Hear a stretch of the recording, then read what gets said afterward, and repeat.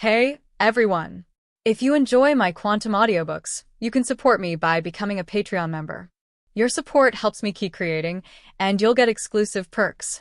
You can also access my audiobooks directly through Google Drive. Check out the link in the description. Now, let's get started.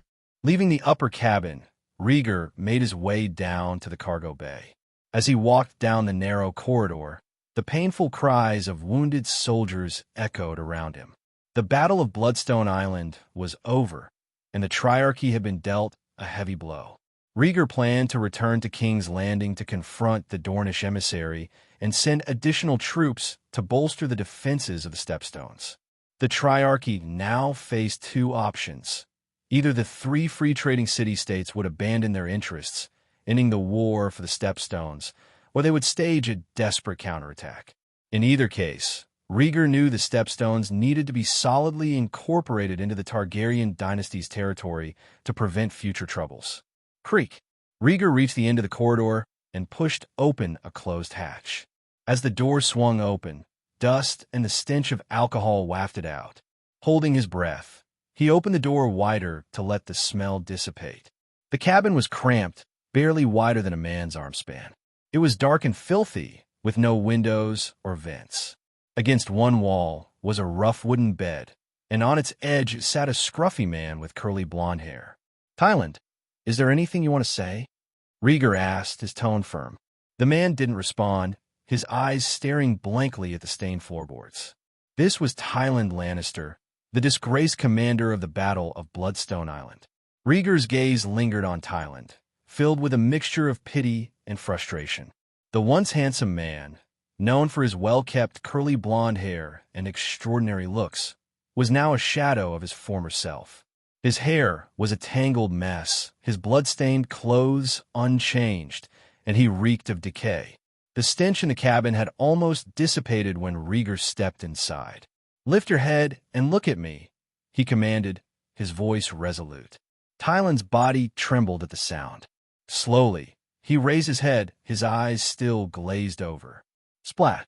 Rhaegar's hand connected with Tyland's face, the slap echoing in the small cabin.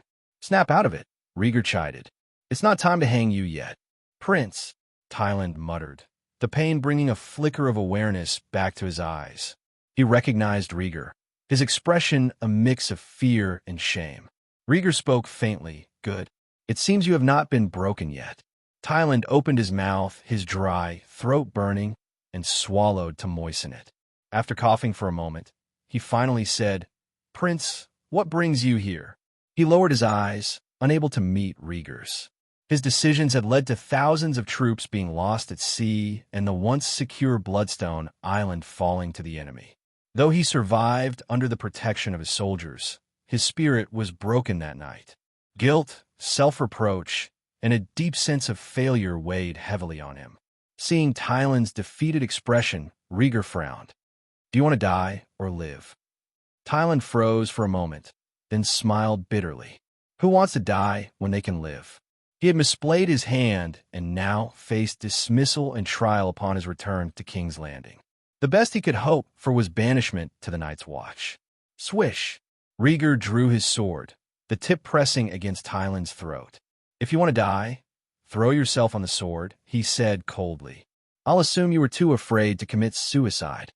His voice then shifted to a scolding tone. "If you want to live, regain your composure. Stop acting like a scorned woman." Tyland looked down at the cold blade and felt a chill run through him. He was still afraid of death. "Prince, I've lost my standing as a royal advisor. I'm of no more value than before," Tyland said, his voice small. "But if you could plead with his grace, perhaps I could avoid a worse fate." Despite his earlier despair, Tyland wasn't ready to die. He was still young, unmarried, and without children. Given a chance, he wanted to live. Rhaegar raised an eyebrow. "What would you do in King's Landing? Who there could tolerate you?" Tyland was the main culprit behind the defeat at Bloodstone Island. Even if he escaped death, his life in King's Landing would be unbearable. The Lannister brothers were despised, Jason Lannister for his arrogance, and Tyland for his recent failure. Tyland's eyes filled with confusion. "If not King's Landing, where should I go?" He couldn't return to Casterly Rock. That was his brother's domain, and he had no place there. "To the Stormlands, to my prince's palace," Rhaegar declared, sheathing his sword. "The palace is under construction. Go there to oversee the work and establish connections with Highgarden and Blackhaven along the way." Tyland hesitated, then asked in a shocked voice, "Is the kingdom preparing for war with Dorne?" Rhaegar's prince's palace was in the Stormlands, north of Blackhaven. A steep mountain road from there led to Dorne, the Boneway. Sending Tyland to the prince's palace to liaise with the Tyrells of Highgarden and House Dondarrion of Blackhaven was a clear prelude to war with Dorne. Rhaegar sighed. "Clever, you understand the situation well. But whether or not there will be war remains uncertain. Strengthening our defenses is prudent regardless." Tyland had served as the master of ships for many years. He was astute enough to grasp the broader strategy with just a few clues. Tyland rubbed his face and pushed back his messy hair. With newfound determination, he said, "If you can save my life, I am willing to go to the prince's palace and prepare for the possibility of war." Though he might not be a warrior, his expertise in logistics and resource management was invaluable. Seeing Tyland's willingness, Rhaegar was pleased. He said solemnly, "Perform well, and you'll secure your place in the future." Tyland was not just any man. He had been a key advisor. Having him on their side was a significant political asset. It would be wasteful to see him executed or exiled to the wall. "Yes, Prince." Tyland nodded vigorously, a renewed sense of purpose in his eyes. With the conversation over, Rhaegar turned and left without a backward glance. The stench in the cabin was overwhelming, and he had endured it long enough. Meanwhile, in King's Landing, within the Red Keep's council chamber, King Viserys sat in the main seat, flanked by his advisors Lionel and Otto. In the center of the hall, the Dornish emissary, Settle Dane, stood straight and respectfully inquired, "Your Grace, I wonder how you are considering the marriage proposal?" After a few days, Settle had returned to press for an answer. Viserys glanced at his two advisors, hesitating. "It is a matter of great importance, and I will need more time to consider it." Settle persisted. "How much longer exactly?" "Watch your tone, emissary of Dorne." Lionel's expression darkened as he rebuked Settle. As the hand of the king, he felt compelled to defend the king's dignity. Unfazed, Settle calmly responded, "I am merely requesting an update, Lord Hand of the King. There is no need for agitation." "The matter of marriage is not one to be decided hastily," Lionel countered. "The king will inform you once a decision is made." Otto interjected diplomatically, "Envoy of Dorne, please be patient. His Grace is a benevolent ruler who wishes for peace." Lionel shot Otto a sidelong glance, his annoyance evident. The marriage had not yet been decided, and Otto's comment seemed premature. Viserys knocked on the table to end the debate. "Enough. That will be all for today. The emissary from Dorne may leave." He didn't want to prolong the argument. He hadn't yet made up his mind and had been troubled by the matter for days. Alicent had been pleading with him against the marriage of Helena, while Rhaenyra had avoided him, expressing her strong opposition. Both his wife and daughter were against the idea, leaving him conflicted. As the king spoke, Settle had no choice but to comply and exited the hall. Once he was gone, Lionel spoke up immediately. "Your Grace, the Dornish are ambitious and even participated in the Battle of the Stepstones not long ago. Marrying into their ranks is not wise." Lionel was a firm man.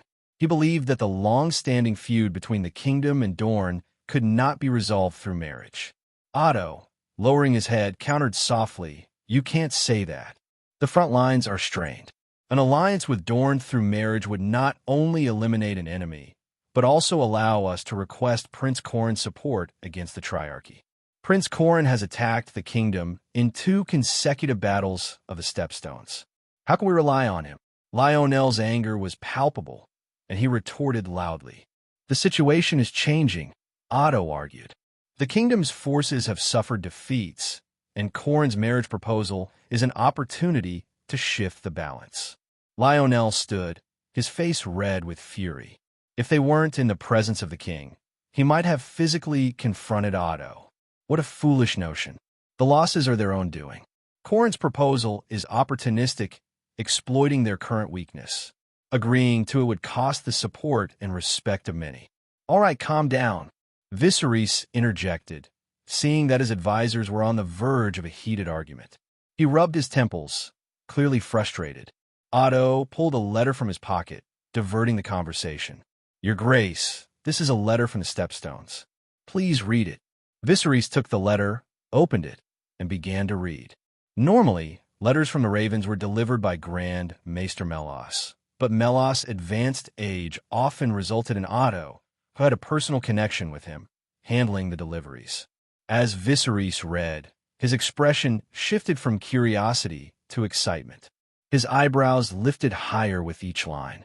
"Your Grace, is there good news from the front?" Lionel asked, noticing the king's sudden exuberance. Viserys burst into laughter, handing the letter to Lionel. "Yes, excellent news. My son devised a plan to lure the main forces of the Triarchy to Bloodstone Island, and with the help of 4 dragons, they burned it to the ground." Lionel scanned the letter quickly, his eyes widening. "Incredible. Bloodstone Island has been recaptured, and the Triarchy has been devastated." He slapped the letter onto the table in front of Otto, his chin lifted triumphantly. "Rhaegar has turned the tide. He's a true Targaryen genius." Viserys beamed with pride. Rhaegar has indeed proven himself. The last time I'd seen such a capable Targaryen was his stupid brother, Daemon. 3 days later, King's Landing, Mudgate. Several large ships docked at the harbor, and soldiers carried down one wounded comrade after another. Rhaegar stepped off the ship and immediately spotted a familiar figure. "Rhaegar," Rhaenyra called out, waving enthusiastically as she stood surrounded by guards, a bright smile lighting up her face. Rhaegar's stern expression softened, and he hurried toward her. Rhaenyra trotted to meet him, and through the crowd, the 2 siblings embraced. Rhaenyra wrapped her arms around his waist and looked up at him in admiration. "Rhaegar, you did it. You won a great battle." "It's nothing," Rhaegar replied with a soft laugh, lowering his head to bury his face in her hair. Feeling the warmth of her embrace, his tense nerves finally began to relax. Rhaenyra, her head resting against his cheek, patted his back gently. During his absence, she had worried incessantly, and now she relished the relief of his safe return. As they stood there, locked in a loving embrace, their guards formed a protective circle around them. Nearby, Alicent and Jane watched the reunion. Jane, hands behind her back, smiled warmly at the scene, showing no sign of jealousy or desire to interfere. Alicent, on the other hand, seemed anxious, her gaze fixed intently on Rhaegar. After a while, Rhaegar pulled back slightly and acknowledged the onlookers. "What are you doing here?" he asked, his brows furrowed and his tone cold. Jane stepped forward with a gracious smile. "Congratulations on your triumph, Rhaegar," she said, opening her arms to embrace both siblings. Rhaegar sighed, a look of helplessness in his eyes. Rhaenyra, caught off guard by Jane's boldness, hesitated. "You," Rhaenyra began, but Alicent quickly intervened. "Rhaenyra, your father has prepared a banquet to celebrate. Let's return to the Red Keep." "All right," Rhaegar agreed, squeezing Rhaenyra's hand to calm her. Jane released her hold and gestured invitingly. Rhaenyra shot Jane a glare, but led Rhaegar towards the waiting carriage. The vehicle was prepared to take them back to the Red Keep, where a grand celebration awaited. Noon, the Red Keep hosted a grand banquet to celebrate the victory in the Stepstones Islands. Viserys drank heavily and couldn't stop smiling as he praised his eldest son's achievements. Rhaegar ate some pastries before quietly slipping away from the festivities. In the bathhouse, Rhaegar soaked in a steaming hot bath, enjoying the feel of gentle hands massaging him. After days spent on Bloodstone Island, strategizing and fighting, he was utterly exhausted. As the warmth of the bath eased his fatigue, Rhaegar spoke drowsily. "Did Alicent ask you to send me a letter?" Rhaenyra, sitting nearby, her voice tinged with regret, replied, "I didn't want to distract you." "It doesn't matter," Rhaegar said, catching her hand as it moved across his chest. "I was already wary of the Dornish anyway." He turned to the girl attending him. "Fetch more hot water, Skylar." Yes, Prince, she replied. The girl, with long curly brown hair and wheat-colored skin, stood and left to fill a kettle. Rhaenyra, shifting from her perch, asked, "Is she the spy you planted in River Run?" Rhaegar splashed the water and chuckled. "Don't be jealous. Skylar has been with me since I was 6. She's loyal and hard-working." "Who's jealous?" Rhaenyra blushed, quickly changing the subject. "Why is she back? Old Tully's sons have resolved their conflict. There's no need to monitor them anymore," Rhaegar explained, a glint in his eyes. "The winds are changing, and I need all the loyal people I can gather." Rhaenyra didn't grasp all the details, but she understood the kingdom was at war. As the heir, Rhaegar's preparations were necessary. Skylar returned with the kettle, pouring the steaming water into the tub. Rhaegar moaned in comfort, leaning his head back against the edge. You wash yourself. I'm going to my room," Rhaenyra said, flustered by Rhaegar's contented sounds. She fled, closing the door with a bang, as if venting her frustration. Once she left, Skylar resumed massaging Rhaegar, her hands skilled and firm. "Princesses are very sensitive," she commented with a light smile. "Yeah, not as thick-skinned as you," Rhaegar teased, relaxing further into her touch. Skylar ignored the jab and reported, "I've settled all the advisors' families you asked me to bring back in the dragon pit." "Good," Rhaegar murmured, his eyes closing as sleepiness overtook him. Skylar's hands moved skillfully from his head to his shoulders, chest, and stomach. Her touch brought a final wave of relaxation as Rhaegar groaned in satisfaction, his body finally at ease. Nightfall. Rhaegar woke from his deep sleep, refreshed, and changed into his long-prepared clothes. Exiting the bathroom, he hesitated for a moment in the hallway before deciding to head to his own bedroom. Skylar's skilled hands had rejuvenated him, and he didn't want to disturb Rhaenyra's rest. When he reached his bedroom door, he pushed it open.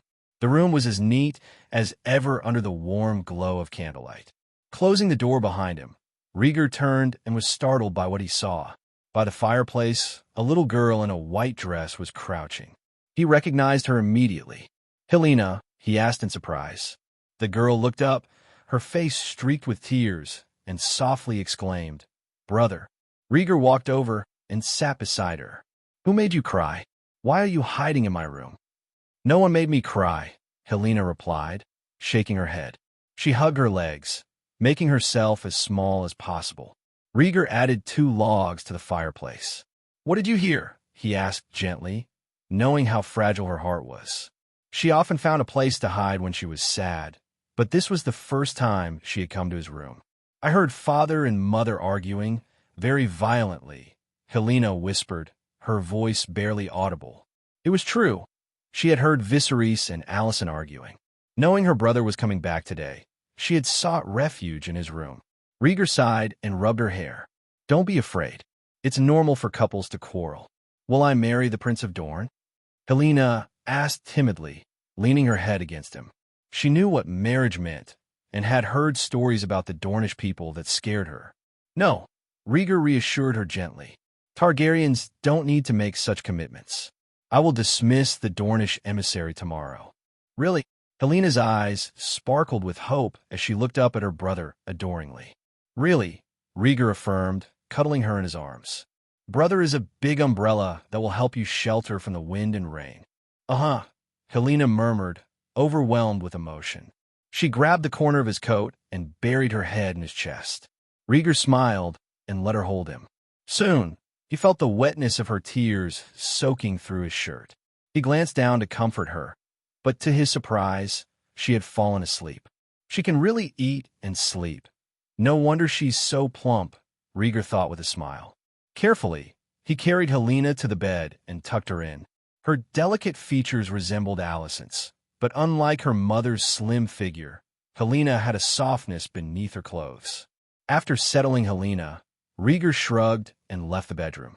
He still needed to find his dear sister for some company tonight. The next day, after breakfast, Rhaenyra and Rhaegar emerged from their room together. At the door, they found Eric waiting. "Is Helena up yet?" Rhaegar asked. Eric respectfully replied, "The little princess left early in the morning." "To the dragon pit," Rhaegar guessed, knowing Helena's reclusive nature. Eric shrugged, indicating he was unsure. "Let's go," Rhaegar said, taking Rhaegar's hand and raising an eyebrow. Rhaegar nodded. His father wanted to discuss a marriage alliance and planned to have him meet the Dornish envoy. It felt like he was being used as a pawn. The throne room. Viserys sat on the Iron Throne with a smile on his face. Despite a hangover from the previous night, he woke up in good spirits. In the center of the hall, a group of performers in elaborate costumes were putting on a show. Two rotund men pretended to be Triarchy pirates, while a tall, skinny man played the role of a Dornishman. In front of them were two comedic dwarfs. One dwarf, dressed in a black dragon costume, crawled around on the floor. Mushroom, wearing a silver wig and holding a short, stubby wooden sword made to look like dragon claw, rode on the other dwarf's back, shouting, "Cannibal, charge!" The dwarf beneath him yelped and crawled toward the thin man. Viserys watched in amusement, saying, "Mushroom, despite his simple mind, always manages to entertain." "Yes, it's the jester's duty to amuse the king," Otto agreed with a smile, standing beneath the Iron Throne. "Arrogant Dornish fool, taste my sword," Mushroom declared, as he swung his wooden sword at the performers, who squealed and fell to the ground, rolling around in mock pain. "Ha ha, Rhaegar Targaryen am the strongest. Rhaegar Targaryen is the strongest dragon rider," Mushroom proclaimed, raising his wooden sword high. The performers knelt, kowtowing vigorously and begging, "Young Dragon Lord, forgive us. Do you still dare to violate our borders?" Mushroom demanded. "Never, never," they cried. "Get lost," Mushroom commanded. "Long live the Dragon Lord. Long live the Dragon Lord," they chanted as Mushroom continued to ride the crawling dwarf. Amid their shouts, Viserys suddenly paused. "Does the young Dragon Lord mean Rhaegar?" he asked. Otto, watching the show, casually responded, "Yes, the prince defeated the Triarchy, earning the title from the troops." "Young Dragon Lord," Viserys mused, a gleam of pride in his eyes. Realizing the king's mood had shifted, Mushroom quickly dismounted the dwarf and knelt. The other performers followed suit. "Your Grace, even a mere title signifies the prince's extraordinary bravery," Otto said, waving off the performers. "You're right, it's only a title," Viserys muttered. Then, smiling again, he added, "But Rhaegar is my eldest son. He deserves this title." The sound of footsteps echoed as Rhaegar and Rhaenyra entered the great hall. Viserys' eyes lit up as he beckoned. "Rhaegar, come to your father." Rhaegar smiled and approached, catching a glimpse of Mushroom and the other performers as they hastily retreated. Viserys' smile widened, and he unconsciously placed his hands on the armrests of the Iron Throne. When his palm touched the sharp edge of a sword embedded in the throne, he winced in pain as a bloody gash appeared. "Damn it," Viserys hissed, sucking in a breath and shaking his hand in annoyance. In his haste, he had forgotten the treacherous edges of the throne. "Father!" Rhaegar and Rhaenyra exclaimed, their faces filled with concern. Rhaegar quickened his pace, ascending the steps to the Iron Throne. "Are you all right?" he asked, examining the wound. The cut was small, but blood was already dripping steadily. Viserys cupped his bleeding hand and forced a smile. "It's nothing. I'll have the maester bandage it." Rhaegar remained silent, troubled by the sight. His father's wounds never seemed to heal properly, a troubling sign of lingering illness. Rhaenyra, quick to action, pulled out a cloth and threaded it through the dense swords beneath the throne. "Here, let me help," she said, offering the makeshift bandage. Viserys shook his head with a weary laugh. "It's just a small wound. No need to fuss," he said, taking the handkerchief and pressing it against the cut. Despite his words, he felt a pang of vulnerability. "Rhaegar, what do you think of Dorne's proposal?" Viserys asked, bringing the conversation back to more pressing matters. "Father, I don't agree with it," Rhaegar replied, his voice steady. "Dorne shows no sincerity. They wage war on one hand and seek peace through marriage on the other." Viserys sighed. "Understand. The kingdom and Dorne are on a collision course." The conflict with the Triarchy, supported by Dorne, had only escalated tensions. Corin's envoy seeking a marriage alliance seemed more a strategic maneuver than a genuine gesture of peace. If the Targaryens agreed, it might buy some time. If they refused, war was inevitable. "I'll think about it," Viserys said, his voice heavy with resignation. He leaned back, pressing a hand to his forehead, burdened by the weight of his decisions. A room in the Red Keep. The window of the room creaked open, revealing a pair of large, dark-skinned hands holding a raven. "Go, bring the news back to Sunspear," a deep voice whispered. The hands released the bird, which flapped its wings and soared away from the Red Keep. Settle poked his head out, cautiously scanning the surroundings before closing the window. He had already heard about the defeat of the Triarchy and witnessed the stance of the royal court advisors. Most were firmly against any alliance with Dorne, effectively ending the marriage proposal. He needed to relay this news to Prince Corin to help him make an informed decision. Outside the Red Keep, the raven flew steadily towards the Dornish domain, its path untroubled until a small stone shot up from the ground. With a sharp thud, the stone struck one of the raven's wings. "Gah!" the raven cried, plummeting to the ground. From the shadows emerged a man with brown curly hair and a sly smile. Syrio.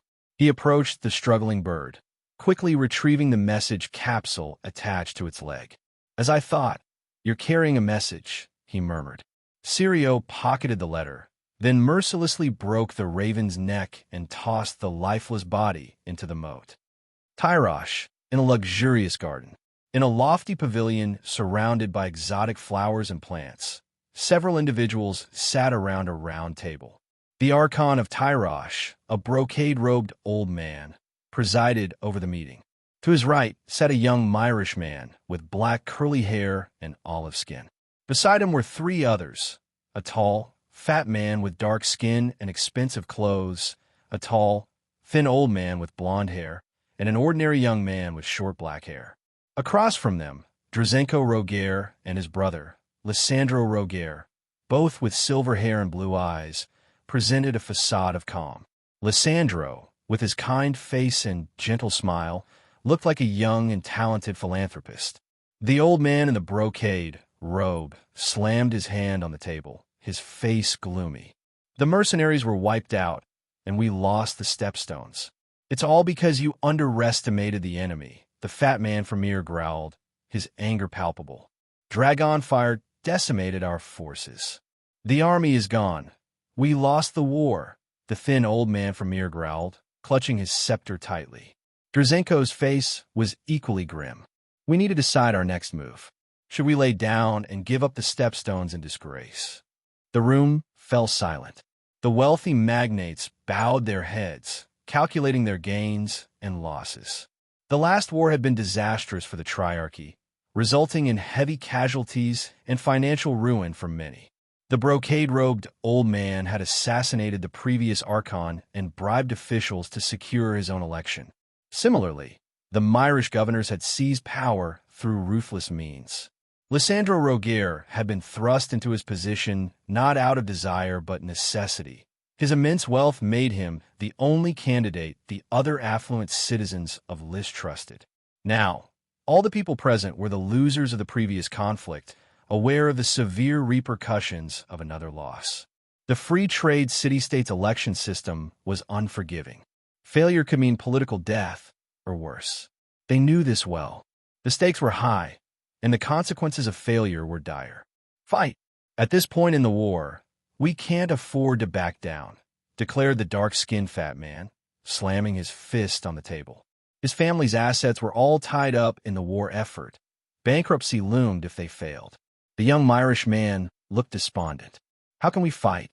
The mercenaries are all dead, and no amount of money can hire more." "We don't need mercenaries," Lysandro said calmly. "We can't rely on them, but we can turn to the Slavers' Bay." "By slaves?" the fat man asked, his face darkening at the thought of spending more money. "No, by unsullied," Lysandro clarified. "I've contacted the great master of Astapor. We can purchase 3,000 unsullied, more than enough to handle Westeros forces." Slavers' Bay was home to three cities, Yunkai, Astapor, and Meereen, known for their vast slave markets. Astapor, in particular, was famed for its unsullied, elite slave soldiers trained from boyhood to be emotionless, obedient, and deadly effective. These soldiers were known for their discipline and combat prowess, famously having defeated 50,000 Dothraki riders with just 3,000 men. The suggestion hung in the air as each man calculated the potential costs and benefits. The Unsullied are extremely expensive, the brocade-robed old man mused. Even I would need to liquidate significant assets to afford 3,000 of them. Quality comes at a price, Lysandro said evenly. We can share the cost. The young Myrish man reluctantly interjected. Against dragon fire, even the Unsullied are vulnerable. There was no denying the dragon's power. In a direct confrontation, no number of soldiers could withstand the flames. After the Battle of Bloodstone Island, Westeros forces don't exceed 5,000 men, Lysandro pointed out. The Unsullied could take advantage of the night to land on the lightly defended Grey Gallows Island and use the terrain to prolong the conflict. Lysandro knew that a direct battle against a dragon was folly. In the last Stepstones campaign, the Crabfeeder had used the terrain to delay the battle indefinitely, almost bringing Balerion and Demon Targaryen's forces to ruin. It's a sound strategy, but the Targaryens have several dragons. We're still at a disadvantage, the brocade-robed old man said, wary of the dragons. Lysandro produced a letter and tossed it onto the table. A personal letter from Corran Martell. He's willing to send troops to help, threatening the Targaryen rear from the Prince's Pass. The Dornish love war, the brocade-robed old man considered. We'll buy the Unsullied and enlist some mercenaries. What tactics should we use? Lysandro inquired, not wanting to waste the costly soldiers. We'll have the mercenaries infiltrate Grey Gallows Island and wait for word from Dorne, the brocade-robed old man strategized. If Dorne sends troops, we'll deploy the Unsullied. If not, the Unsullied will serve as our shield. Securing their lives was the priority. The others contemplated the plan and agreed. Some had enough wealth to survive a defeat. Others were desperate enough to gamble everything. The brocade-robed old man's plan, supported by Lysandro, balanced risk and reward, and was acceptable to all. The Dragon Pit, King's Landing. A few dragon keepers, armed with sticks and whips, coaxed Dreamfyre out of the crypt, speaking in High Valyrian. Dreamfyre moved slowly, her body gleaming like polished jasper, her long tail swaying gently. Dreamfyre, I'm here, Helena called out, standing on tiptoes. Dreamfyre turned her head, her eyes locking onto the familiar figure of the little girl. Today, Helena looked different. Instead of her usual fluffy white dress, she wore a loose blue gown. Her gaze was firm as she approached the senior dragon keeper and spoke in rusty High Valyrian, saddled Dreamfyre. Princess, Dreamfyre is not yet tamed and cannot be ridden, the old dragon keeper cautioned humbly. Helena clenched her fists, her tone resolute. I will tame Dreamfyre and saddle her. She had left the Red Keep early in the morning, determined to tame Dreamfyre. Summoning enough courage had not been easy, and she could not let this opportunity slip away. The elderly dragon keeper hesitated for a moment before bowing respectfully. As you wish, princess. The sun rose higher, approaching noon. The throne room. Viserys sat on the Iron Throne, flanked by his royal advisors. Lionel held a letter and read aloud. The Bracken House has privately moved and secretly grazed in Blackwood territory at night. The letter was from the Tully House of Riverrun. A few days prior, the Blackwood and Bracken houses had erupted in another conflict. Both sides had mobilized their soldiers, preparing for battle at their borders. Old Lord Tully of Riverrun, alarmed by the escalation, had sent mediators and delivered the news to King's Landing. Viserys, feeling overwhelmed, interrupted, just get to the point. Do they fight or not? He was baffled. The first 10 years of his reign had been peaceful, but now chaos seemed constant. First, the Triarchy invaded the Stepstones. Then, the mountain clans rebelled in the Vale. Now, after barely repelling the Stepstones pirates, Dorne's intentions were uncertain, and the Riverlands were in turmoil. The young king was at his wit's end. Lionel paused, then hesitantly continued. Yes, your grace, there was a fight. Both sides mobilized thousands of men, resulting in many dead and wounded. Damned fools! Viserys cursed, angry. I thought mediation had succeeded. They broke their word before the Stepstones' battle even concluded. Lionel, sweating, explained, Your Grace, it was unavoidable. The families promised to cease hostilities and support the kingdom. But their hatred runs deep, passed down through generations. Viserys fumed, so what now? Should we send another mediator? Last time, Lionel himself had mediated. Now, less than 2 months later, the houses were at war again. Lionel hesitated, then said helplessly, We must continue to mediate. The Blackwoods and Brackens are major houses in the Riverlands, each commanding thousands of soldiers. The kingdom needs their support in the war. Viserys' veins bulged with frustration. Both houses had suffered losses, making mediation increasingly difficult. The hall was silent, tense. Viserys' ragged breaths echoed, his frustration palpable. The royal advisors were silent, knowing the limits of their feudal system. In Westeros, nobles ruled their own lands. The king had little authority to intervene in noble conflicts unless innocents were in danger. Mediation was the most he could offer, and even that depended on the nobles' willingness to cooperate. Sending royal troops to quell unrest was impractical. Noble skirmishes, though disruptive, were part of their belief in the survival of the fittest. Strength and honor were paramount. Knights earned respect through prowess, not by keeping the peace. How could knights rise without these conflicts? The nobles valued the law, but their interpretation was rooted in strength and honor, not the king's decrees. Seeing their father's anger, Rhaegar touched Rhaegar's hand and whispered, Rhaegar, can you think of a solution? Rhaegar froze, his eyes wide and innocent. Did he look like a wise counselor? The battle for the Stepstones wasn't even finished, and he was still strategizing defenses for Bloodstone Island and Grey Gallows Island. The Dornish were lurking, and he had to stay vigilant. The Riverlands conflict wasn't on his radar. Rhaegar leaned closer and murmured, Don't you have a lot of informants in the Riverlands? Rhaegar glanced up at his father on the throne, then whispered back, Those who could be useful have already retreated to King's Landing. Even with spies, we can't control a feud between two great houses. The enmity between the Blackwood and Bracken houses was ancient. During the heroic era, the Blackwoods had ruled the kingdom in the Riverlands, with the Brackens as their bannermen. But as the Blackwoods fell from power, the Brackens rebelled, overthrowing their former liege and sowing a deep-seated feud. Despite countless battles, reconciliations, and intermarriages over the millennia, their animosity persisted. Numerous lords had attempted to mediate, but the hostility remained unresolved. Rhaegar, well-versed in history, shot him a look that said, What should we do then? Should I ride Syrax to mediate? Since Aegon the Conqueror established the Targaryen dynasty, Westeros' attitude towards House Targaryen had been ambivalent.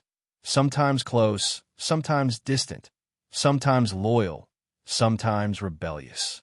This wavering loyalty lasted until the late years of Jaehaerys I, when it began to stabilize. Viserys had inherited his grandfather's political legacy and ruled more peacefully. However, after years of relative calm, the nobles of Westeros were growing restless. It might be time for them to remember the power of Targaryen dragons, Rhaegar suggested, raising an eyebrow. Rhaegar sighed.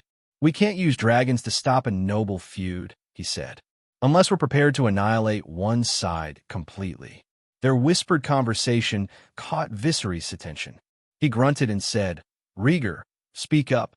What are you discussing? Rhaenyra looked apologetically at her brother as Viserys' stern gaze turned on him. Swallowing his anger, he allowed Rhaenyra to escape his wrath. After all, daughters were delicate creatures, a stark contrast to the son who would have to bear the brunt of his frustration. Rhaegar scoffed, his gaze lingering on Rhaenyra's apologetic face.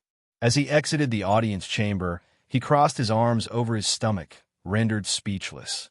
What option did he have? Perhaps mobilize the forces of Riverrun to placate the two warring houses?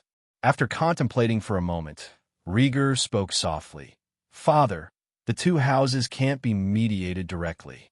Why don't we ask old Lord Tully to send troops to deter them? Despite the Tullys of Riverrun being somewhat ineffective, they were still the principal lords of the Riverlands. While their management of bannermen might be chaotic, their soldiers and military equipment were superior to any other nobles in the region. Viserys rubbed his brow, clearly irritated. That's so simple, I don't even need to ask you. Every noble behaved like their ancestors, requiring careful handling. Offend them, and while they might not react openly, they would undoubtedly plot behind the scenes. His predecessors, Aenys I, Maegor I, and Jaehaerys I, had all faced this challenge, suffering from the machinations of the xenophobic native nobles. Rhaegar shrugged and stepped back in a line, his mind preoccupied with the issues in the Stepstones and Dorne. The Riverlands conflict seemed trivial by comparison. Viserys had another outburst, leaving the royal advisors scrambling. In the end, Otto Hightower's suggestion was accepted. Let the two houses fight for a while, then mediate once they're exhausted, he proposed. Otto, a former hand of the king, was adept at navigating such conflicts. His pragmatic approach appealed to Viserys. Delaying a problem was almost as good as solving it, as long as it didn't directly threaten the throne. Rhaegar grimaced, realizing this solution merely postponed the inevitable. With the immediate issue resolved, Viserys adjourned the meeting. He had initially intended for Rhaegar to contact the Dornish emissary, but his foul mood led him to postpone the task for another day. Dragon Pit. Roar. Dreamfire slumped to the ground, stretched its neck, yawned, and lazily wagged its tail. Dreamfire, get up and fly me around, Helena commanded, patting the dragon's spine. The young princess, clad in a blue dress that matched Dreamfire's scales, looked like an extension of the dragon itself. An elderly dragon keeper stood nervously in front of them, a half-man-tall saddle at his feet. "Princess, please get off the dragon's back," he pleaded. Dreamfire's temper was notoriously bad, and the dragon keeper couldn't get close enough to saddle it. But Helena, fueled by an unknown courage, had already climbed up Dreamfire's side, using its wings for leverage. After a few stumbles, she succeeded. Grabbing a piece of Dreamfire's back scale, Helena, her face flushed with effort, urged, "Dreamfire, listen to me." Yet, Dreamfire remained indifferent. Unlike her with her mother, the dragon showed no signs of obedience to Helena's commands. Roar! Dreamfire yawned again, closed its eyes, and seemed intent on sleeping. Frustrated, Helena pounded Dreamfire's spine with her small fists, not realizing her hands were becoming red and swollen. "Dreamfire, just fly me around a bit and let them know I'm not to be messed with," she pleaded, tears forming in her eyes. Crawling to the top of Dreamfire's head, she sniffled and continued, "My brother said I can become a dragon rider. I will tame you." Her life had been a series of disappointments. People whispered that she was mentally ill. Her brother Aegon tormented or ignored her, and her sister Rhaenyra treated her harshly. Even her father, Viserys, seemed to care more for her siblings. In her young heart, only Rhaegar cared and encouraged her. His belief in her was a rare source of strength. "Dreamfire, fly up for me, fly up." Helena stood, clutching a bent dragon horn, her eyes squeezed shut. Pouring all her courage into that command, she sought to prove her worth, to show she was a true Targaryen like her siblings. Snap! Dreamfire lifted its head and lashed its tail against the black stone floor, turning to look at the determined girl on its back. It sensed something new, something it hadn't felt since its last rider, Rhaena. Slowly, Dreamfire rose from the ground, its wings spreading wide. It flapped them twice, tentatively. "Dreamfire, fly." Helena's trembling voice called out again. Clinging to the dragon's horn, eyes shut tight with fear, Helena held on as Dreamfire took flight. In that moment, she wasn't just a little girl. She was a dragon rider, a Targaryen proving her existence to the world. Helena's command was tinged with fear, her voice trembling, but her courage was undeniable in that moment. Roar! Dreamfire responded with a powerful roar, propelling itself forward on its hind legs and flapping its massive wings. The sudden gust of wind stirred the dust around them. With a few mighty strides, the dragon covered a significant distance. The elderly dragon keeper, alarmed by the sudden movement, shouted to the other keepers at the entrance of the dragon pit, "Open the gate." He had witnessed Targaryens taming dragons before and understood that he must not interfere with the bond forming between Helaena and Dreamfire. Yet he also knew that they couldn't allow Dreamfire to wreak havoc inside the dragon pit. The dragon keepers, sensing the urgency, quickly obeyed and opened the massive gates. Boom! Dreamfire surged forward, its wings fully extended, and with a powerful leap, it burst out of the confines where it had been imprisoned for decades. Roar! A mighty roar echoed throughout King's Landing as the azure-scaled dragon ascended into the sky, free once more. Dreamfire, fly up. Helaena, her eyes still tightly shut, repeated her command, unaware of their rapid ascent. Dreamfire unleashed a spectacular burst of blue and orange dragon fire, lighting up the sky like fireworks. Fly, Dreamfire! Helaena continued to shout, mistaking the dragon fire's heat for the fever of excitement. Roar! Dreamfire's roar carried a note of recognition. In its eyes, Helena's courage mirrored that of its previous rider, Rhaena. If only the dragon could express it, that feeling might be called courage. Soaring above King's Landing, Dreamfire exhaled flames repeatedly, venting the frustration and sorrow it had accumulated over the years. After circling the city for a while, Dreamfire turned its gaze northwest. With a powerful flick of its wings, it surged out of King's Landing and into the clouds, carrying Helaena on an unforgettable flight. The commotion caused by Dreamfire's flight startled all of King's Landing. Rhaegar was meeting with Syrio to examine an intercepted letter when he heard the dragon's roar. He looked out the window in amazement. Through the glass, he saw the massive blue dragon hovering over the city, spewing dragon fire. Dreamfire? Rhaegar exclaimed, stunned to see the dragon out of the dragon pit. As Dreamfire flew closer to the Red Keep, he noticed a small figure atop the dragon's head. With his sharp eyesight, Rhaegar realized it was Helaena. Oh no, she didn't even put on a saddle before getting on the dragon's back. Panic seized Rhaegar. He immediately abandoned his meeting with Syrio and rushed out of the room. Moments later, he pushed past the guards trying to stop him and dashed out of the Red Keep's gate. Roar! A deep dragon roar resonated from the depths of the dragon pit. A dark shadow burst from the crypt and flew out through the still open gate. Cannibal, with its green eyes scanning below, soared high into the sky. Spotting its target, the dragon swooped down toward the Red Keep's gate. Boom! The dragon landed, sending up a cloud of smoke and dust. Cannibal, catch up with Dreamfire! Rhaegar shouted as he emerged from the swirling dust, quickly and nimbly climbing onto the dragon's back. Roar! Cannibal unfurled its wings and took off, demonstrating its agility. Meanwhile, on the other side, Dreamfire soared through the clouds, roaring with excitement, celebrating its return to the sky. Dreamfire, you're flying too fast, Helaena called out, her voice tinged with nervousness. She had finally opened her eyes and was looking down at the billowing clouds below, gripping Dreamfire's horn tightly. After the dragon had flown out of King's Landing, the moistness of the clouds had woken her. Now, Helena's heart was a mix of excitement and fear. She wanted Dreamfire to take her on a grand tour of the skies, but her hands and feet were numb, barely able to maintain her grip. Roar! Dreamfire let out a playful growl and shook its head, causing Helaena to clench her teeth in fright. Finally free from its confinement, Dreamfire was determined to enjoy its flight. Helaena, though afraid, was also filled with a newfound courage.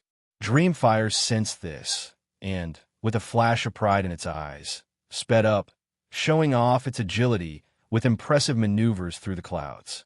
Despite decades of confinement, Dreamfire moved with the grace and speed of a much younger dragon. Helaena, however, was struggling. The dragon's rapid twists and turns made her dizzy and nauseous, but Dreamfire showed no signs of slowing down. I'm not afraid. Brother said I can do it. I'll be fine, she whispered to herself, pressing her cheeks against the dragon's horn. She hoped someone would realize she had been taken by Dreamfire and come to her rescue. After about 10 minutes, a gust of wind signaled another presence in the sky. Helena, drowsy from the flight, looked up to see a dark dragon shadow above her. The massive form of Cannibal loomed overhead, blocking out the sun. Helena! Rhaegar's voice rang out, calling her name. Brother, brother! Helena cried out in relief, spotting her brother's tall figure riding Cannibal. Hold on to the dragon's horn. Dreamfire will be landing soon, Rhaegar shouted, his voice full of reassurance. Okay, brother. Helena responded obediently, gripping the horn tighter, her light purple eyes fixed on Rhaegar. Seeing his sister was safe, Rhaegar sighed with relief. He had feared she might fall from Dreamfire's back. Dreamfire was no ordinary young dragon. It was a full-grown dragon with a fierce temper, capable of causing great harm if not properly managed. He remembered his own struggles trying to tame it, so he marveled at Helena's bravery. Roar! At the sight of Cannibal, Dreamfire was startled and roared shrilly, accelerating its flight. The massive dragon above was not to be trifled with. Cannibal's odor, a fishy scent mixed with the stench of dragon remains, filled the air. Cannibal glared down at the blue dragon, its pupils flashing with disdain. It had abstained from dragon meat for years, but it still remembered the taste. After about 10 minutes, the two dragons lowered their altitude, revealing a large, wide lake below. The turquoise water rippled as a black swan swam by. In the center of the lake stood a lush, green island. Roar! Dreamfire roared excitedly, circling the lake. The sound echoed, sending the black swans into a panic. They flapped their wings and fled, causing a flurry of white splashes. Dreamfire skimmed low over the water, creating waves on the surface. Helena looked around with curiosity, taking in the unfamiliar surroundings. Finally, Dreamfire landed on the island in the middle of the lake. Cannibal, hovering above, followed and landed nearby, its gaze eerily fixed on Dreamfire.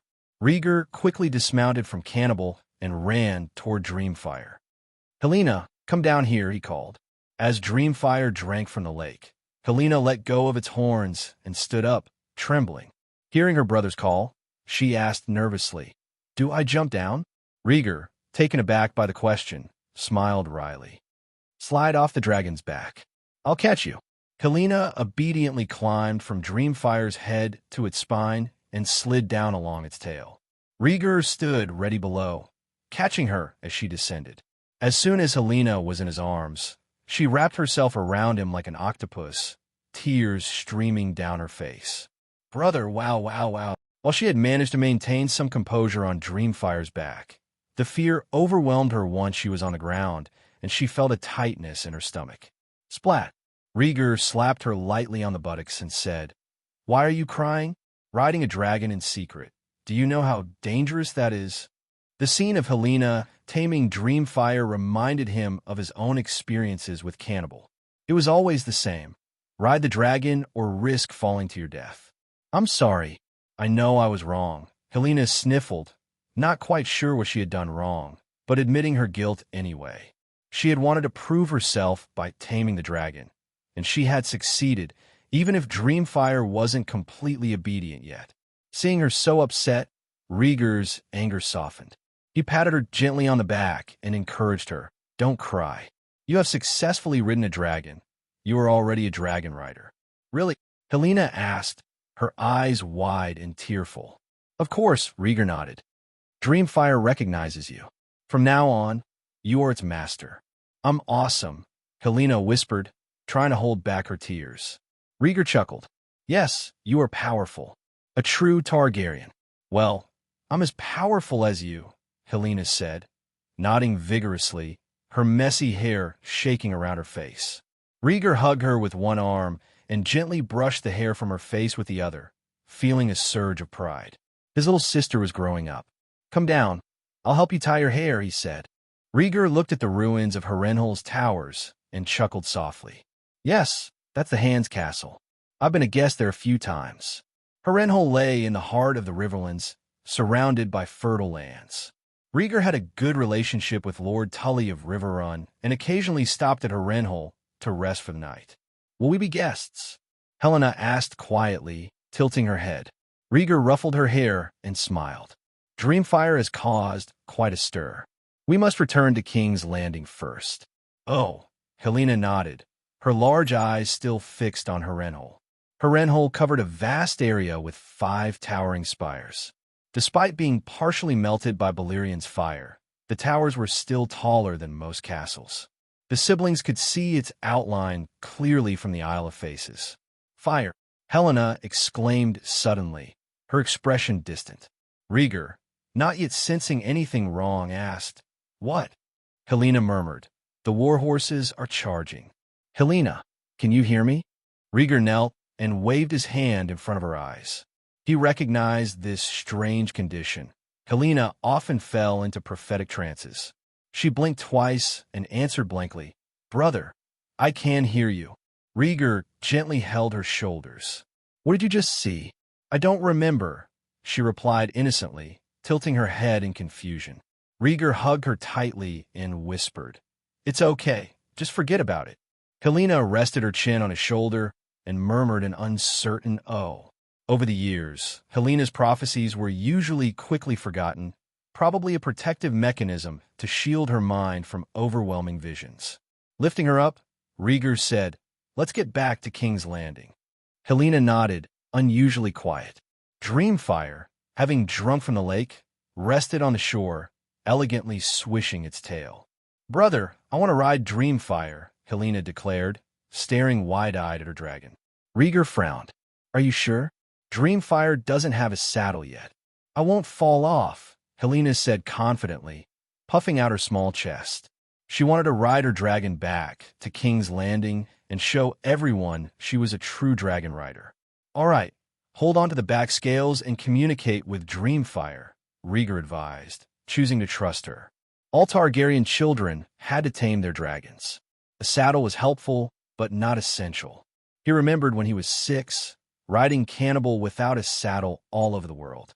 "Brother, wait until I take off, then follow me." Helena broke free of Rhaegar's embrace and ran toward Dreamfire. Roar! Dreamfire roared, its eyes fixed on its rider, waiting for her. With nimble hands and feet, Helena climbed onto the dragon's back, using one of its wings as a foothold. "Dreamfire, let's go," she commanded, her small face set with determination.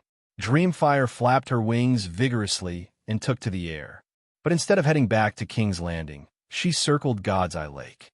After decades of confinement, Dreamfire wanted to explore the familiar area where it had once lived.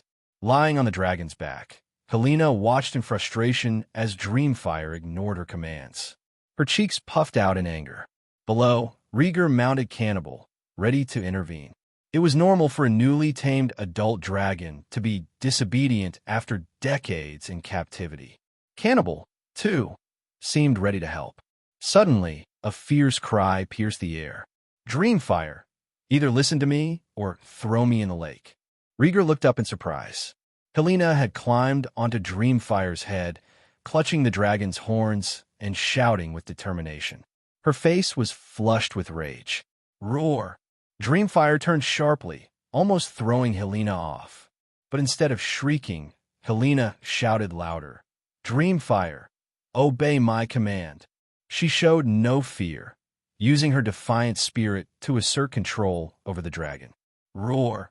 Reluctantly, Dreamfire changed direction and flew toward King's Landing. Helena laughed and rubbed her face against the dragon's horn in triumph. Rhaegar, witnessing this display of bravery, smiled. "Cannibal, let's follow them." Roar! Cannibal roared softly, its hind feet leaving distinctive marks on the ground as it spread its wings and took off. For the first time, Rhaegar noticed that Cannibal had a habit of marking its territory, a trait he hadn't observed before. King's Landing, Red Keep. Alicent found her husband, her face etched with worry. Viserys, Helena was taken by that blue dragon. Viserys embraced her, his voice soothing. Don't worry. Helena has been in contact with Dreamfire. She may have successfully tamed the dragon. But that dragon has a violent temper. Rhaegar was hurt by it once, Alicent said, leaning into his arms jittery. She wasn't a Targaryen by birth, and had been educated in the September of Old Town and the faith of the Seven, which instilled in her an inexplicable fear of dragons. Rhaegar went after her. He will protect his sister, Viserys replied with a confident smile. He had faith in his eldest son's abilities. Cannibal, the black dragon, was so fierce that all the dragons in the dragon pit feared it. Dreamfire wouldn't dare defy Cannibal. Alicent looked sad, her head buried in her husband's chest. She had broken with her father and now relied solely on Viserys in the vast city of King's Landing. The two of them cuddled as time slowly passed. Roar! Suddenly, a dragon's roar echoed across King's Landing, reverberating through half the city. Alicent hastily broke from Viserys' embrace and looked out the window. The sky was a canvas of blue and white, with two dragons, one black and one blue, dancing between the clouds, chasing each other as if in a ballet. Dreamfire's eyes were filled with vigilance as it quickly swooped down, heading straight for the dragon pit on the hill. Cannibal hovered overhead, casting a massive shadow over the ground. Bless the seven gods, my child has returned, Alicent whispered, clasping her hands in silent prayer. That night, Viserys organized a feast to honor his youngest daughter's successful taming of a dragon. The next day, a meeting convened in the throne room. The advisors of the small council were present, along with Queen Alicent and Lady Jane. Rhaegar and his siblings, Helena, Aemond, and Daeron, were also present. The small council, led by Lionel Strong, stood on the left side of the hall. Rhaegar and Rhaenyra, accompanied by their siblings, stood on the right. Alicent and Jane stood beside Rhaenyra. When everyone was assembled, the King's Guard, Ser Steffan Darklyn, announced loudly, an audience with the envoy of Dorne. As the doors opened, Ser Settle strode into the hall. He first looked at Viserys on the Iron Throne and bowed respectfully, Your Grace. Then he bowed slightly to Alicent, Your Grace, though his eyes darted toward the children surrounding Rhaegar. Helena bit her lower lip, her gaze sharp and wary. Aemond, looking timid, stood protectively in front of his sister. Daeron, the youngest, peeked curiously from behind Rhaegar. Viserys, watching the scene from the throne, felt both pleased and remorseful at the unity of his children. He cleared his throat and said, Lionel, make the announcement. Yes, Your Grace. Lionel straightened his posture, his round belly protruding, and declared proudly, Envoy, the king refuses to marry the princess. Settle frowned. Why? A marriage would bring peace and benefit both sides. Princess Helena successfully tamed her dragon yesterday and expressed to his grace that she does not wish to marry in a land as far away as Dorne, Lionel explained, glancing at the envoy. His grace is a forgiving and merciful monarch. The princess will remain in King's Landing, enjoying the care of her parents and brothers. This was the reasoning Rhaegar had devised on Helena's behalf. A Targaryen with a dragon was far more valuable than one without. Helena's success in taming Dreamfire had greatly increased her worth. If she didn't want to marry, she could simply ride her dragon away, and no one could stop her. Settle's face darkened. Marriage is an important matter between two lands. How can it be changed for personal reasons? The Targaryens had two princesses. If the eldest princess was too high-ranking to marry and the youngest too young to marry, where did that leave Dorne? Would this not insult Prince Corn Martell? Rhaegar stepped forward with a smile. Envoy, I heard that Prince Corn has a daughter? Settle's eyes flickered.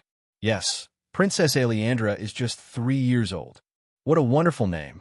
She will surely be a beauty in the future, Rhaegar praised before changing his tone.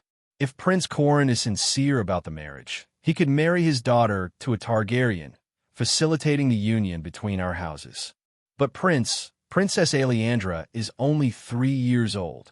Settle objected. It doesn't matter, Rhaegar said. We can arrange an engagement now and marry when she's old enough. Settle sneered. You're already 13. Can you really wait 10 years? Rhaegar remained indifferent. Princess Arianne is young enough to be a perfect match for one of my brothers. With that, he pulled the confused Aemond and Daeron, who was hiding behind him, and pushed them forward. Brother. Aemond's face flushed red with embarrassment. He hadn't expected to be thrust into the spotlight. Rhaegar squinted at him and said sternly, straighten your back. Show your royal demeanor to the envoy. You might have the chance to marry a Dornish princess. Aemond, his face bitter, obediently lifted his chest and head, not daring to defy his elder brother. Rhaegar ignored his reluctance. Younger siblings were there to be used when necessary. With Aegon sent to Stepstones, Aemond and Daeron had to be put to good use. They were all political assets created for him by his good stepmother, Alicent. Settle glared at the two young Targaryens, his expression growing increasingly sour. His mission was to secure a Targaryen princess for Prince Corran, not to offer his own. Marrying Rhaegar Targaryen, the heir, would be acceptable, but marrying a lesser prince held no appeal. After a moment of thought, Settle controlled his temper. Prince Corran seeks a marriage alliance with a Targaryen princess, not to give away one of our own, Settle explained. Oh, Rhaegar feigned surprise. Didn't you just say that marriage between two houses should not be hindered by personal factors? Princess Aleandra has no intention of marrying at this time, Settle replied. When I left, Prince Corran made no mention of such a proposal, so I cannot make that decision. No matter, Rhaegar replied, a hint of amusement in his voice. We have time to discuss it. My younger brothers are of the right age and can afford to wait. Daeron glanced at Rhaegar, understanding his older brother's intention to make things difficult for the envoy. He played along, puffing out his chest in mock seriousness. Settle's frustration was obvious. His already dark skin seemed to darken with anger. If his grace and the prince have no intention of marrying in Dorne, I will report this to Prince Corran. Rhaegar's smile faded. Who is truly unwilling to marry, I wonder? Surely the envoy knows. The refusal of both Targaryen princesses is an insult to Prince Corran. Settle retorted indignantly. Oh, really? Rhaegar produced a letter from his sleeve, his expression turning cold. Settle froze, a sense of foreboding washing over him. Rhaegar took the letter and approached him, his movements graceful yet scornful. Shall I read this letter you sent to Sunspear for you? What? Settle couldn't believe his ears. He snatched the letter and quickly scanned its contents. Recognizing his own words, his face turned pale. With trembling hands, Settle stammered, You intercepted my raven? Viserys, having read the letter, spoke in a grave tone. Envoy, both Corran and you lack sincerity. The letter contained trivial information, objections to the marriage, and disparaging remarks about Viserys himself. The false veil of diplomacy lifted, and Settle, now doubly nervous, tried to explain, Forgive me, your grace, for my indiscretions. I truly came with the intent of forging a union. Silence, scheming Dornishman. Lionel Strong chided, his contempt undisguised. Settle's face darkened, and he felt the hostile gazes of those around him. Otto Hightower, observing from his sidelines, frowned slightly. The arrogance of the Dornish envoy was surprising, even to him. Master of Coin Lyman Beesbury stepped forward, his pale cheeks flushed with anger. Your Grace, Prince Corran is mocking the kingdom. It's shameless. Lyman Beesbury was the lord of Honeyholt and the Reach, and naturally he had a low opinion of Dorne. Grand Maester Melos frowned. Does Dorne seek to worsen relations with the kingdom by sending such an envoy? Viserys felt justified in his anger. Dorne's envoy lacks sincerity. Expel him. Steffon Darklyn, the Kingsguard, stepped forward to seize the panicked Settle. Settle, though terrified, felt a slight relief. Expulsion was not the worst outcome, but someone else disagreed. Rhaenyra and Rhaegar exchanged glances, both showing dissatisfaction. Rhaegar's expression turned cold. Whose territory do you think King's Landing is, where you can escape your misdeeds? Prince, I meant no offense, Settle pleaded. But you have offended, Rhaegar retorted, approaching him with a cold gaze. Viserys, not wanting bloodshed, warned, Rhaegar, he is an envoy. Just expel him. Father, the Dornish are our enemies. Mercy is unnecessary, Rhaegar replied, drawing his sword. He looked at Aemond and Daeron. Watch how Targaryen men solve problems. I'll only show you once. Viserys shouted, Rhaegar, what are you doing? Rhaegar ignored him, signaling the guards to step back. No, I am an envoy. Settle broke free and tried to run. When Dorne attacked the stepstones, did you consider you might die? Rhaegar whispered, swinging his sword and severing half of Settle's head. Settle's mutilated corpse fell, splattering the ground with blood and filth. Silence filled the throne room. Rhaegar's cold efficiency left a chilling impression on all present. Alicent whimpered as the bloody scene unfolded, her face pale and stricken. Aemond and Daeron stood frozen, staring at their older brother Rhaegar in shock. Rhaegar turned and wiped his blood-stained sword on his cloak. Have you learned? He asked coldly. Aemond swallowed hard and looked at Rhaegar with a mixture of fear and admiration. Daeron, still young, closed his eyes in fear and grabbed Aemond's arm for support. Rhaegar scanned his siblings, his gaze lingering on Helena. Unlike the others, her eyes were wide with excitement and longing. She took a step closer to Rhaegar, oblivious to the bloodshed and without a trace of fear. Deep down, she thought, indeed, dragons bring courage to people. The advisors of the small council were visibly shaken. They hadn't expected the prince to kill so ruthlessly. Otto Hightower frowned deeply, lowering his head to hide his reaction. He saw shades of demon in Rhaegar, a resemblance he despised. Rhaegar, look what you've done. Viserys rose in anger, pointing at the body lying in a pool of blood. When two countries are at war, they don't kill envoys. Killing the messenger like this could provoke Coram Martell. Rhaegar sheathed his sword, facing his father with a solemn expression. Father, Dorne is involved in the Battle of the Stepstones. Conflict with the kingdom is inevitable. Viserys rebuked him angrily. Then you should have let the messenger return, not kill them in public. The Dornish are not as honorable as we are, Rhaegar retorted, hanging his head as if chastised. The history of Dornish treachery was well known, with countless instances of ambassadors and captives being killed. Viserys was momentarily speechless. Turning to the royal guards, he snapped, Why don't you carry the body out? Are you waiting for it to dry? Steffan Darklyn, the king's guard, bowed his head in shame and hurried to remove the body. Dismissed. Viserys, furious, stormed out of the hall. The others quickly followed, not wanting to incur his wrath. Rhaegar shrugged, feeling no remorse. He had wanted to kill the Dornish envoy for a long time. Apologize to father later, Rhaenyra whispered, taking his hand. She had played a role in the envoy's demise and knew it was wise to reconcile. Rhaegar nodded, understanding the need to appease their father. Viserys was often fragile and prone to self-doubt. Jane approached, taking Rhaegar's other arm. How about saying goodbye and accompanying me to the dragon pit? I quite like that young dragon called Stormcloud. Get off, Jane, Rhaenyra hissed through gritted teeth, her eyes flashing with anger. Jane smiled wryly, releasing Rhaegar and turning to take her friend's arm instead.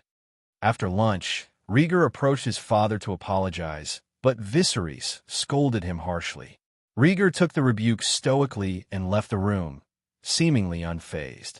As he pushed open the door, he encountered Otto Hightower, dressed in green. Sir Otto, what is it? Rhaegar asked, a note of suspicion in his voice. Otto nodded and replied, There are some matters regarding the street cleanup that need to be reported to His Grace. Street cleaning is not easy. Hard work, Sir Otto, Rhaegar said distractedly as he brushed past him. The street cleaning program was actually a matter that Rhaegar had proposed. Alicent had pushed heavily for her father, Otto, to oversee the project. The former hand of the king had returned to King's Landing to serve as an advisor. But a month had passed with little noticeable change in the city. The new master of civil affairs would need to work harder. As night fell, Otto emerged from the king's chambers. He and Viserys had had a long discussion about the management of the streets of King's Landing. It wasn't just about cleaning, it was about comprehensive management. To accomplish the task, Otto had hired a group of poor men and paid them to do the work. Each day at dawn, these men, armed with shovels and dustpans, cleared the streets of excrement. Wagons were then used to transport the waste out of the city for collective burial. This method, however, proved inadequate. The people of King's Landing continued to relieve themselves in the streets every day. Moreover, after some people cleaned the streets, others would throw various types of garbage back into them, adding to the burden of the sanitation workers. Otto tried to persuade the citizens to stop littering, but his efforts were in vain. He then enlisted the Gold Cloaks to enforce stricter regulations against public dumping, but this move backfired. The people reacted strongly, filled with criticism. When the Gold Cloaks tried to enforce the rules, they were met with retaliation, including having feces and urine thrown at them. Otto, as the master of civil affairs, was also harshly questioned, as if he had incited the wrath of both God and the people. The people of King's Landing were adamant. If there's no shit or piss in the street, there's no justice. How can we not relieve ourselves? This resistance led to Otto earning the derogatory nickname Master of Shit and Piss. The moniker became particularly well known in the chaotic area of Flea Bottom, underscoring the immense challenge Otto faced in attempting to improve the city's sanitation. Half a month later, King's Landing, the old city gates. Rhaegar stood at the gates and watched as a four-wheeled chariot rolled away, flanked by a group of well-equipped guards. Alas, there is no end to the chaos in the Riverlands. Mediation seems futile. Rhaegar sighed softly, then turned to leave. Inside the carriage sat Lionel Strong, Hand of the King. The ongoing feud between the Blackwood and Bracken houses had only intensified, with several skirmishes involving armies of over 1,000 men shattering the peace across half the Riverlands. Lord Tully of River Run, unable to withstand the pressure, had once again requested royal intervention, leaving Viserys no choice but to send Lionel.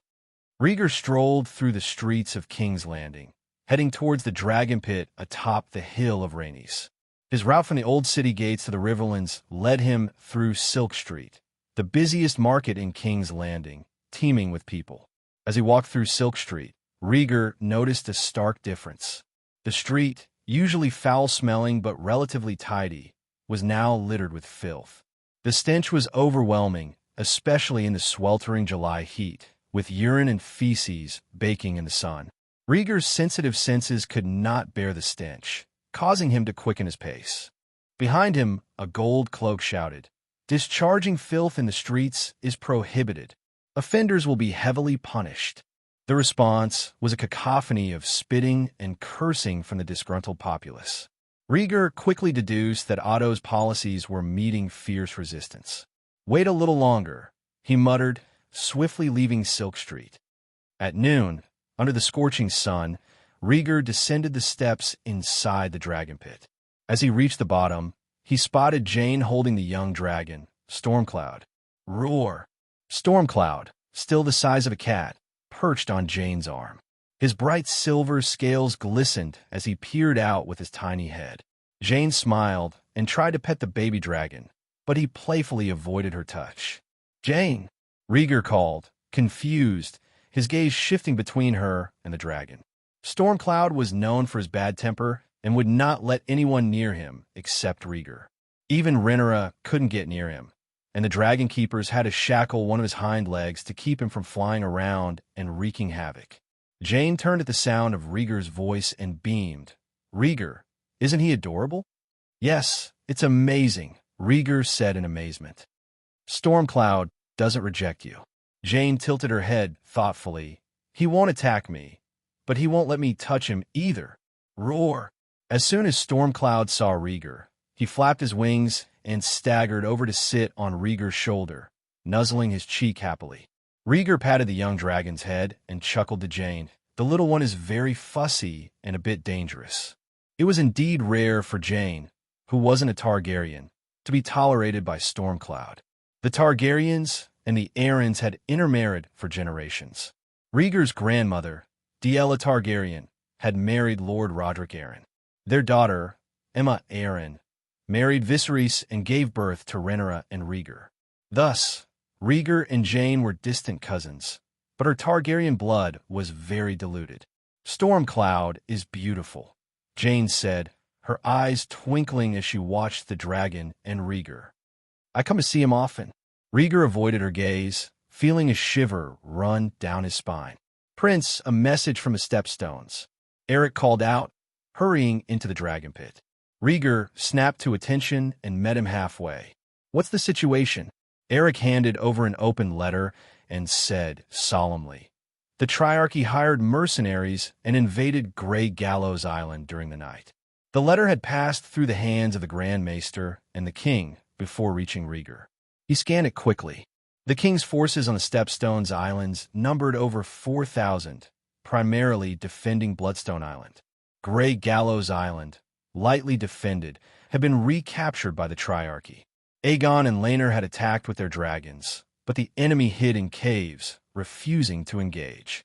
Rhaegar slapped the letter against Eric's chest. I'll go to Bloodstone Island first and assess the situation. Sensing his mood, Stormcloud panicked and leapt from his shoulder, flying away. Roar! A deep, resonant roar echoed from the crypt as the dragon pit gate opened. Rhaegar stepped outside, just as the cannibal, his massive black dragon, emerged like a shadow. The dragon soared over Rhaegar's head before landing with a thud. Rhaegar swiftly climbed the dragon's ladder, mounted, and took off across Blackwater Bay. Bloodstone Island. A dark shadow of a dragon flashed across the vast ocean and landed on the debris-strewn desert island. Cousin, Laenor shouted, leading a crowd of commanders to meet Rhaegar as he dismounted from his dragon. Prince, several others echoed, bowing slightly. Rhaegar wasted no time. Grey Gallows Island is lost. Have the Triarchy made any other moves? Laenor shook his head. No, they remain hidden in the caves and refuse to come out. They're trying to use the crab feeders' tactics, Rhaegar sneered, showing his disdain. It wasn't a clever strategy, but it had been surprisingly effective during the Island War. Although he didn't have a perfect solution, he needed to project confidence to maintain morale.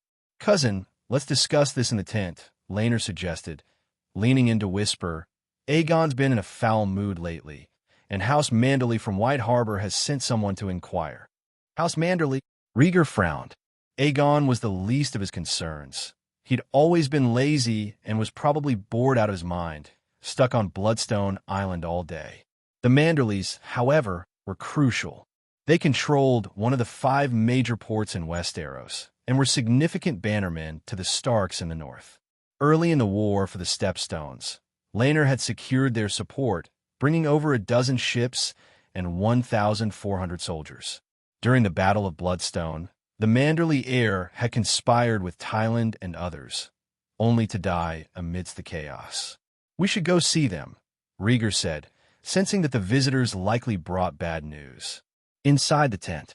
Upon entering the tent, Rhaegar immediately noticed 3 figures with distinctly different demeanors. Aegon, with an angry expression, sulked in the corner. An older, rotund man with needle-like white hair was speaking animatedly, his spittle flying. Opposite him sat Vaemond, his face dark and stiff. The sound of Rhaegar's entrance drew their attention. Rhaegar, Aegon's eyes lit up momentarily, but his joy quickly faded. He was determined to return to King's Landing and knew he had to reason with his elder brother today. Prince Rhaegar, you have finally arrived. The obese old man, Ser Wystan, glared at Rhaegar and approached menacingly. Ser Wystan, keep your distance. Laenor stepped in front of him, placing a hand against his chest. Rhaegar bypassed them, walked over to the conference table, and sat down. Ser Wystan, what is your purpose here? He asked, his voice calm but authoritative. Laenor had briefed Rhaegar on the way. Wystan was the brother of the Lord of White Harbor and was here to seek justice for his deceased nephew. Prince, my nephew died for his kingdom. Where is the murderer who killed him? Wystan's voice was loud and accusatory. Rhaegar's face darkened. He slapped the table heavily. Who sacrificed his life for the kingdom? And who is the murderer? He bellowed. Wystan, taken aback by Rhaegar's sudden outburst, softened his tone. My nephew is dead. I know your nephew is dead. Rhaegar interrupted, his voice filled with fury. He and his private army committed treason and died as they deserved. Wystan stammered, but he died on the battlefield. Nonsense. If he hadn't died in battle, do you think I would have dismissed his charges so easily? Rhaegar snapped. Remember, his death was his own doing. There is no honor in it, and there is no murderer. It was clear to Rhaegar that Wystan was here to cause trouble. The heir to White Harbor was dead, while the other conspirators, including Tyland, were alive. Wystan was here to challenge this imbalance. Rhaegar called the guards at the entrance of the tent. Drag Ser Wystan out and drive him to Bloodstone Island. Prince, I am here on behalf of House Manderley of White Harbor, Wystan protested, his face red with anger. Rhaegar's voice was icy. If your brother wishes to question me, let him come himself. The Targaryens will give him an explanation. Now get out. The guards, members of the Second Sons, quickly acted. They restrained Wystan and carried him out of the tent as if he were livestock. The storm passed as quickly as it had arisen. The commanders were left in stunned silence. Rhaegar's sharp eyes scanned the room. That was a minor interruption. Now, let's discuss the main issue. Yes, Prince. The commanders, shaken from their stupor, hurriedly took their seats. After months of war, Rhaegar had become increasingly decisive. As the heir and acting commander of the Navy, he wielded considerable authority. Besides his father, Viserys, no one outranked him. Nightfall, the negotiations concluded. The commanders agreed on a strategy of siege rather than direct assault. Patrol ships and dragons would encircle Grey Gallows Island, cutting off supplies. The pirates, though well-provisioned, would eventually run out of fresh water. When that time came, they would be vulnerable to attack. Rhaegar stepped out of the tent into the starry night. Rhaegar, I need to talk to you. Aegon's voice called from behind. Aegon's voice was full of resentment. He wore leather armor, his hair was a mess, and he held a defiant expression. Rhaegar turned to face him, scanning him up and down. Despite Aegon's disheveled appearance, he couldn't help but notice that Alicent's genes were strong. She'd borne handsome children. Aegon, though shorter and slimmer than Rhaegar, had a wild, uninhibited demeanor. Feeling Rhaegar's gaze, Aegon grew uneasy. His legs trembled, but he stretched his neck, eyes stubborn, determined to escape from this place. Finally, Rhaegar approached him. Aegon's body shivered, tension mounting. He knew his request was unreasonable, and he braced himself for the expected reprimand. Surprisingly, Rhaegar didn't get angry. Instead, he sighed and said gently, "You've lost weight and gotten a bit darker." Aegon was taken aback. "What do you mean?" he asked, uncertain. Rhaegar placed a hand on his shoulder and smiled. "After a month on the front lines, you're more of a man than ever." "Umph. Nonsense," Aegon retorted, shrugging off his hand. "Don't think you can sweet-talk me. I'm going back to King's Landing, do you hear?" "Go back to King's Landing? For what?" Rhaegar asked, his tone sharp. "To sleep, to cuddle a whore, or to play the fool for father?" Aegon's face flushed with anger. "I don't need you to tell me what to do. I'm going back, and no one cares what I do anyway." "No, Aegon, you're my brother, not a waste," Rhaegar said, his gaze intense. "Your name is Targaryen. You are my brother, and no one can call you a waste." Aegon was taken aback by Rhaegar's words. He hesitated. "That's so sappy. Do you think I'll believe it?" Ever since he was a child, Aegon had lived in Rhaegar's shadow. Whenever he did something wrong, he would get a good beating. How could he believe Rhaegar now? "Believe it or not, that's up to you," Rhaegar said, hand behind his back. "There's unrest in the Balens. The Triarchy has invaded Grey Gallows Island, and Dorne's movements are unknown.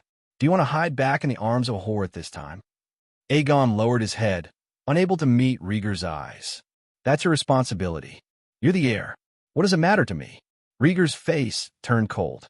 He slapped Aegon across the face, sending him stumbling. You. Aegon's cheek reddened and swelled. He covered his face with one hand, pointing at Rhaegar with the other, but words failed him. "Aegon, are you talking to me about responsibility?" Rhaegar grabbed his collar.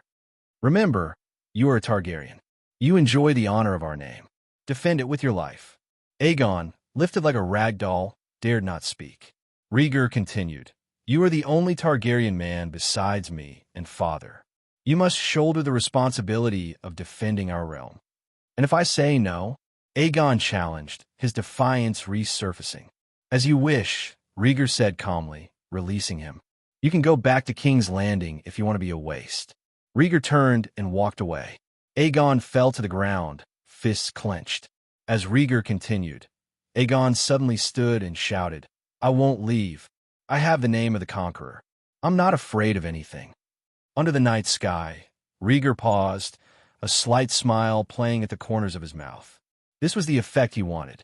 Alicent might covet the throne and have many children, but to Rhaegar, these younger siblings were not threats, but assets.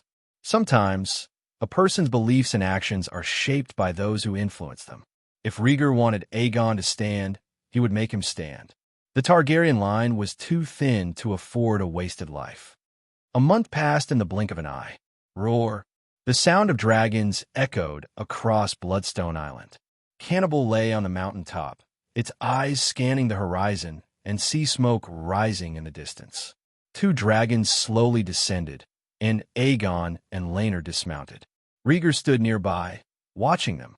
What's the situation? He asked. Laenor shook his head, his expression grim. Aegon spoke first. The pirates took advantage of a weak night patrol, smuggled supplies, and sank one of our patrol ships. Rhaegar nodded thoughtfully. The Triarchy had been lying low for some time. At night, smugglers in small boats had been sending supplies to Grey Gallows Island. Although the patrol ships intercepted and eliminated a few, the small boat's persistence had fostered a sense of complacency among the soldiers. Last night, several ships swiftly sank the patrol ships and moved supplies to the island. It was a defeat. Just then, a soldier hurried over, reporting, Prince, a small ship has arrived at Grey Gallows Island. How many men? Rhaegar inquired. Just one, the soldier confirmed, carrying a white flag. They've docked. Bring him to me, Rhaegar instructed. Yes, Prince, the soldier replied, retreating. Moments later, two soldiers escorted a young man with dyed blonde hair, dressed in fine foreign garments. Rhaegar glanced at him and asked, What is your purpose here? To declare war. The young foreigner's arrogance was palpable, his Valyrian dialect heavily accented. His dyed hair marked him unmistakably as Tyroshi. Rhaegar, Aegon, and Laenor exchanged amused glances and burst into laughter. A bunch of rats hiding in a cave dare to declare war. Aegon sneered, slapping the young man across the face. Since being on the battlefield, Aegon had seen all sorts of things. The Tyroshi youth, undeterred, held his head high. In half a month, Dorne will send a fleet, and the Triarchy will dispatch their strongest warriors to reclaim the Stepstones Islands. Out of his mind, Aegon muttered. The Tyroshi youth continued, Evacuate Bloodstone Island, or you will be doomed. Come on, then. I'm waiting to start a war with you. Rhaegar replied indifferently. You will die a silent death, the Tyroshi youth snarled, attempting to curse them. Enough. A soldier stepped in, restraining him and pinning him to the ground.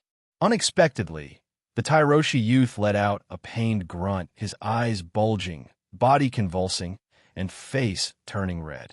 Within moments, his neck went limp, and he collapsed, paralyzed. Laenor reached out and felt the young man's nostrils. He's breathless, he said gravely. Call the maester, Rhaegar commanded, steadying himself. He had never witnessed such a scene before. The army's maester hurried over to examine the body. After half a minute, he concluded, the deceased took poison in advance. Judging from the symptoms, it appears to be strangler. The maester's face was grave and horrified. There was nothing good about the Triarchy. The customs of its cities were deplorable, its order chaotic. Besides slave trade and prostitution, poison was their third specialty. Among them, Strangler and Tears of Lys were the most notorious. Strangler was a powerful poison that could quickly suffocate a person. Laenor's face turned pale with fear. Cousin, pay attention to what he said before he died. The Triarchy might be planning to poison you. The Targaryens had lost too many lives in the Battle of the Stepstones. Laena's grandfather, Aemon Targaryen, had been assassinated in his tent by Myrish scouts. Rhaegar's grandfather, Baelor Targaryen, had died after suffering severe pains, suspected to be caused by poison, though there was no proof. Aegon, too, was stunned. He looked at Rhaegar with trembling lips. What do we do? Should we go back to King's Landing? It was his first encounter with such a ruthless use of human life as a warning. What are you afraid of? I'm not dead yet. Rhaegar's voice was icy. Be careful with your food and drink, and have guards follow you at all times. Despite his brave words, only Rhaegar knew the worry he felt. He had no immunity against toxins. If he was poisoned, he would die like anyone else. The pressure weighed heavily on him. After a moment of contemplation, determination hardened his eyes. He turned to the maester. Follow me back to the tent. I have a message for the ravens. Yes, Prince, the maester replied, his worry evident. The poisons from Lys were unparalleled in their lethality. The Triarchy had no boundaries. If something happened to the prince, it would be a significant blow to the kingdom. By dusk, 9 ravens flew out from Bloodstone Island, heading towards the continent of Essos. Rhaegar climbed to the top of the mountain and approached the cannibal. The dragon glanced at him and snorted. Rhaegar sat beside it, patting its dark scales. Looking at the distant horizon, his eyes turned cold. If they want to fight, then we'll give them a painful one. King's Landing. Inside the council hall, Viserys had called an emergency meeting. The chaos in the Riverlands had worsened. The Blackwoods and the Brackens were in open conflict, refusing mediation from both House Tully and the royal family. The Brackens, in particular, had mobilized the peasants to join the war, sparking a widespread rebellion. The conflict had engulfed half the Riverlands, with thousands of peasants joining the uprising, looting and pillaging like a plague of locusts. Viserys, filled with anger, demanded, "The Riverlands are in the grip of a farmers' rebellion. How do we deal with this? What is the reaction of Riverrun?" Otto inquired, seizing the opportunity now that Lionel was absent. Viserys fumed. Riverrun has deployed troops along the Red Fork, trying to manage the conflict between the Blackwoods and the Brackens. If Old Lord Tully can stop the 2 houses from warring, we only need to handle the farmers' uprising. Otto mused, rubbing his chin thoughtfully. Why not send some troops from the Crownlands to participate in the counterinsurgency? The Crownlands' forces are all tied up in the Stepstones. It's difficult to spare soldiers, Viserys countered. It won't take much, Otto suggested. Just 1,000 soldiers, led by a brave commander, would be enough to create a deterrent. Who would we send? Viserys asked, now considering the proposal. Otto pondered for a moment before replying, Harwin Strong. Nighttime. The Red Keep attic. Otto and Larys sat opposite each other, the dim light casting shadows on their faces. Harwin will depart tomorrow for the Riverlands to quell the rebellion, Otto said lightly, his eyes sharp as swords. Larry smiled coyly. Harwin to break bones. My brother's name carries weight. Are you sure? Otto ignored Laurie's insincerity, getting straight to the point. No problem, Laurie's replied, his eyes flashing. My father and brother are quite capable. They won't disappoint. Once this is accomplished, the Grand Maester and I will recommend you as the new Master of Coin, Otto said, rising to leave. He had never liked the second son of the Stronghouse. Laurie's reminded him of a rat that had crawled out of a dark sewer. Laurie's, holding his cane, rested his chin on his hand, watching Otto's back with a smile. Elsewhere in the Red Keep, Viserys had summoned Rhaenyra through the Kingsguard. Rhaenyra, there's been no news from the Stepstones. Return to Dragonstone and deploy the Royal Navy to patrol the Narrow Sea, he ordered, visibly exhausted by the successive bad news. Rhaenyra was taken aback. Father, the fleet has been patrolling the Narrow Sea, and the fleet at Driftmark has been contributing as well. The Seven Hells. My memory fails me, Viserys muttered, smacking his head. What of Lord Corlys? I hear he is still ill. Yes, Aunt Rhaenys and Lena are watching over him day and night, Rhaenyra responded truthfully. There's a fleet patrolling the Narrow Sea, But King's Landing needs more reinforcement, Viserys muttered. With Harwin transferred to the Riverlands, Otto will manage the city watch for the time being. Otto, Rhaegar's heart tightened.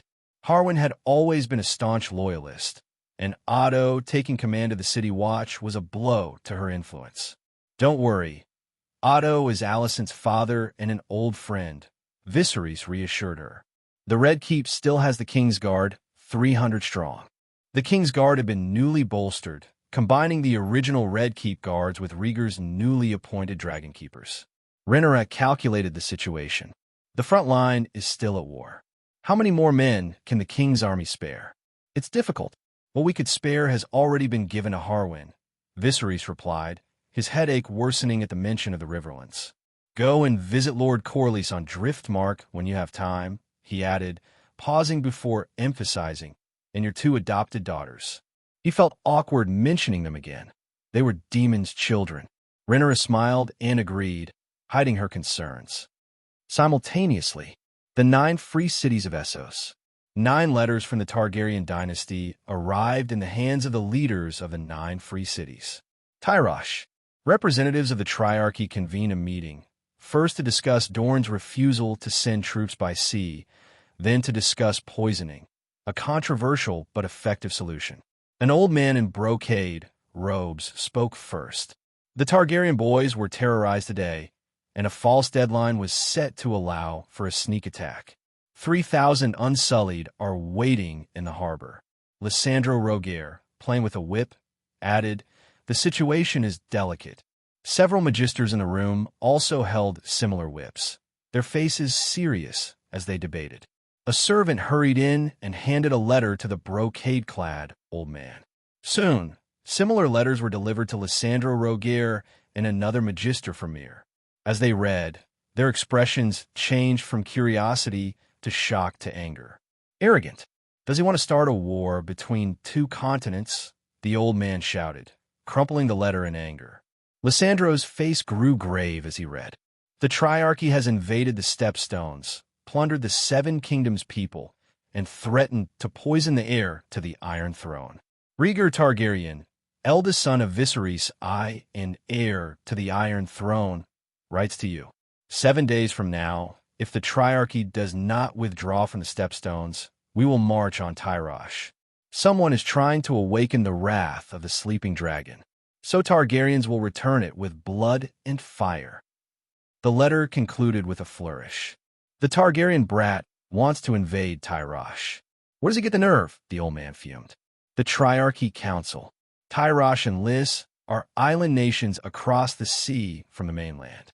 Lys is located near Volantis on the Summer Sea. Tyrosh, an island nation near the disputed lands, were particularly concerned. The letter should be spread throughout the free cities.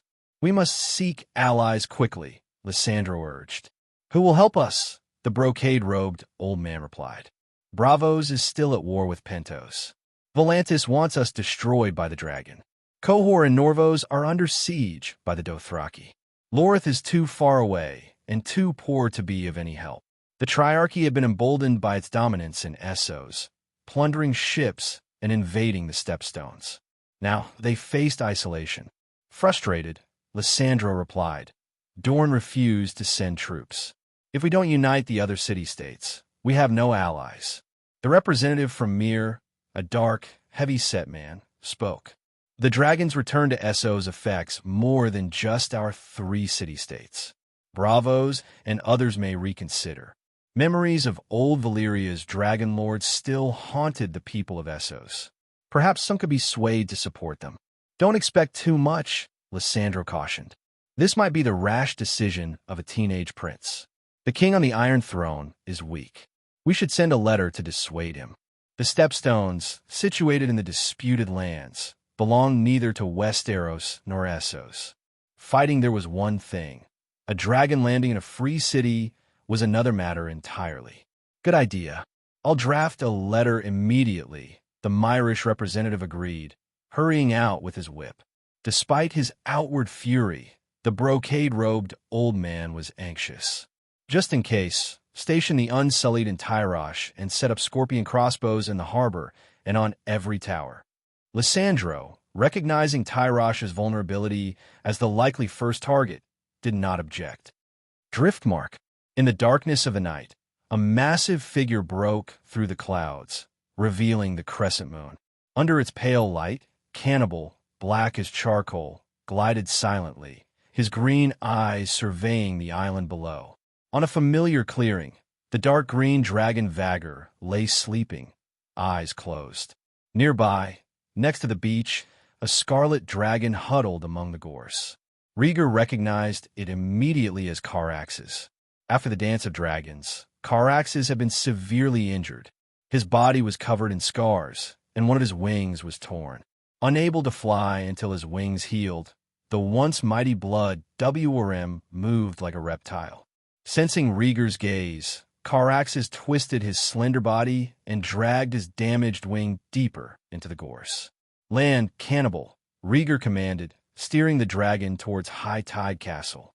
Upon landing, he was greeted by Rhaenys and Lena, mother and daughter, who welcomed him warmly. After a brief exchange of pleasantries, Rhaegar got straight to the point, discussing the Triarchy's declaration of war and his decision to attack Tyrosh. "I'll fetch the baby," Lena said, her smile fading as she found an excuse to leave. Her special status as a daughter of House Balerion and Demon's wife made her wary of entangling herself in too many battles. Rhaegar frowned, surprised by Lena's immediate retreat from involvement. "Don't mind her. Say what you came for," Rhaenys said, her face stern. "The most important element in attacking Tyrosh is our dragons. I need all 3 of Valerion's dragons to participate," Rhaegar stated bluntly. "No way," Rhaenys replied sharply. "The Targaryen name is sensitive and cannot be associated with an invasion of Essos. They were a family of dragon lords. Over 300 years ago, Old Valyria had conquered much of Essos. An invasion by Targaryen dragons could provoke a severe backlash from the entire Free Cities." Anticipating her resistance, Rhaegar patiently explained, "The Triarchy is desperate. We only need to strike one city-state decisively to defeat them." He had studied the situation in the Free Cities. Volantis had a grudge against the Triarchy, and the other cities were either in turmoil or struggling to defend themselves. The Triarchy could not count on allies. "Rhaegar, your strategic vision is excellent. I won't deny that," Rhaenys said firmly. "But I won't help you, and your father won't approve of your decisions." She knew her cousin well. The Battle of the Stepstones had already drained Viserys' courage and patience. Attacking the Triarchy and risking the wrath of the Free Cities was unwise. Rhaegar pressed on. "The Triarchy is the greatest enemy of House Balerion. Can I take the risk to resist them?" Rhaenys shook her head. "You represent not only yourself, but the entire 7 kingdoms. As a master dragons, I oppose your risky behavior." She sighed deeply. "I still have to care for Corlys, and Lena needs to feed the child. You are free to go. And this battle cannot be avoided." Rhaegar's eyes flashed with determination as he turned and left. He would return to King's Landing and seek his father's permission, and to prepare his armor for the inevitable conflict. After Rhaegar left, Rhaenys found Lena, who was breastfeeding her child. "You should agree to help him. It will redeem Demon," Rhaenys suggested, leaning against the doorframe with her arms crossed. Lena shook her head, a hint of shrewdness in her eyes. "The king still loves him. I don't want to make any extra effort." The next day, early the next morning, Rhaegar returned to the Red Keep to meet his father, who had just woken up. Rhaegar had arrived in King's Landing too late the previous night and had stayed at the Dragon Pit. At this time, Viserys was enjoying breakfast in his loose pajamas, while Grand Maester Melas stood by, reading a letter aloud. "If the 7 kingdoms want to attack Essos, they will surely meet fierce resistance." Rhaegar arrived just in time to hear these words. He knocked twice on the door and called out, "Father, I have urgent business to discuss." "Come in, Rhaegar," Viserys responded, his voice tense. Pushing the door open, Rhaegar saw his father holding a knife and fork, looking deeply troubled.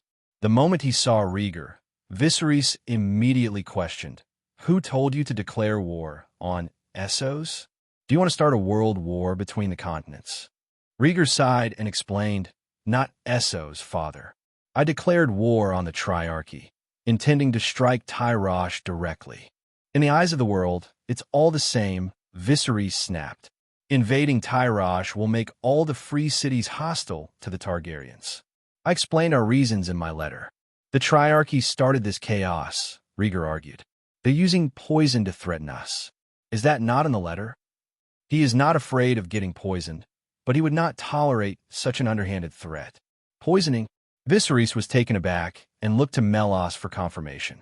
Melas skimmed through the letter and replied, it's not mentioned. The letter focuses on the public opinion attack by the Triarchy. Viserys put down his utensils and, with a mix of concern and anger, asked, Rhaegar, has the Triarchy tried to poison you? Rhaegar, feeling his father's worry, replied, not yet, but I intend to eliminate the threat before it can harm us. Viserys sighed with relief, then returned to the contents of the letter with renewed frustration. The Battle of the Stepstones was costly. I cannot support expanding this conflict. Father, I've already sent the letters to the 9 free cities, Rhaegar stated firmly. If the Triarchy doesn't withdraw from the Stepstones by the deadline, I will counterattack. The Stepstones had long been a thorn in the Targaryen dynasty's side. Rhaegar's determination was not just for himself, but for the future stability of the realm. Seeing the resolve in his son's eyes, Viserys felt a wave of helplessness. This is my final warning. Do not invade Essos, or I will strip you of your military command. Father, we have dragons and a capable army. There's no need to worry, Rhaegar countered, his voice rising with conviction. We can end this conflict. I said no. Viserys slammed his hand on the dining table, causing his silverware to clatter to the ground. Rhaegar tilted his head back and closed his eyes, struggling to contain his frustration. After a moment, he shook his head and forced a smile. Fine, I'll handle it myself. He turned and walked out. Rhaegar, did you hear what I said? Viserys shouted after him. Loud and clear, Rhaegar replied, his voice laced with disappointment as he quickened his pace. Viserys was about to yell again, but Rhaegar was already gone. Rhaegar walked out of the room, sighing deeply, his hand running through his hair in frustration as he descended the stairs. Rhaegar, when did you get back? Came Jaine's surprised voice from behind him. He glanced back briefly. Just now. Have the stepstones stabilized? Jaine asked, her smile bright. Rhaegar, in no mood for conversation, replied curtly, I still have something to do. I'll leave now. Before Jaine could say more, Rhaegar turned and walked away, not looking back. Watching his retreating figure, Jaine tilted her head, murmuring to herself, why does he seem so troubled? Her keen senses picked up on Rhaegar's unease. The back garden. Unconsciously, Rhaegar found himself among the thick beams of the fishwood. He muttered to himself, I need to rally an armed force quickly. His mind raced, pondering potential supporters. Prince, good to see you again. A familiar voice interrupted his thoughts. Rhaegar turned to see Larys sitting on a nearby pavilion fence, a fake smile playing at the corner of his mouth. Larys, what do you want? Rhaegar asked directly. Larys, leaning on his scepter, approached with a limp. As you know, those who have difficulty walking often hear the most interesting things, he said cryptically. Rhaegar regarded him warily, aware of Larys' knack for gathering intelligence and weaving schemes. Perhaps I can help with your problem, Larys offered, bowing humbly. Go on, Rhaegar prompted, his eyes narrowing with interest. The king abhors war and will never support your plans, Larys began. To win a battle, you need both dragons and soldiers. I have only one dragon and very few soldiers, Rhaegar admitted. The forces stationed at the Stepstones were minimal, insufficient for a full-scale assault on the Triarchy. Larys smiled.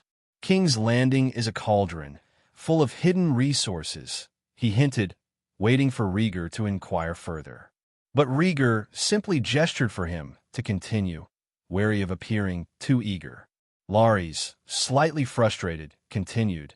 Princess Rhaenyra commands a formidable force, rivaling your own. The royal fleet? Rhaegar asked, frowning. The fleet funded by Dragonstone's taxes comprised a dozen warships, and over 1,000 men. More than that, Larry said, his smile widening.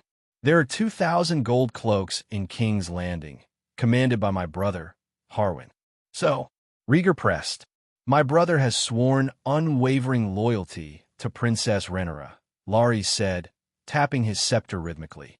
Rhaegar studied Larry's in silence, then suddenly drew his sword, pressing the blade against Larry's neck. I hear provocation in your words, he said icily. King's Landing's own guardians, the Golden Cloaks, wouldn't be easily trespassed upon. Also, Harwin, transferred to the Riverlands, he understood the actual situation from Maynard's report. Larry's words were loaded. Was he trying to sow discord between him and Rhaenyra, or did he have a darker motive, to use a borrowed sword to eliminate Harwin? Larry's smile faltered, his heartbeat quickening. Prince, it's not a bad idea, he stammered. It's a terrible idea, Rhaegar retorted, not trusting Larry's, who had ties to Alicent. He raised the sword, letting the cold flat of the blade tap Larry's cheek. For the sake of Lord Lionel, I'll let this slide. But next time, think before you speak.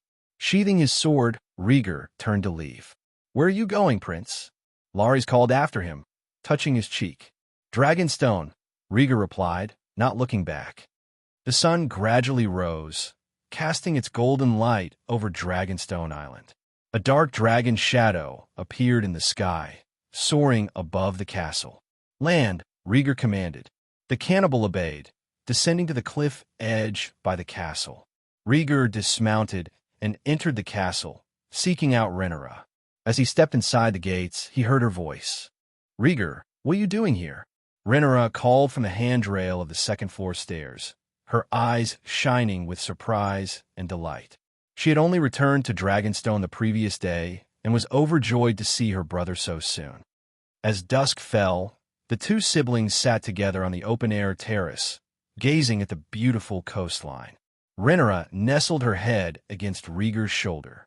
Rhaegar, you should be more cautious, she murmured softly. A counterattack is too dangerous. I have to go, Rhaegar replied, his eyes fixed on the setting sun, feeling its fading warmth.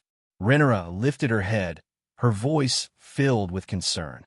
You're alone, and the royal fleet is under Father's command. I can't mobilize it. It's all right, Rhaegar said, shaking his head. Determined, Rhaenyra clutched his sleeve. I'll ride Syrax to help you. Rhaegar gently squeezed her hand. You have to stay here. If anything happens to me, you're the heir. Rhaegar, don't talk like that, Rhaenyra said angrily. Stop your plans and apologize to Father. It was just an analogy, Rhaegar replied, his forehead damp with sweat. One of us has to stay with Father. You can't take the risk. I won't agree to you going into danger either. Rhaenyra's eyes widened with defiance. Rhaegar leaned closer, his voice softening. Sister, you should support me. I just want to kick your ass, Rhaenyra retorted, her cheeks flushing slightly. Rhaegar stood up, releasing her hand and taking a deep breath. Don't worry, I have a complete plan, though it's a bit risky. As he descended the stairs, he added, I've arranged for a maid to assist you. She'll arrive shortly. Ignoring Rhaenyra's protests, Rhaegar made his way to the east coast of Dragonstone Island. He was determined to find a strong ally for the battles ahead. The sky blazed with fiery clouds as dusk settled over the land. Despite the late hour, the oppressive summer heat lingered, causing beads of sweat to form on those outside. A dark dragon shadow flashed across the sky, stirring a cool breeze in its wake as Rhaegar returned to King's Landing. He was not there to reconsider his plans, but to mobilize his troops. Upon reaching the dragon pit, Rhaegar summoned Maynard. Take all the dragon keepers with you. Ships are waiting in the harbor, he ordered. With no other troops available, the dragon keepers were his last resort. Maynard accepted the mission, quickly rallying the dragon keepers. Just then, the gate of the dragon pit creaked open. Rhaegar, you are really here, a familiar female voice called out. Rhaegar turned to see Jane standing at the entrance, her eyes sparkling with concern. What brings you here? Rhaegar asked, suspicion in his voice. Jane took a deep breath before she spoke. Rhaenyra couldn't get the troops together, could she? Rhaegar chuckled. You always know, don't you? "There are no secrets in King's Landing," Jane replied frankly, unafraid to displease him. Rhaegar nodded, acknowledging the truth in her words. "You want to counterattack the Triarchy, but your forces are inadequate," Jane analyzed, her concern evident. "The Dragon Keepers have 1,200 men, and the Second Son's only a few hundred. Even without the king's support, your influence should allow you to muster about 1,000 men. That's about 3,000 men at best," Rhaegar mused. "Still far from enough to ensure the defense of Bloodstone Island," Jane pointed out. Rhaegar listened intently, recognizing the accuracy of her assessment. After a moment, he replied, "The Triarchy is a coalition of 3 city-states with scattered forces. They can be defeated." Jane took his hands in hers, her soft cheeks reflecting her concern. "Rhaegar, I am not here to dissuade you." Rhaegar braced himself. "Then what?" Jane's eyes flashed with determination. "I have brought 200 Knights of the Vale to King's Landing. Take them with you. They will strengthen your position." The evening sun cast a warm glow on the steps of the dragon pit as Rhaegar's gaze followed hers. At the foot of the steps stood 200 fully armed Knights of the Vale. "Prince!" The knights shouted in unison, beating their spears against the ground in a resounding drumbeat. Rhaegar was taken aback. "If you give me all the knights who will protect you, you need them more than I do," Jane said firmly. Rhaegar sighed, his concern palpable. "Jane, I may not bring them all back alive." Jane approached him, cupping his face in her hands, her voice soft but firm. "Just return with news of triumph." "You think I can win?" Rhaegar asked, doubting his own chances without his father's support. "You are a true Targaryen. You will win," Jane replied with unwavering conviction, her eyes filled with affection. Rhaegar's breath hitched, his heart pounding.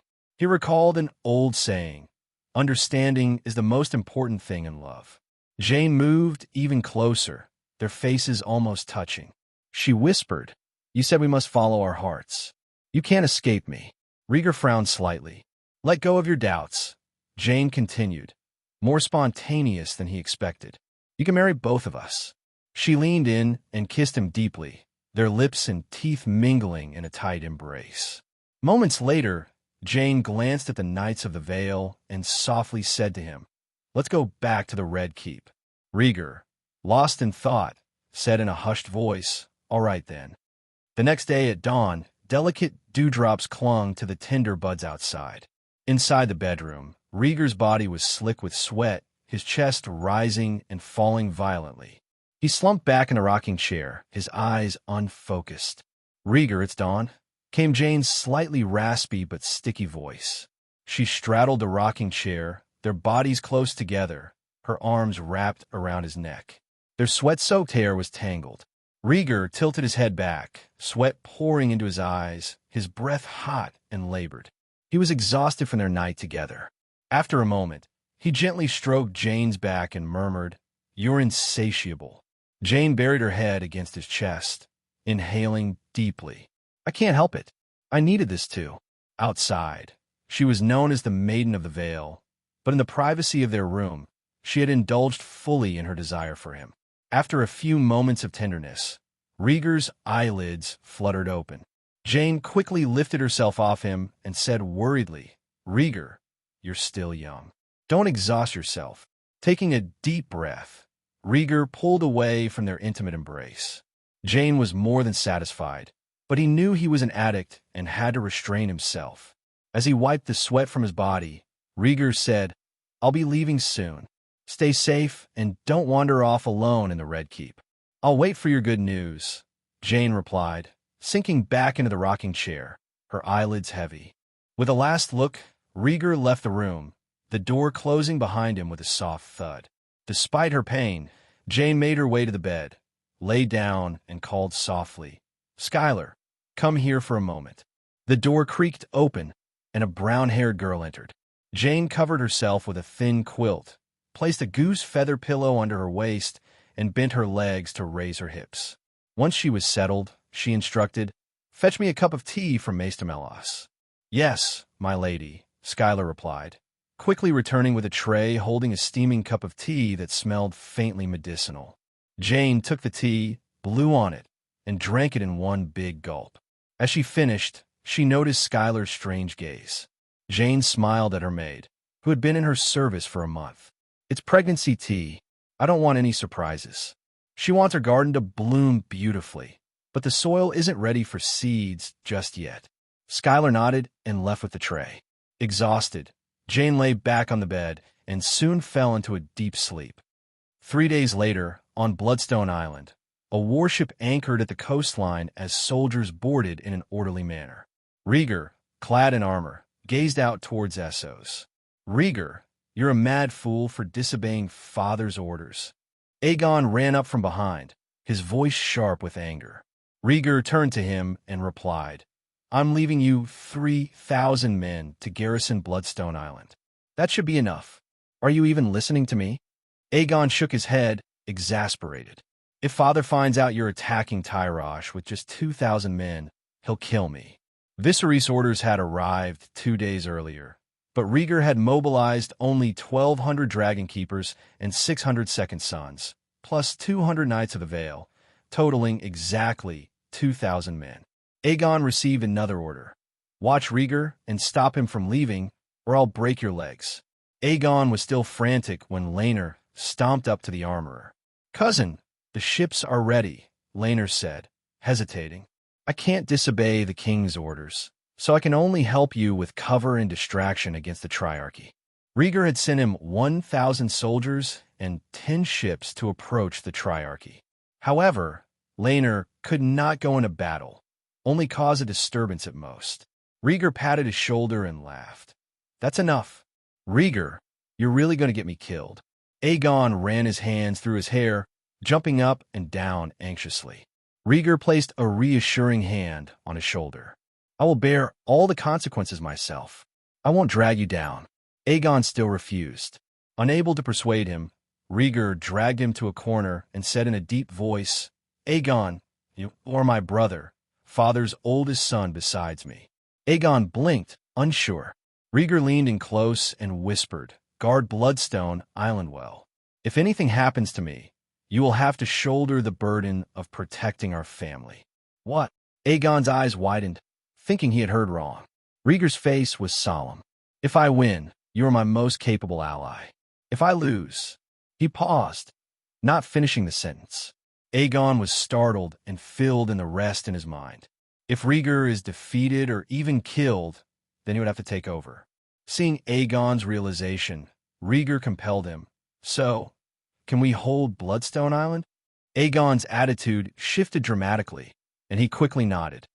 "Yes, unless the enemy steps over Sunfires and my corpse." "Very well, my dear brother." Rhaegar smiled, leaving the agitated Aegon to his thoughts. Everything was ready. The soldiers boarded their ships, preparing to set sail. Rhaegar looked around, his posture tall and commanding. Swish!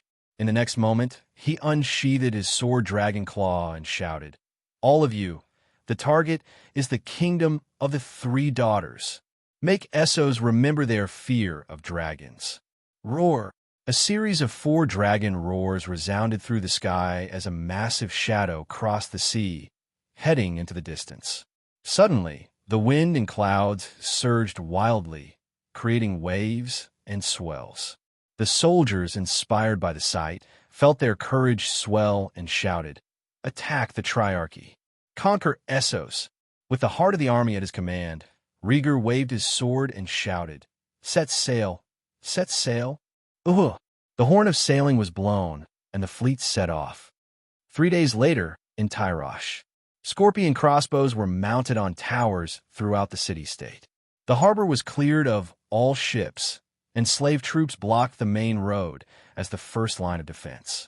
Dense ranks of black-armored soldiers, holding spears and shields, stood in neat formations. These soldiers, expressionless and cold, were the elite Unsullied. Beside them stood a brocade-robed old man, clutching a whip engraved with an harpy. "Damned Myrish cowards, fleeing from battle," he cursed, counting the Unsullied. A fat, dark-skinned governor from Myr had fled, taking his 500 Unsullied with him. Lysandro, who followed behind the old man, commented indifferently. It's understandable. He didn't want to sacrifice the Unsullied he'd bought with his family's wealth. Enough about him. I'm going back to the air raid shelter, the old man said uneasily, leaving his slaves and Unsullied to guard the harbor. Lysandro watched him retreat, then raised his whip. The 3,000 Unsullied had been purchased jointly. The brocade-robed old man had bought 1,000 for himself, while Lysandro and the 4 governors of Myr had each bought 500, making a total of 2,000. With a crack of his whip, Lysandro commanded, "Unsullied, follow me." 500 Unsullied stepped forward. Lysandro led them to a remote shore where several small ships were moored. He had no intention of staying in Tyrosh to fight dragons. He planned to escape as well. The once prosperous and bustling Tyrosh was now eerily silent. The old man in the brocade robe, along with high-ranking officials and wealthy merchants, hid in an air raid shelter, praying for the Unsullied to fend off the dragon. They had received reports of warships and dragons heading straight from Bloodstone Island to Tyrosh. Patrol ships had spotted the fleet's trajectory. "Can you hear anything outside?" one of the bigwigs asked, growing restless. Yet, the sea outside the harbor remained empty. No fleet appeared. Meanwhile, in Lys, one of the 3 cities of the Triarchy, the harbor was filled with cargo ships. The city was brightly lit, with green houses and brothels echoing with sounds of pleasure. The sea remained calm. In the darkness of the night, a warship approached from afar. Standing on its deck, Rhaegar, dressed in black robes, his eyes filled with murderous intent, surveyed the city. The harbor. Ragged slaves were toiling away, their chains clinking with every step. Suddenly, one of the slaves froze, pointing toward the vast ocean. "My lord, it seems a ship has docked over there." Splat! A whip cracked down on the slave's back, and a guard soldier shouted angrily, "Get back to work." The guard turned to look at the dusky sea. The fleet was already less than a mile from the harbor. Roar! A muffled dragon roar echoed from the harbor. The soldiers and slaves had no time to react before a gust of wind knocked them to the ground. Boom! Ghostly green dragon fire rained from the sky, bombarding the cargo ships in the harbor. The fires crackled as they consumed the wooden ships, casting an eerie green light over the area. Screams filled the air as many perished in the flames. "The sky! Look at the sky!" someone shouted, drawing everyone's gaze upward. Against the night's darkness, a massive, charcoal-black figure hovered in the sky. They couldn't make out its full shape, but a pair of cold, merciless green eyes shone down. Boom! The green dragon fire erupted again, carving a scorched path toward the inner buildings of the city. Roar! Another sharp dragon roar echoed through the night, reverberating across half of Lys. The pale gray dragon, Gray Ghost, also flashed by, unleashing pale white dragon fire. They fell like a meteor shower, igniting the harbor. As the fleet of ships approached, passing through the burning wreckage, they arrived at the harbor. "Men, follow me to conquer Lys," Rhaegar shouted, leaping from the ship and landing on the wooden dock. "Charge!" The Dragon Keepers, Second Sons, and Knights of the Vale followed, jumping from their ships. Rhaegar led the charge, his sword dancing as he cut down the enemies in his path. Swish! Dragon Claw flashed with cold light, severing the head of a Lysine soldier. "Free the slaves and children. Kill everyone else," Rhaegar commanded, his voice unwavering. His team followed closely as he deftly dodged the trembling slaves on the ground, charging towards the inner city. Above, 2 dragons flew through the night sky, their flames erupting wildly, incinerating buildings and sowing chaos. The political establishment of Lys was caught completely off guard. By the time the local garrison launched their counterattack, the city was already engulfed in flames and filled with cries of despair. Rhaegar led the assault with a stern expression. An open attack on Tyrosh? Wrong. Lys was his true target. His plan was to destroy a city-state and fracture the alliance of the Triarchy. The false information had concentrated the Triarchy's forces in Tyrosh, leaving the other city-states vulnerable. Lys, being the closest to the Stone Islands and the most populous, was the perfect target. The enemy is here. Follow them. As he advanced towards the inner city, Rhaegar encountered a group of Lysine defenders. He raised his dragon claw and roared, "Follow me and charge. Destroy them with blood and fire." An unnatural flush spread across his pale skin, and his eyes filled with bloodlust. Wisps of flame erupted from his skin, transforming Rhaegar into a fiery figure. His black robes billowed in the wind, the hood and cloak igniting like a beacon in the night. Seeing their prince in flames, the soldiers were invigorated and shouted wildly, "Kill! Destroy Lys!" Rhaegar, now in flames, rushed into the crowd, wielding his blazing dragon claw. Sword and flame made him a force of unstoppable destruction. Roar! Cannibal pierced the night sky and descended into a majestic garden estate. This was the most famous wonderland in Lys, the Perfumed Garden. It boasted the most opulent buildings, fine wines from all over the world, and countless prostitutes and male slaves. The patrons here were the elite, the powerful and influential. Cannibal's green pupils glared down upon them. Amidst the thousands of pavilions and luxurious buildings, debauchery reigned unchecked. Roar! With another thunderous roar, spectral green dragon fire rained down. Help! Run! The dragon fire spread rapidly, transforming the perfumed garden into hell. On the other side of the city, Grey Ghost joyfully flapped his wings and soared over the downtown of Lys. Boom! Fireballs erupted from Grey Ghost's maw, toppling buildings and burying countless lives in the rubble. The dragon knew it had been saved by the human and met him again on the eastern shore of Dragonstone Island, the human who had spoken strange words that the dragon couldn't understand. But Grey Ghost had sensed his intent. He wanted it to follow and help the other dragon. Because he liked the human, Grey Ghost had followed him here. Roar! Grey Ghost screeched, unleashing its dragon fire with reckless abandon, reveling in the cruelty of its nature. The Rhaegar house mansion. Drazenko Rhaegar was in a state of panic, urgently gathering his family members. "Quickly hide. Get to the air raid shelter," he commanded, his voice trembling. He couldn't comprehend it. The declaration of war had clearly stated Tyroshi as the target. So why was a dragon attacking Lys? Rumble! A ball of dragon fire descended, instantly collapsing the walls of the mansion. Many fleeing family members were caught in the flames or crushed by falling rocks, dying instantly. Drazenko stood frozen, his knees buckling as he fell helplessly to the ground. "Lord of Light, Lys is burning in dragon fire," he whispered in despair. The bombardment continued until dawn. Rhaegar, drenched in blood, charged into the inner city of Lys. Looking around, he saw a wide river ahead with a wooden bridge crossing it. Stone buildings were scattered everywhere, making the environment disorienting. "Robb!" Rhaegar shouted. "Here, Prince!" Robb emerged from the crowd, breathing heavily. They had been fighting fiercely all night, repelling several waves of Lys defenders. Rhaegar pointed his sword in one direction and ordered, "There is a Rhaegar bank in Lys. You and I will each lead 1,000 men and split up to search for it." Under the relentless bombardment by Cannibal and Grey Ghost, the defense force of Lys was crumbling.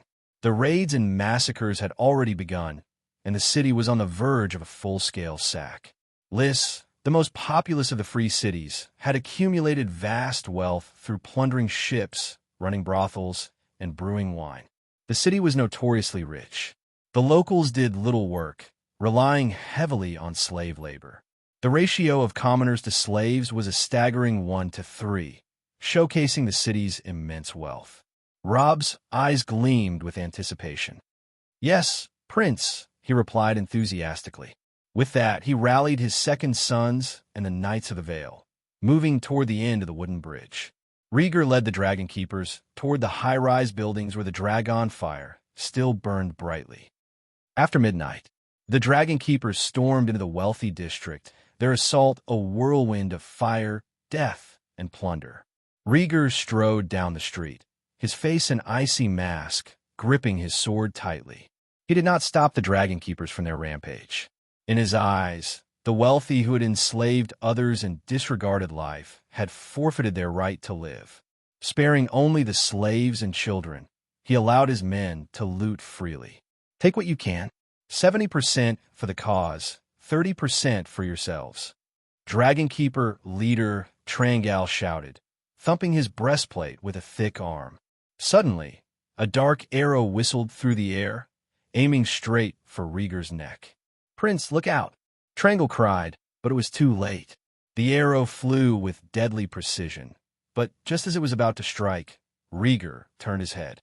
Patterns began to emerge on his exposed skin, cheeks, neck, and hands. Green scales, like those of a dragon, materialized from thin air. Clang! The arrow struck the scales and shattered, falling harmlessly to the ground. "Kill him." Rhaegar's voice was cold, his eyes fixed on a nearby attic where the attackers hid. "Porus, go. Tear them apart." Trangal bellowed. With a thunderous tread, Porus, a 4-meter-high half-giant clad in iron armor, charged forward. He wielded a round shield in one hand and a massive war hammer in the other. Crash! The hammer, as big as a water tank, smashed through the gate of the mansion. Poru raced inside, plowing his way to the attic. Moments later, screams echoed through the night as the attic collapsed under Porus' assault. Inside the Lys war shelter, the wealthy, who had managed to take refuge in time, cowered within the confines of the shelter. "Where's the garrison?" "Go kill all the invaders," someone yelled angrily. "Quiet. The invaders aren't familiar with the terrain." "The garrison is already in ambush," another whispered. Oh. Women and children huddled together, crying bitterly. It was 3 in the morning. The night was pitch black, the moon obscured by dark clouds. 2 dragon shadows, one large and one small, soared through the sky like harbingers of death. Wherever their flames passed, only charred remains remained. On a street lined with greenhouses and towering commercial buildings, Rhaegar and Robb met again. Both sides, each 100 men short, carried looted gold, silver, and jewelry and herded freed slaves toward the harbor. Rhaegar had freed the slaves, breaking their bonds and encouraging them to fight for their freedom. Fueled by a thirst for vengeance, the former slaves were even more ruthless than their liberators, taking brutal revenge on their former masters. "Kill the slave masters," the slaves shouted, seizing any weapons they could find. Rhaegar led his forces through the chaotic streets in search of the Rhaegar Bank. He had until sunrise to evacuate the army, so they had to move quickly. The column of thousands spread out, searching in groups of 200 or 300. Rhaegar led his men into an alley redolent with the scent of pollen. "Surround and shoot." A shout rang out from above. Hundreds of Lys guards appeared at the windows, raining arrows down upon the Dragon Keepers. Da! The attack was too swift. Many Dragon Keepers fell before they could react. Rhaegar's face hardened, and he deftly knocked away arrows with Dragon Claw. Dang, dang, dang. The exits of the alley were blocked by guards, their swords clashing against round shields, creating an intimidating noise. Realizing they were ambushed, Rhaegar assessed their situation quickly. "Break out with me," he shouted, charging toward the front of the alley. Puffed. Rhaegar's long sword sliced through the arm of an attacker. He then kicked through the wall of shields, plunging into the mass of enemies. Machetes slashed at him from all sides, but the green glow of his dragon scale runes deflected most of the blows. The inscriptions of bronze runes, painstakingly etched into his skin, protected his upper body, blocking most of the damage. "Roar! Horus is coming!" The half-giant roared as he charged the entrance to the alley, his war hammer swinging like a scythe through the wheat. Flesh and bone flew, splattering the walls with blood. In moments, he had cleared a bloody path. Just then, a window above them creaked open. A beautiful, provocatively dressed prostitute leaned out and shouted, "Prince, follow the alleyway to the north. The Rhaegar house is stationed there, and so is the bank." She slammed the window shut before Rhaegar could answer. Doubts flickered in his mind. He had never been in a brothel and did not recognize her. But then he remembered. Lys' first magister last name was Rhaegar. Slaves and prostitutes had every reason to hate that name. After decapitating another enemy, Rhaegar turned to his men, his voice cold and commanding. "Come with me. Let's destroy the Rhaegar." "Oh, charge!" The half-giant Porus roared into the sky, swinging his warhammer to clear a path. Rhaegar's cold eyes scanned the area, his black robes blazing as he led his army out of the encirclement with unstoppable force. The Lys Guard numbered in the thousands. Streets and alleys were barricaded, archers fired from above, and soldiers with swords and shields blocked their path. Rhaegar hacked and slashed his way northward. The melee seemed endless, blood soaking his black robe, the flames around him consuming the sound of battle. Suddenly he looked up and saw a towering white stone building with Bank of Rhaegar emblazoned across the front. Rhaegar gasped and shouted, "Charge in! Wealth is just ahead!" "Charge!" The Dragon Keeper's eyes lit up, and they smashed down the gate and rushed in. Before the battle, Rhaegar had already decided on the division of the spoils, 70% for himself, 30% for his men. In Westeros, where everything was usually confiscated, this was a generous reward. Rhaegar followed his men into the building, his dragon claw cutting down anyone in his path. In the back of his mind, he contacted Cannibal. At this point, victory was within his grasp. The Lys garrison had begun a counterattack, but he planned to unleash Cannibal's dragon fire to finish them off. Inside the building, the Dragon Keepers slaughtered the staff and found a treasure trove in the basement. The black iron gates resisted their efforts. "Get out of the way, Porus will try." Seeing that the Dragon Keepers couldn't open the door, the half-giant pushed them aside and bent down to enter the secret passage. He swung his warhammer with brute force, the black iron gate groaning under the assault, the walls shaking and spraying sand and debris. Bang! Bam! After dozens of hammer blows, the gate could no longer withstand the force. It creaked and finally collapsed, taking part of the stone wall with it. The half-giant's hammer had shattered the wall, filling the basement with smoke and dust. The Dragon Keepers rushed into the vault, their eyes widening at the sight of gold. 7 hells. So much gold. Trangal, the first to enter, stared in shock at the piles of gold coins and bricks, his jaw almost dropping. "Move it!" someone shouted, and the Dragon Keepers sprang into action, shoveling gold coins and bricks into their arms. When their arms were full, they stuffed gold into their waistbands and crotches. The locks on the chests were broken, revealing more gold, silver, and jewels. The first to grab a share carried dozens of pounds of gold as they ran out, with more Dragon Keepers following close behind. Before long, only dusty footprints remained in the vault. Even the chests were taken by the Dragon Keepers. Outside the Bank of Rhaegar, Lys guards converged from all directions, surrounding the building. Thousands of archers hid in the shadows, bows drawn, ready to unleash a hail of arrows.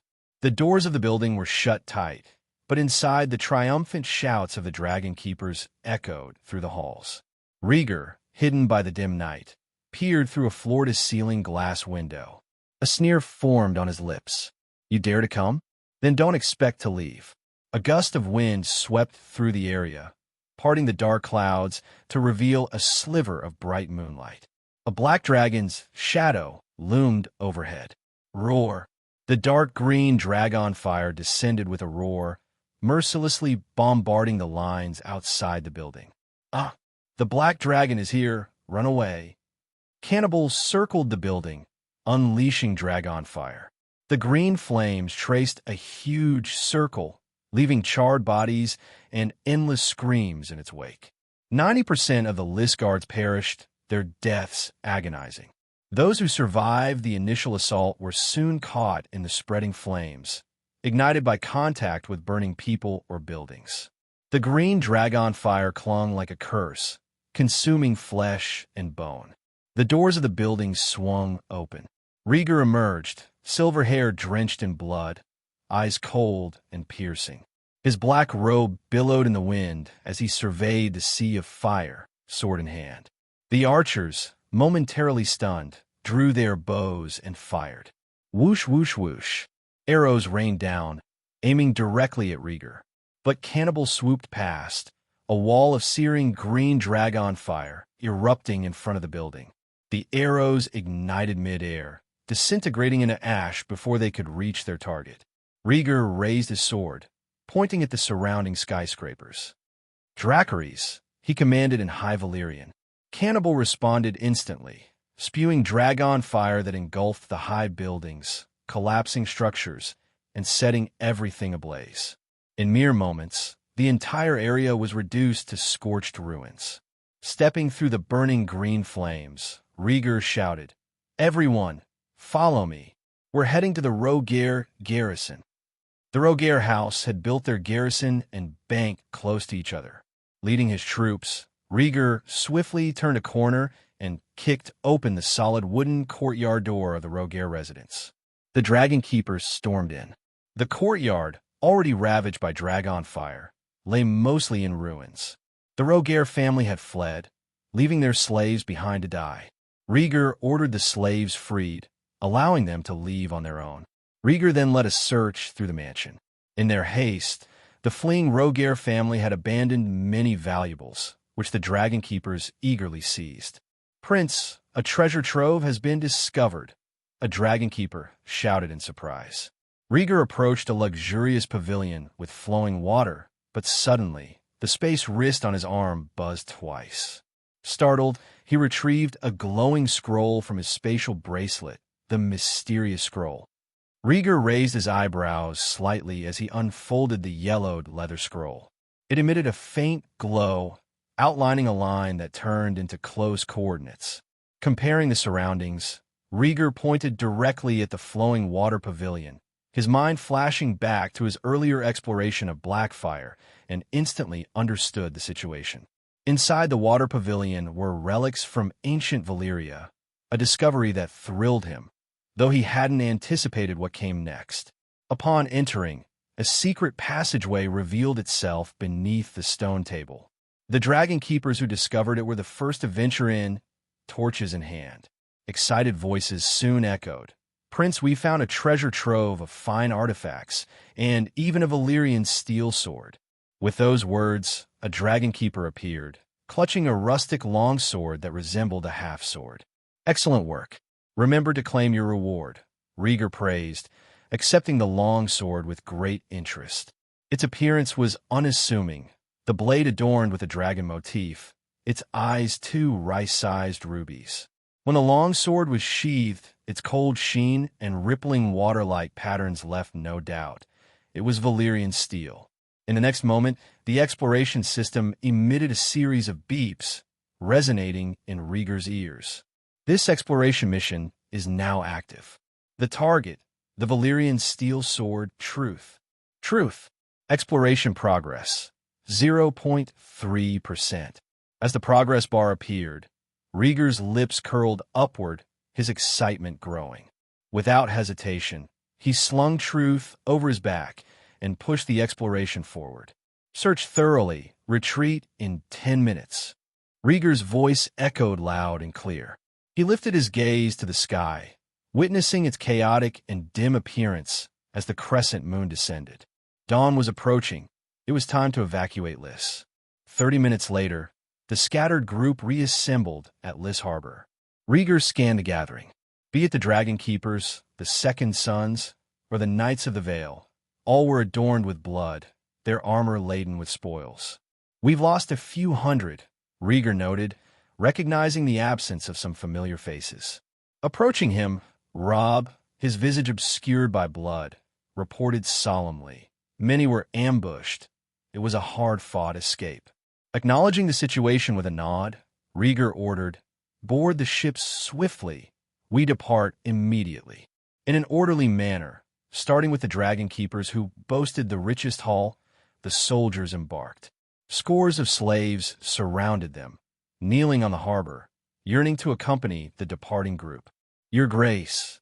Robb hesitated, observing the tired, bloodied slaves, some wielding crude weapons, others carrying the heads of the wealthy. Rhaegar paused for a moment. Then he declared with a determined voice, "If you seek freedom, fight for it yourselves." Unburnt ships await in the harbor. Set sail for Westeros. The Targaryens welcome those who refuse slavery. With that, he instructed, set sail, leaving one ship to slow down and allow the slave ships to keep pace. Filled with admiration, Robb replied, yes, Prince. The slaves, stirred by the prospect of liberation, surged into the sea and swam to the saved ships. Many wept and bowed in awe, chanting the Dragon Lord, breaker of shackles. Hearing their cries, Rhaegar's heart stirred with an unfamiliar emotion. He was not naturally compassionate, but he abhorred the institution of slavery. To give them a chance to fight for their freedom felt right. The warships departed, leaving the ruins of Lys, once prosperous, now reduced to rubble and ash, in their wake. Lys decline from a leading free trade city-state to the bottom of the barrel would be swift. On the deck, Rhaegar gazed into the distance as the warm sun rose above the horizon, dispersing the darkness of the night. Calling to Robb, who was overseeing the preparations, Rhaegar announced, I will take a stroll through the kingdom of the daughters. You will sail straight back to King's Landing. Prince, Robb tried to dissuade him. Rhaegar brushed aside his concerns and said firmly, this marks the return of the dragons to Essos. Lys alone will not be enough. Robb had no room to argue as cannibals swooped down, its powerful gusts propelling the ship forward. Rhaegar stood at the bow of the ship, his eyes locked on the approaching dragon. As Cannibal drew parallel with the warship, he seized his moment and leapt. Plop! He landed heavily on Cannibal's back, rolling to absorb the impact before gripping the dragon's scales firmly. Standing tall, Rhaegar shouted joyfully, Cannibal, let's go. Cannibal roared, lifting its head high and flapping its massive wings. With a powerful thrust, they ascended into the air. Below, Robb watched in awe, his mouth agape at the sight. Rhaegar and Cannibal, man and dragon. No, it was man and two dragons. As Cannibal soared skyward, Rhaegar perched on its back. They quickly vanished into the morning sun's golden sea of clouds. The gray ghost, not wanting to be left behind, roared in frustration and took off in pursuit. Together, the two dragons climbed higher and higher until they disappeared into the horizon. At the same time, inside the castle on Dragonstone Island, Rhaenyra lay on the bed, dark circles under her eyes, tossing and turning, unable to sleep. Ever since Rhaegar decided to attack the Triarchy Kingdom, she hadn't closed her eyes for days. She was deeply worried. Looking out the window, she saw the foggy sky, another sleepless night. Her eyes filled with fatigue. She shook the bell on the bedside table. Creak! The door opened, and a beautiful young girl from a foreign land walked in. Rhaenyra asked, Sarah, did Rhaegar tell you when he'll be back? Sarah, the maid Rhaegar had assigned to her, shook her head and replied dryly, no. How many soldiers did Rhaegar take with him? Rhaenyra asked again. I don't know, Sarah responded tersely. Sensing Sarah's cold attitude, Rhaenyra bit her lip. Tell me what you do know. Rhaegar had specially assigned this personal maid before his departure. She couldn't believe Sarah knew nothing. As expected, Sarah hesitated before her lips curled into a meaningless smile. Are you sure you want to know? Of course, tell me, Rhaenyra said, unable to stand Sarah's arrogant attitude and growing emotionally annoyed. Sarah's voice was faint. I'm afraid if I tell you, you'll feel pressured. She walked slowly to the bedside and sat down without hesitation. Rhaenyra pushed herself up, her face expressionless. Tell me, word for word, as you wish. Sarah stroked her long hair, deliberately drawing it out, and said mysteriously, my mission was simple. The prince gave me only 2 instructions. What are they? Rhaenyra's gaze was harsh, urging her to speak quickly. Sarah smiled unconcernedly. 1, to keep you safe. And 2, Rhaenyra pressed. Sarah's words trailed off into a teasing smile. Slap! Rhaenyra raised her hand and slapped her across the face, furious. Bitch, I am the princess of Dragonstone Island, Rhaegar's sister, and you dare to tease me? Who did she think she was to give me such an arrogant look? Sarah, her head whipped to the side, a trace of blood at the corner of her mouth, responded, "Well, you made me say it." She resumed her cool demeanor under Rhaenyra's furious gaze. Her eyes were ice-cold as she said, "Second, if the prince has any accidents, I am to immediately assassinate the queen and the remaining 3 princes." Upon hearing this, Rhaenyra was instantly stunned. Thousands of emotions flooded her, her eyes wide with disbelief. She stammered, "Assassinate Alicent and—" Sarah cut her off coldly, "Aegon, Aemond, and Prince Daeron." Before leaving, Rhaegar expected a win, but prepared for the worst. If he were to meet a fate similar to Aemond Targaryen, assassinated, or Rhaenys Targaryen, shot in the eye by a scorpion crossbow and dying with her dragon, then his shadow would kill Alicent and his 3 half-brothers immediately, paving the way for Rhaenyra to inherit the Iron Throne. You shouldn't blame him for being cruel. While alive, Rhaenyra was his sister and his brothers were his valuable assets.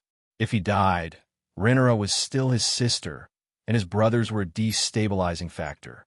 Rhaegar had only one thought: keep Rhaenyra safe at all costs. Rhaenyra was in a daze, tears welling up in the corners of her eyes. Rhaegar, she wanted to say something, but her throat felt blocked, choking on her words. King's Landing, Red Keep. Skylar, prepare breakfast for me. I'm going to meet the king later. Inside the bedroom, Jane's eyes were sleepy as she softly called out to her personal maid. "Yes, Lady Jane." Skylar pulled open the curtains and then gently stepped out of the room. Bang! The door closed. Skylar leaned her back against the door, glancing around vigilantly. Confirming that no one was there, she reached in her chest and pulled out a piece of letter paper and a small glass bottle, about the thickness of a finger. The glass bottle was delicate and filled with a clear, transparent liquid. Skylar glanced back at the door of the room. Her eyes looked dark and uncertain, and opened the note to read it over. There were 3 small lines on the note. 1. Protect Jane's safety. 2. If there is an accident, urge Jane to support Rhaenyra. 3. If Jane and Rhaenyra turn against each other. There was another paragraph at the end, which Skylar skipped. She crumpled the note a few times and swallowed it. After a month of close contact, she had come to sincerely admire the lady in the room. Looking at the only remaining vial in her hand, Skylar's eyes flickered with struggle, and she hid it deep in her chest. She firmly believed that, aside from the first directive on the letter, the other 2 should never be used. The sun rose slowly over Myr, one of the 3 free cities, revealing a surprisingly clear sky. Roar!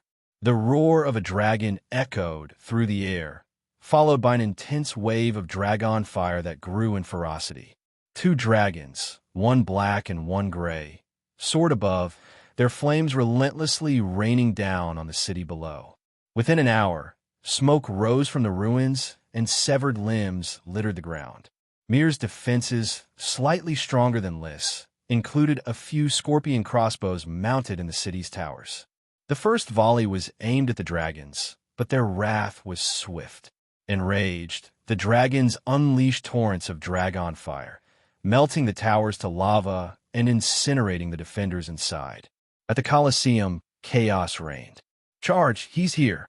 A massive garrison stormed through the gates, their faces grim as they searched for the intruder. Clang! A shackle hit the ground with a crisp sound, startling the guards. Their fierce gazes fell upon a silver-haired young man in a tattered black robe, standing defiantly before the slaves' enclosure. His head held high, he stared back indifferently. The sight of the silver-haired boy ignited a frenzy among the guards. Enraged, they charged forward, shouting at the top of their lungs. Kill him! Tear him apart!" Hundreds of guards rushed at him, but Rhaegar's expression remained unchanged. He faced them with calmness. With a flick of his right hand, a lance appeared in his grasp. His left hand drew Dragonclaw from his waist. "You will pay for your actions," Rhaegar declared, advancing steadily. Wielding both the spear and the sword with fluid grace, he prepared for battle. The spear, called Morning Sun, was a new name he had chosen for his weapon after leaving Lys.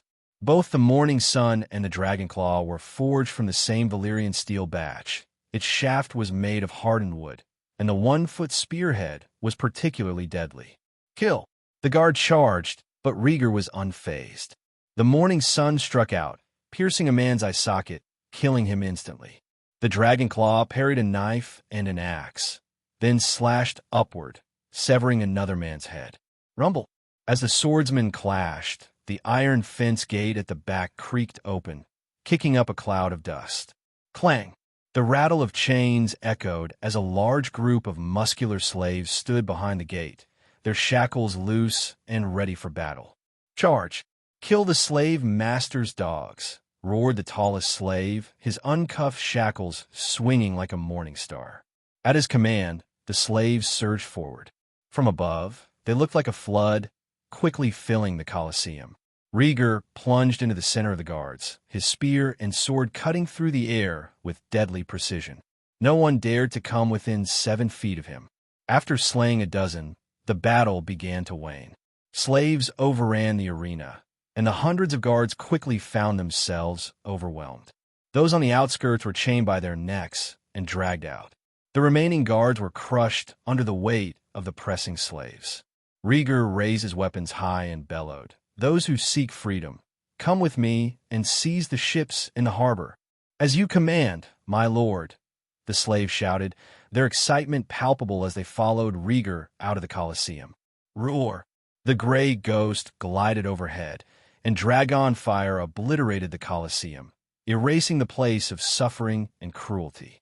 Rhaegar led the freed slaves to the harbor, leaving them with a final message. "If you have nowhere else to go, follow me to Westeros." The cannibal descended from the sky, and Rhaegar mounted the dragon. Under the watchful eyes of countless slaves, he soared into the sky. Roared ye!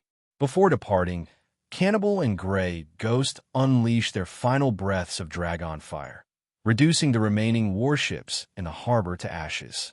Rhaegar gazed down at the slaves boarding the ships below, his heart swelling with a newfound sense of purpose. His father's revocation of his military power had sparked a change in Rhaegar. He now sought a larger army and a territory entirely under his command. The slaves he had freed were his ideal soldiers and commanders.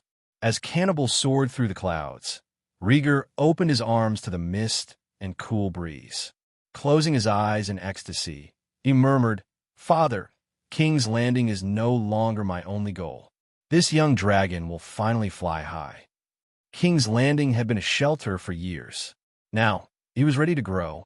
A dragon was destined for the sky and the sea. Opening his eyes with newfound clarity, Rhaegar declared, "Next stop, Tyrosh." Roar! In response, 2 dragon roars, one high and one low, stirred the clouds as they sped towards their next conquest. The king's palace. The king's bedchamber. Viserys sat dispiritedly at the table, idly fiddling with the stone sculptures that cluttered its surface. Aside from banquets and tournaments, stone carving was one of his few hobbies. He had been carving alongside the artisans for several years and had crafted a complete replica of the Fortress of Freedom in Old Valyria. Viserys picked up a dragon sculpture, examining it closely before placing it in front of him.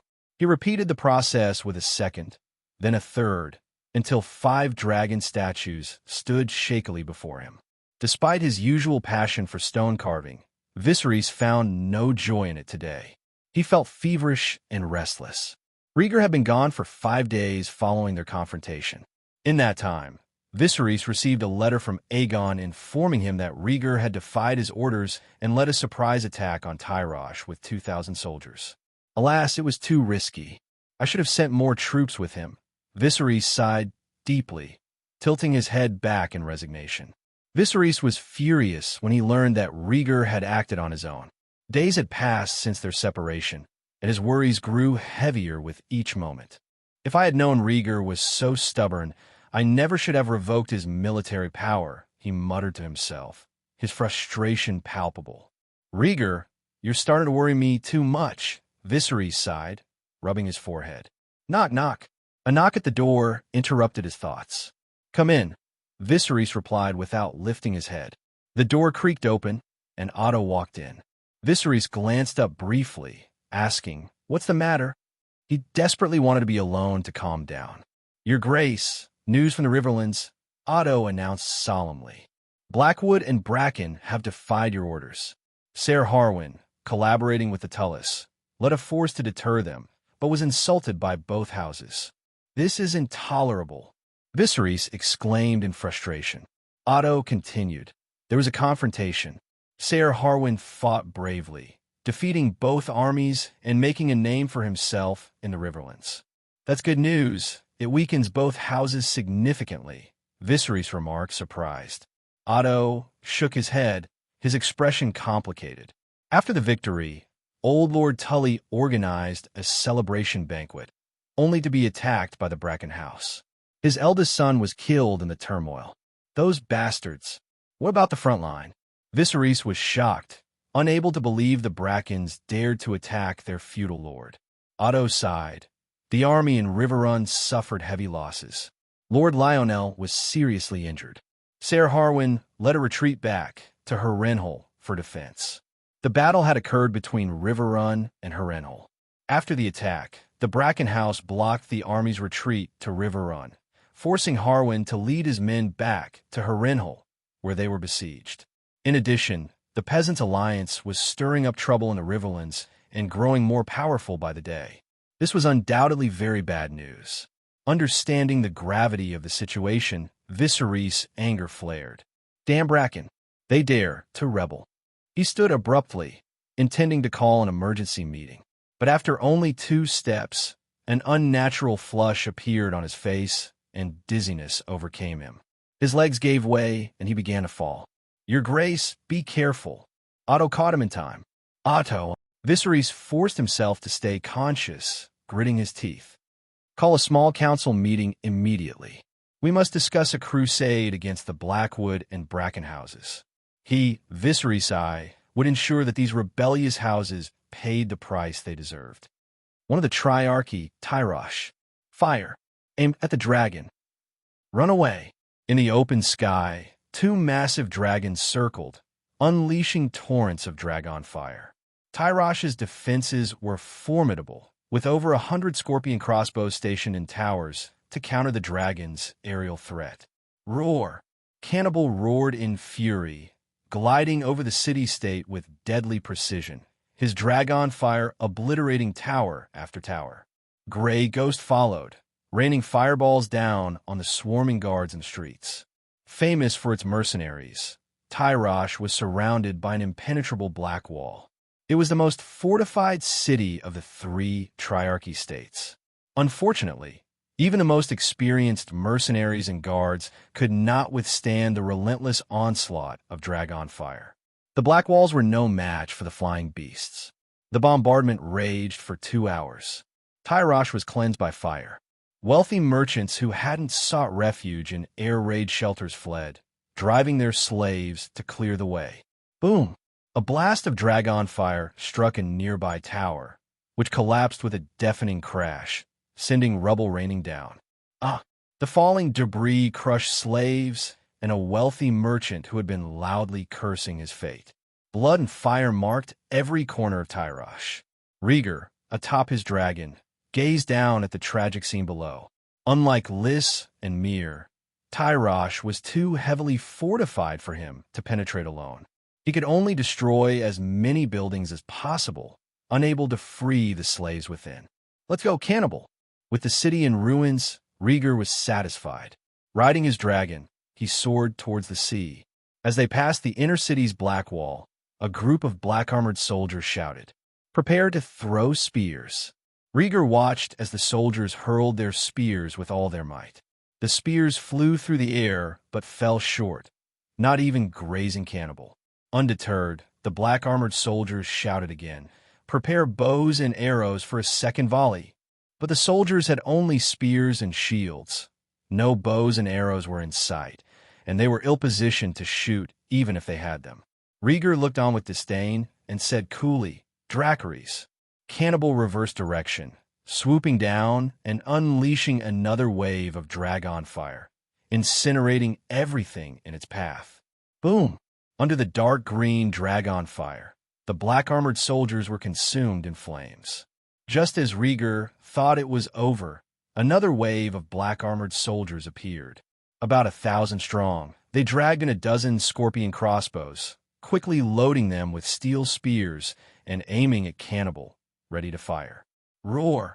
Grey Ghost emerged from the side, unleashing dragon fire that mercilessly incinerated hundreds of soldiers. Strangely enough, the survivors did not flee. Instead, they fearlessly raised their round shields to buy time for those manning the scorpion crossbows. Seeing this unimaginable scene, Rhaegar frowned deeply. Unsullied, this kind of emotionless, fearless war machine could only be the unsullied army trained by Astapor. Stripped of their humanity since childhood, they are a pitiable lot, Rhaegar muttered to himself. Let's make it quick, Dracarys. The lives of the Unsullied were already filled with pain and sorrow. It was better to end it quickly. Roar! Cannibal hovered above the black wall, its jaws opening wide as dragon fire erupted. In an instant, thousands of Unsullied were engulfed in flames, leaving only charred remains. Drip! The relentless dragon fire melted the solid black wall, causing a dark solution to drip from the top. Rhaegar watched with interest, examining the material of the wall. According to ancient records, the Dragon Lords of Old Valyria were masters of both blood magic and fire magic. Much like the castle on Dragonstone Island and the Black Wall of Atlantis, the inner city walls of Tyrosh were made of black dragonstone created by these ancient magics. During the Freehold era, the Dragon Lord's buildings were majestic and unmatched in strength and grandeur. Rhaegar sighed softly. If I knew this kind of magic, the dragon pit could be rebuilt effortlessly. Roar! Cannibal's roar shattered his reverie, pulling him back to reality. Rhaegar smiled helplessly. Let's go, old friend. It was time to claim their victory. The 3 cities of the Triarchy were ravaged by fire. Cannibal snorted and carried him, flying toward the Stepstones Islands. Grey Ghost playfully spat out more dragon fire and blasted the black wall a few more times. Seeing little effect, it followed Cannibal's path and left in a hurry. Lys. After a night of sneaking out of Tyrosh, Lysandro Rhaegar finally returned to Lys. As he approached the harbor, the sight of black smoke billowing over the city filled him with dread. Lys was destroyed. The dragon hadn't attacked Tyrosh. It had invaded Lys instead. Dock the ship. My family, my bank. Lysandro's voice was hoarse with panic and rage as he surveyed the burning hulks in the harbor. The Bank of Rhaegar was his family's lifeline, holding savings from all over the world. If it was gone, so was the fortune of the Rhaegar house. Lysandro knew that without those savings, the people of Lys would turn against him, and the family would face retaliation from depositors worldwide. As soon as the ship docked, Lysandro sprinted ashore and raced to the family compound. Along the way, he saw many slaves fleeing to the surviving ships. Look, it's the first Magister of Lys. The first Magister Lys is here. Recognized by the hate-driven slaves, Lysandro was soon surrounded. Kill all these wretched slaves.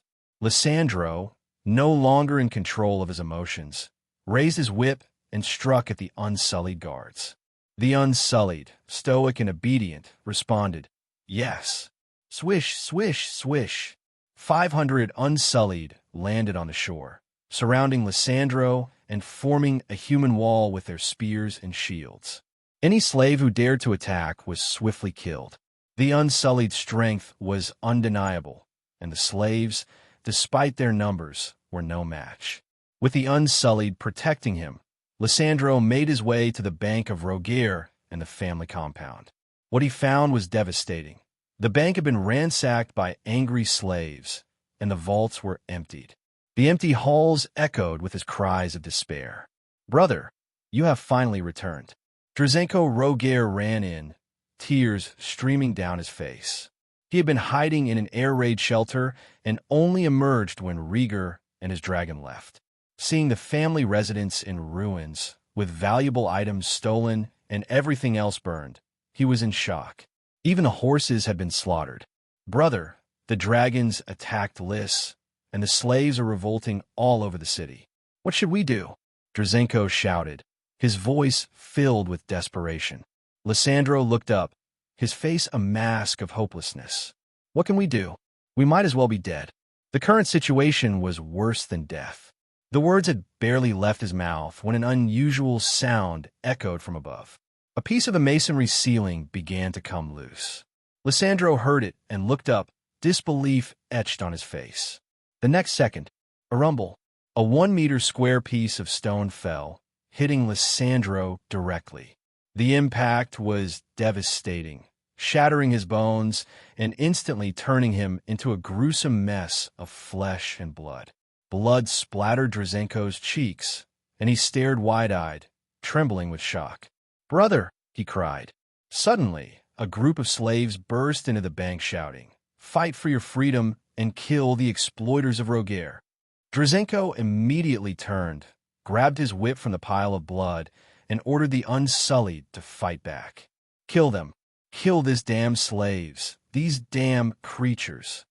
With numb expressions, the Unsullied looked at the whip in Drizzenko's hand. Astapor's training methods had conditioned them to obey the person wielding the whip. "Quick, kill them!" Drizzenko roared, lashing the whip and pointing at the approaching slaves. Swish! The Unsullied obeyed, forming a shield wall to block the slaves. The slaves hesitated, their charge faltering. Seeing this, Drizzenko felt a surge of relief and lashed the Unsullied one by one, snarling, "Go on, eunuchs! You're as worthless as this group of slaves." The whip cracked against the Unsullied's flesh, drawing blood, but they stood their ground, enduring the blows. The slaves were dumbfounded and yelled, "Why are you listening to him? The breaker of shackles gave the slaves their freedom. You should fight back." Puffed. The answer came in the form of sharp spears. The Unsullied marched forward, stabbing the front rows of slaves with precision. The untrained slaves were no match for the disciplined Unsullied and fell in droves. The slaves, unable to withstand the attack, began to retreat.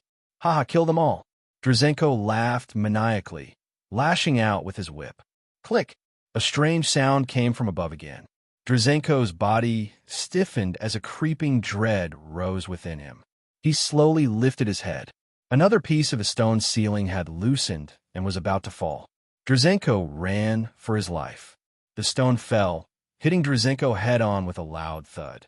His skull cracked, and his upper body was crushed into a pulp. Coincidentally, this stone landed right next to the one that had killed his brother.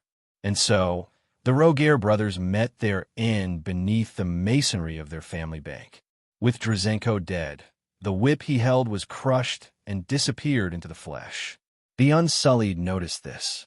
They stopped moving, maintaining their shield formation, and fell into a strange, dead silence. The Unsullied were slave soldiers, conditioned to follow their master's command. Without orders, they stood frozen like powerless automatons. The slaves, realizing this, picked up their weapons and approached the Unsullied, making tentative attacks. One of the slaves smashed an Unsullied's head with his axe, and suddenly the slaves were overjoyed. These soulless men are fools. They won't move without their masters. Grab them and kill them. Soon, the Unsullied fell one by one, killed without resistance. "Ha ha! If you don't even want your freedom, you might as well die," a burly slave mocked as he slit an Unsullied's throat. Puffed! A spear pierced through his chest, taking his life. The other slaves gasped in horror, not expecting the Unsullied to fight back. Eyes focused on the Unsullied who had struck out with the spear. Sensing the attention, the Unsullied soldier drew his spear back, switched from a shield position to standing straight. Swish, swish. The other Unsullied followed suit, forming a neat formation. They waited for a moment. The punishment for unauthorized action did not come. The lead Unsullied leaned his spear against his chest, removed his black iron helmet with his free hand, revealing a youthful face with dark brown skin. 3 sharp spikes adorned his helmet, signifying his rank and ability to lead. Ignoring the frightened slaves, he walked towards the remains of Drizzenko.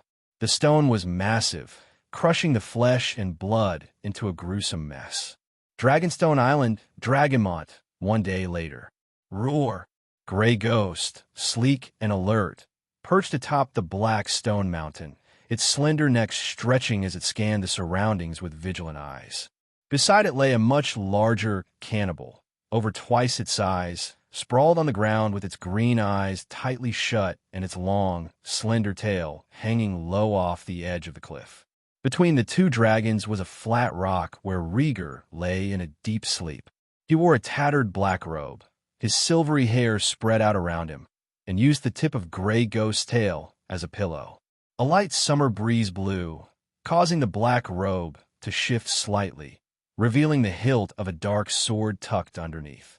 Just yesterday, Rhaegar and his two dragons had launched a fierce attack on the three free-trading city-states of Lys, Myr, and Tyrosh, collectively known as the Triarchy. The assault sparked widespread slave uprisings against the oppressive regimes of these slave cities. The battle left the Triarchy's power severely diminished, stripping them of the strength to challenge the Stepstones. After his victorious campaign, Rhaegar returned to Dragonstone Island and chose to rest on Dragonmont for the night. He chose not to return to the castle. The attack had been so successful that he felt overwhelmed and wasn't ready to face his father or Rhaenyra. Rhaegar snored softly, sleeping soundly, unaware of the dream forming in his mind. In his dream, waves gently rolled in as a cool breeze blew through. An island city appeared, set in the summer sea. The island had a temperate climate, abundant sunshine, fertile land, and was dotted with palm and fruit trees. The sea was a vibrant green, with fish occasionally leaping out of the water. Rhaegar's vision zoomed in on the island city. The inhabitants had blue eyes, platinum curls, and smooth skin. Among them were numerous poor slaves of various skin tones and hair colors. Rhaegar instantly recognized the place. Lys! Roar! A deafening dragon roar echoed across the sea, jolting Rhaegar. His vision zoomed in further to reveal a circular building within the city-state. Inside, a massive dragon with silver scales was shackled at its neck and feet, thrashing wildly in the confined space. The dream's vividness and intensity gripped Rhaegar, pulling him deeper into the unfolding vision of the enslaved dragon within the walls of Lys. Kill it! Kill the dragon! A large mob swarmed into the building, wielding axes, spears, and other weapons. Their faces twisted with grim determination, they charged at the dragon. Among them were slaves and soldiers alike, united by a shared purpose. The dragon flapped its massive wings and unleashed dragon fire, incinerating scores of people. But the flames failed to deter the mob, driven by their blinding hatred. The slaves launched suicidal attacks, hacking and slashing with everything they had. They vowed to shatter the dragon's scales and inflict whatever damage they could. The dragon swayed violently, tossing the attacking slaves like rag dolls, their bodies crumpling on impact. Dragon fire erupted in columns, scorching all who dared approach. But the crowd only grew larger, more frenzied in its assault. The chaos continued well into the evening. The building was littered with charred bodies and debris, every brick scorched by the flames. The dragon lay on the ground, badly scarred and gasping for breath. More chains had been attached to its neck, and spears had pierced its wing membranes, further anchoring it. But the mob persisted, hacking at the dragon's scales and stabbing at its bleeding wounds. Roar! Unable to retreat, the dragon threw back its head and roared in desperation. With one last desperate effort, the dragon rose, tearing off its shackles even as the chains tore at its wing membranes. Its golden eyes fixed on the dome above, and it leapt upward, slamming its head into the stone structure. Rumble! The dome collapsed, bringing down the entire structure. Rocks and debris fell, crushing the dragon and the mob alike. Blood poured like a river from the dragon's wounds, mingling with the rubble. The dragon's slayers, consumed by their own fervor, were buried beneath the thousands of stones. After a long silence, nothing remained but ruins. Rhaegar looked on, horrified and speechless. The same grim scenes played out across Lys. A brownish-gray dragon flew over the city, vulnerable and exposed. Below, a dozen scorpion crossbows lurked in the shadows. Thwack! A steel spear shot out, piercing the dragon's chest. Roar! The dragon screamed in agony, its flight becoming unstable as blood gushed from the wound. More scorpion spears followed, piercing the dragon's body until it fell lifeless to the ground. A luxurious rooftop in a high-rise building. A middle-aged man with silver-blonde hair stood nervously, his hand clutching a Balerion steel sword at his waist. Rhaegar watched the scene and recognized the name of the sword. Truth. Charge. The damned Dragon Lord is inside. Be quiet. Don't let him find out. Murderous whispers drifted up from below. Lilith, take your dragon and hide. The Master of Truth commanded through gritted teeth, glancing at the little girl behind him. She had silver-gold curls and deep purple eyes, curled up in the corner of the bed, clutching a red-scaled dragon cub the size of a cat. The baby dragon wriggled and struggled, letting out a low roar as if it sensed danger. Bang! The door burst open and a large number of soldiers burst into the room. Kill these remnants of the freehold. There's still a dragon. Kill the dragon. The soldiers roared furiously and surrounded the Master of Truth. They quickly beheaded him. The little girl and the red-scaled dragon met the same fate, slaughtered without mercy. Rhaegar frowned and clenched his fists, understanding the historical context of his dream. After the fall of Valyria, the freehold collapsed overnight. Of the 40 Dragonlord families, only the Targaryens survived, having moved to Dragonstone in response to Daenerys Targaryen's prophecy. The other 39 families had some living members scattered around the world. At the time, Lys was a colony of Valyria, known as the greatest summer resort in the world. Some Dragonlords enjoyed this paradise and escaped the initial catastrophe, but they underestimated the horrors of human nature.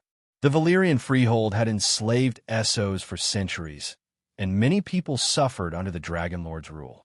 When Valyria was destroyed, the oppressed rose up in rebellion. The people of Lys, including the slaves, hunted down and killed the dragons in their lairs and the defenseless Dragonlords. The scene shifted to a bustling marketplace in Lys.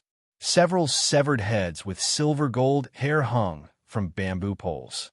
3 dragon corpses, 2 large and 3 small, were being loaded onto rafts by slaves and dragged out to sea for disposal. There were no more Dragonlord families or dragons left in Lys.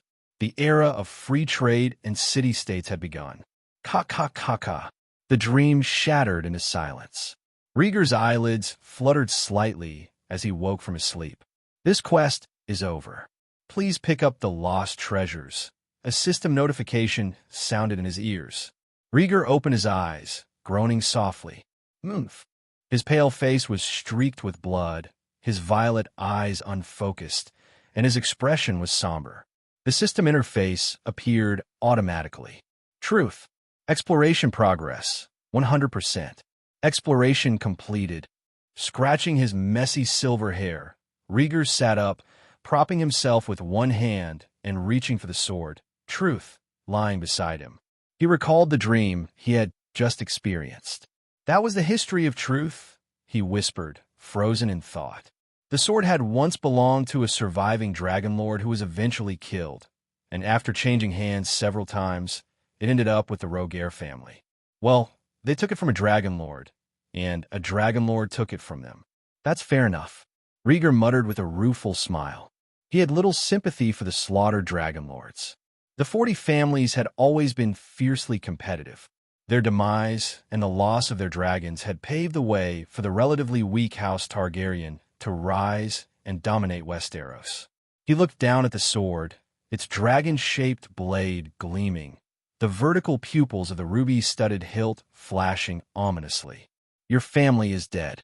From now on, your last name is Targaryen, he muttered, setting Truth aside. In his pocket, a grapefruit-sized purple orb of light trembled, glowing faintly.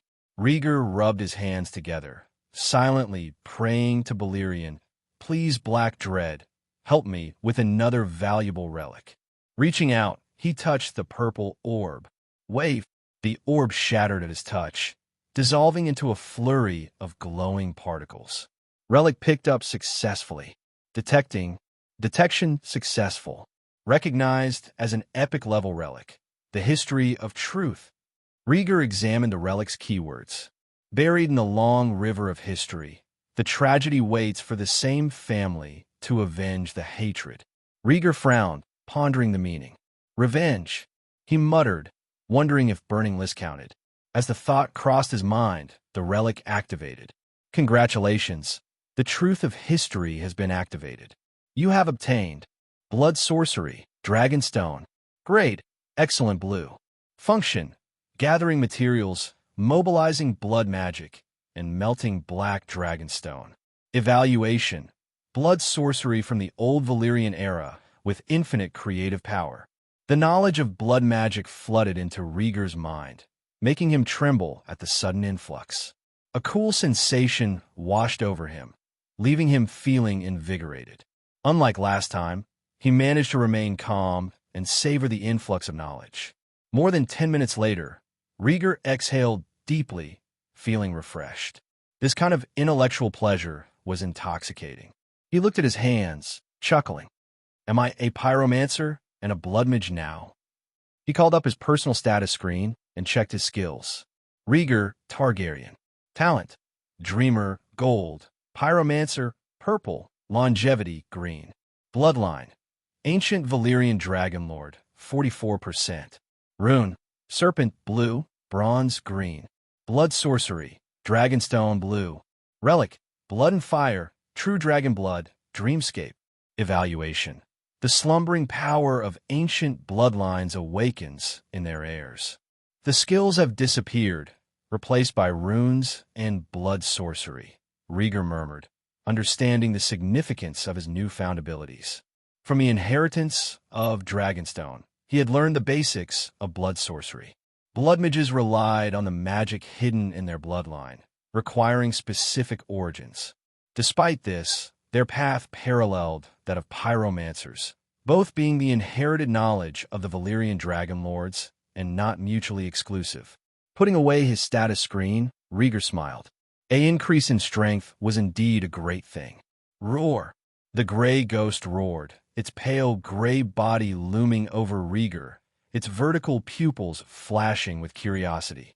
Normally shy and timid, this dragon preferred to move around the eastern shore of Dragonstone Island. Its favorite place to hide was among the clouds and mist. Shy dragon, thanks to your efforts, Rhaegar said, supporting himself on the ground with both hands and looking up at the gray ghost with a smile. This family member was still very kind-hearted. As soon as he had reached the east coast, the gray ghost had sensed his presence and come to him. The dragon had played a crucial role in their attack on the Triarchy. Without its help, Cannibal's firepower alone would not have been enough. The gray ghost flicked its tail, its amber pupils staring at Rhaegar with an expression of affection and familiarity. Rhaegar reached out a hand and raised it high. The gray ghost, understanding his intent, lowered its head and pressed its muzzle against his palm in a gentle gesture. Come with me, gray ghost, Rhaegar said, rubbing his light gray scales and speaking softly. The gray ghost, usually alone on Dragonstone Island, had nowhere else to go. It might as well follow him, forming a new deterrent against their enemies. Roar! The gray ghost cocked its head, seeming a bit confused. As Rhaegar continued to stroke it, the dragon began to relax, its massive body dropping to the ground. Man and dragon looked at each other, a bond forming between them.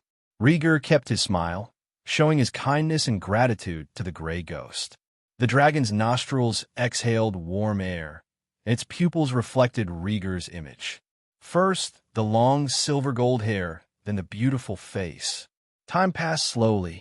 The reflection in the gray ghost's eyes completed the upper half of Rhaegar's body, but the lower half remained unseen, its revelation delayed.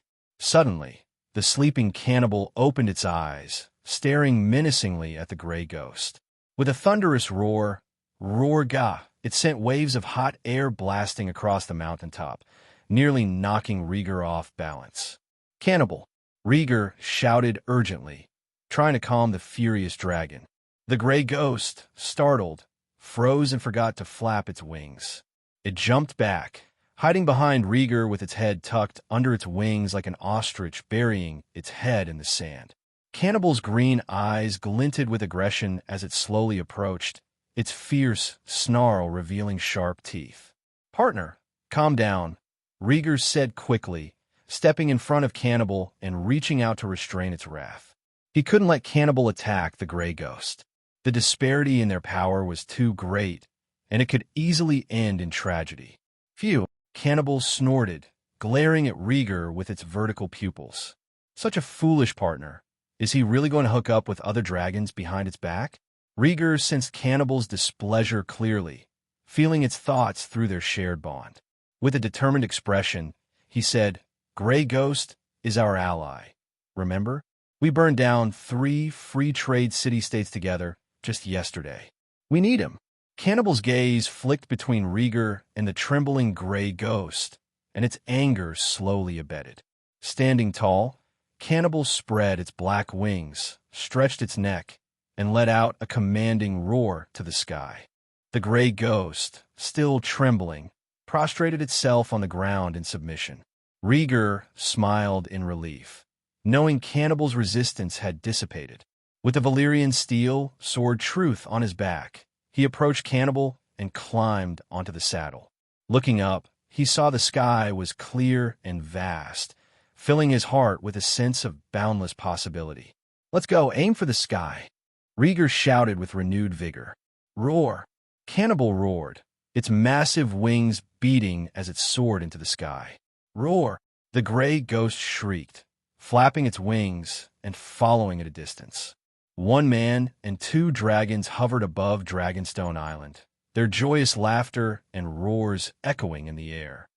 3 days later, inside the castle on Dragonstone Island, on the open-air balcony, Rhaenyra stood in a red dress, her silver hair intricately braided behind her head. Her eyes, cold and distant, were fixed on the horizon. In the sky above the east coast, 2 dragons, one black and one gray, danced through the clouds, playfully chasing each other. Footsteps approached. Rhaegar walked slowly towards Rhaenyra, carefully observing her expression. She remained unaware of his presence, her small hands gripping the railing so tightly her knuckles turned white. 3 days ago, Rhaegar had returned to Dragonstone Island. His first visit was to see her. They had embraced tightly, sharing their feelings. Then he mentioned Jane. Bastard. Rhaenyra's face hardened at the thought of Jane, her grip on the railing tightening as if it were Jane's neck. She had 3 best friends: Alicent, who married her father, Viserys; Lena, who married her uncle Daemon; and Jane, the traitor who dared to seduce her brother Rhaegar. "Rhaenyra, you've been on a hunger strike all day," Rhaegar said worriedly, reaching for her hand. "Get off," Rhaenyra snapped, shaking off his hand. "I don't need you to care." Rhaegar bowed his head, chastened. He knew he deserved her anger. "Rhaenyra, I can't undo what happened, but I want to talk." "What is there to talk about?" Rhaenyra retorted, turning her head away, her anger barely contained. "Send Jane back to the Vale, or don't come see me." She wouldn't accept anything less. Jane had to leave King's Landing and never return. Rhaegar gently took her hand. "Rhaenyra, you've been with me since childhood. You're the only one in my heart." Her heart ached at his words. She turned, raising her hand to slap him. But Rhaegar didn't flinch, his eyes calm and steady. In that gaze, Rhaenyra's resolve wavered. She couldn't bring herself to strike him.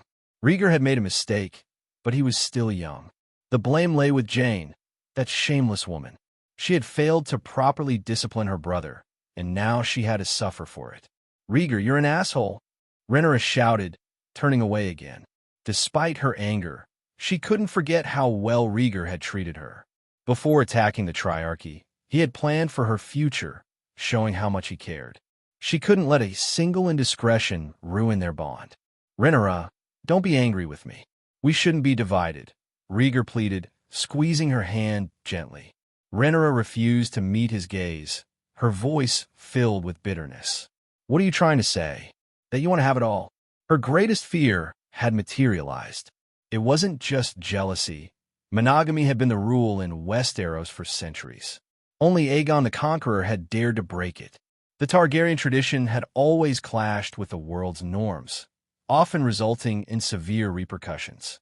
During the reign of Eni's Eye, half the continent's nobility revolted under the banner of the Faith of the Seven. Eni's fell ill from the stress, and his brother, Rhaegar, usurped the throne, leading to a brutal reign marked by usurpation and murder. Peace was only restored when Jaehaerys I reconciled with the Faith, agreeing to monogamy, while the Faith tacitly accepted some Targaryen customs. This delicate balance was vital. Rhaenyra feared that Rhaegar's actions could shatter this fragile peace.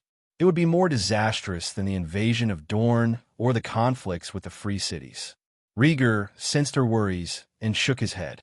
"My power isn't enough to challenge the Faith of the Seven," he said sincerely.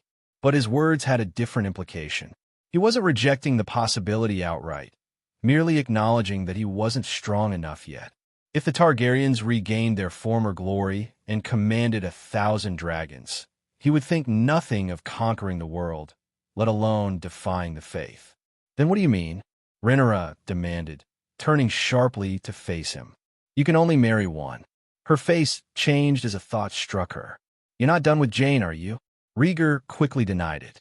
"I'm not old enough to marry. Jane's situation is different." Before he could finish, Rhaenyra's anger surged, and her composure shattered. She noticed the dragon claw sword at Rhaegar's waist, and, in a flash, drew it. She gripped the hilt tightly. The tip of the sword pressed against Rhaegar's throat. "Say that again. I dare you," she hissed, her body trembling with rage. Rhaegar remained calm, letting the sword rest against his throat. "Rhaenyra, hear me out," he said solemnly. "Jane will always rank below you. I have a plan that suits you better." "You'd better make yourself clear," Rhaenyra demanded, her eyes red with emotion, giving him a chance to explain. Rhaegar took a deep breath and spoke clearly. "I want you to be queen." Rhaenyra was stunned, momentarily speechless. The heir was Rhaegar. How could she be queen? The chaos in the world never ends. "Chaos is both a disaster and a stepping stone," Rhaegar said, his eyes deep and resolute. "The rebellion in Dorne and the Triarchy Kingdom will not stop. It will inevitably erupt again." With determination, he gently pressed the sword tip against his throat and continued, "I want to conquer new territories, and I want you to be queen." His plan could involve taking Dorne, with its Princess of Dorne system, or one of the free trading city-states. He envisioned giving this new land to Rhaenyra to govern. They would both be rulers, siblings reigning over their domains. Rhaenyra was taken aback, not realizing the extent of Rhaegar's ambition. Has the success of the Triarchy attack made him arrogant? She wondered. At first, the idea of becoming a queen made her heart race and her grip on Dragonclaw tremble. Fortunately, Rhaegar had the foresight to press the tip of the sword away from his throat. But then, she pushed the thought aside and refused. "No, you'll never get rid of me." She dismissed the possibility of becoming a queen, realizing that truly managing a kingdom would only distance her from Rhaegar, leaving Jane to benefit. Rhaegar set aside the dragon claw and embraced her. "I never want to be apart from you," he said sincerely. "You've always wanted to be a queen, haven't you?" He knew Rhaenyra well. She admired the queen of Visenya and Nymeria, the past ruler of Dorne. A new territory needed a lord, and he preferred it to be a blood relative rather than nobles with shifting loyalties. This would help spread the Targaryen bloodline and establish firm rules and restrictions. "Why don't you ask Jane?" Rhaenyra retorted, her frustration clear. Rhaegar's eyes were steadfast. "Jane belongs to the Vale. You and I are born of fire. The wind and rain cannot extinguish our flame. We are destined to burn together." Clang! Dragonclaw fell to the ground. Rhaenyra's heart trembled at Rhaegar's words, and she couldn't hold her sword any longer. Deep down, she knew the truth. Her eyes reddened as she looked at Rhaegar, her voice quivering with emotion. "Rhaegar, you've wronged me." The temptation of becoming a queen was undeniably strong, but she couldn't bear the thought of Jane benefiting from it. "Rhaenyra, even if you don't believe in me, you should have confidence in yourself," Rhaegar said, gently lifting her by the waist and setting her on the railing. Rhaenyra clutched his collar, tears streaming down her face. Rhaegar looked up at her with a serious expression. We still have time, and I'm not going to let you settle for less. I respect you. I love you. I will never abandon you, he continued. But you are too important to me. Rhaenyra's tears flowed freely as she buried her head in his shoulder, sobbing. The idea of ruling a kingdom alongside Rhaegar was irresistible. If I have a kingdom and Rhaegar by my side, I have no reason to refuse, she thought. Until then, Jane would have to return to the Vale and not share in her triumphs. Rhaegar was still 3 years away from adulthood. Until then, Rhaenyra would be in control. Noon. The hot summer winds swept across the island, making the air heavy and sweltering. Delicious, Rhaenyra mumbled between bites. A small round table was laden with various dishes, and Rhaenyra, knife and fork in hand, was devouring the food. She hadn't eaten in a day and was famished. Rhaegar watched her with a smile, arranging food and pouring wine for her. The warmth of the moment filled him with a single thought. My sister is really cute when she's not angry. A gust of wind whistled past, ruffling Rhaenyra's hair at her temples as the airflow reached the open-air balcony. Both siblings lifted their heads and looked up. Roar! A thunderous dragon roar echoed, and a massive dark green shape appeared in the sky above Dragonstone Island. Rhaenyra's eyes widened as she swallowed the crab meat in her mouth. Lena, she said in surprise. Rhaegar stood and walked to the railing, looking up at the enormous dragon. Green scales, leathery skin, a mountainous body. It was Vhagar. Vhagar's cold eyes glided over the castle, descending slowly. Moments later, with a ground-shaking thud, Vhagar landed on a cliff next to the castle. Rhaenyra, Lena, wearing a red strap around Vhagar's broad spine, smiled and waved from the balcony. Unbuckling the chain around her waist, Lena gracefully climbed down from the dragon's back and strode towards the castle. Rhaenyra and Rhaegar watched her approach, exchanging looks of disbelief. Rhaenyra wiped her mouth and said, Lena hasn't visited in a long time. You're the host. Go greet her, Rhaegar said, pulling out her chair with a shrug. Got it. And you won't have to sleep on Dragonmont tonight, Rhaenyra said with a contented smile, straightening her skirt as she stood. Rhaegar sighed with relief and gestured for her to proceed. He had spent 4 days camped out at Dragonmont with Cannibal and Grey Ghost. When Rhaenyra was angry, there was no castle to sleep in, let alone a bed. Rhaenyra and Lena met in the castle's first-floor lobby. Rhaenyra beamed, embracing her friend warmly. Lena returned the smile and patted her back, though she couldn't help but wonder at Rhaenyra's unusual warmth today. Circumstances had changed for the 3 friends. Alicent had become a stepmother, and Jane had seduced Rhaegar. Lena was married a demon, but at least she and Rhaenyra were not entangled in any romantic drama. They were the only good friends left. After exchanging pleasantries, they quickly got down to business. Lena turned to Rhaegar, her eyes filled with admiration. Cousin, your attack on the Triarchy has become legendary. I regret fleeing that day. Rhaegar, with 2 dragons and 2,000 men, had plundered Lys, burned Myr, and ravaged Tyrosh. The audacity of his actions shocked everyone. The 3 victimized city-states spread word of Rhaegar's evil deeds throughout Essos. Soon, nobles in Westeros also learned of the devastating attacks. The Triarchy's strongholds lay in ruins, and the Battle of the Stepstones had come to an end. Rhaegar Targaryen's name would be recorded in the annals of history on both continents for generations to come. Rhaegar smiled at Lena's praise, but his tone was dismissive. It doesn't matter. My father didn't support me, and neither did House Balerion. Rhaenyra and Lena exchanged glances, sensing the underlying frustration in his words. Rhaegar, Rhaenyra admonished gently, squeezing his hand. This kind of talk was fine in private, but there was no need for Lena to hear it. Rhaegar winked at her and changed the subject. What's this about ships in the gullet? Is it Robb and his men? Rhaegar asked. Lena shook her head. It's more than that. There were a dozen ships filled with slaves. The royal fleet intercepted them. She explained that she and her mother had been patrolling the gullet and the narrow sea when they encountered the ships. The decks were filled with slaves armed with crude weapons. If not for their tattered clothes, she might have mistaken them for pirates. The king's fleet had arrived in time to intercept the slave ships, resulting in a brief skirmish. Rhaegar was taken aback. It seems the liberated slaves have come to us. His mood lifted. He needed those slaves. Not only were they not beholden to other lords, but they were also loyal and hard-working. The most loyal laborers were those who were given equal rights. I'll go check it out.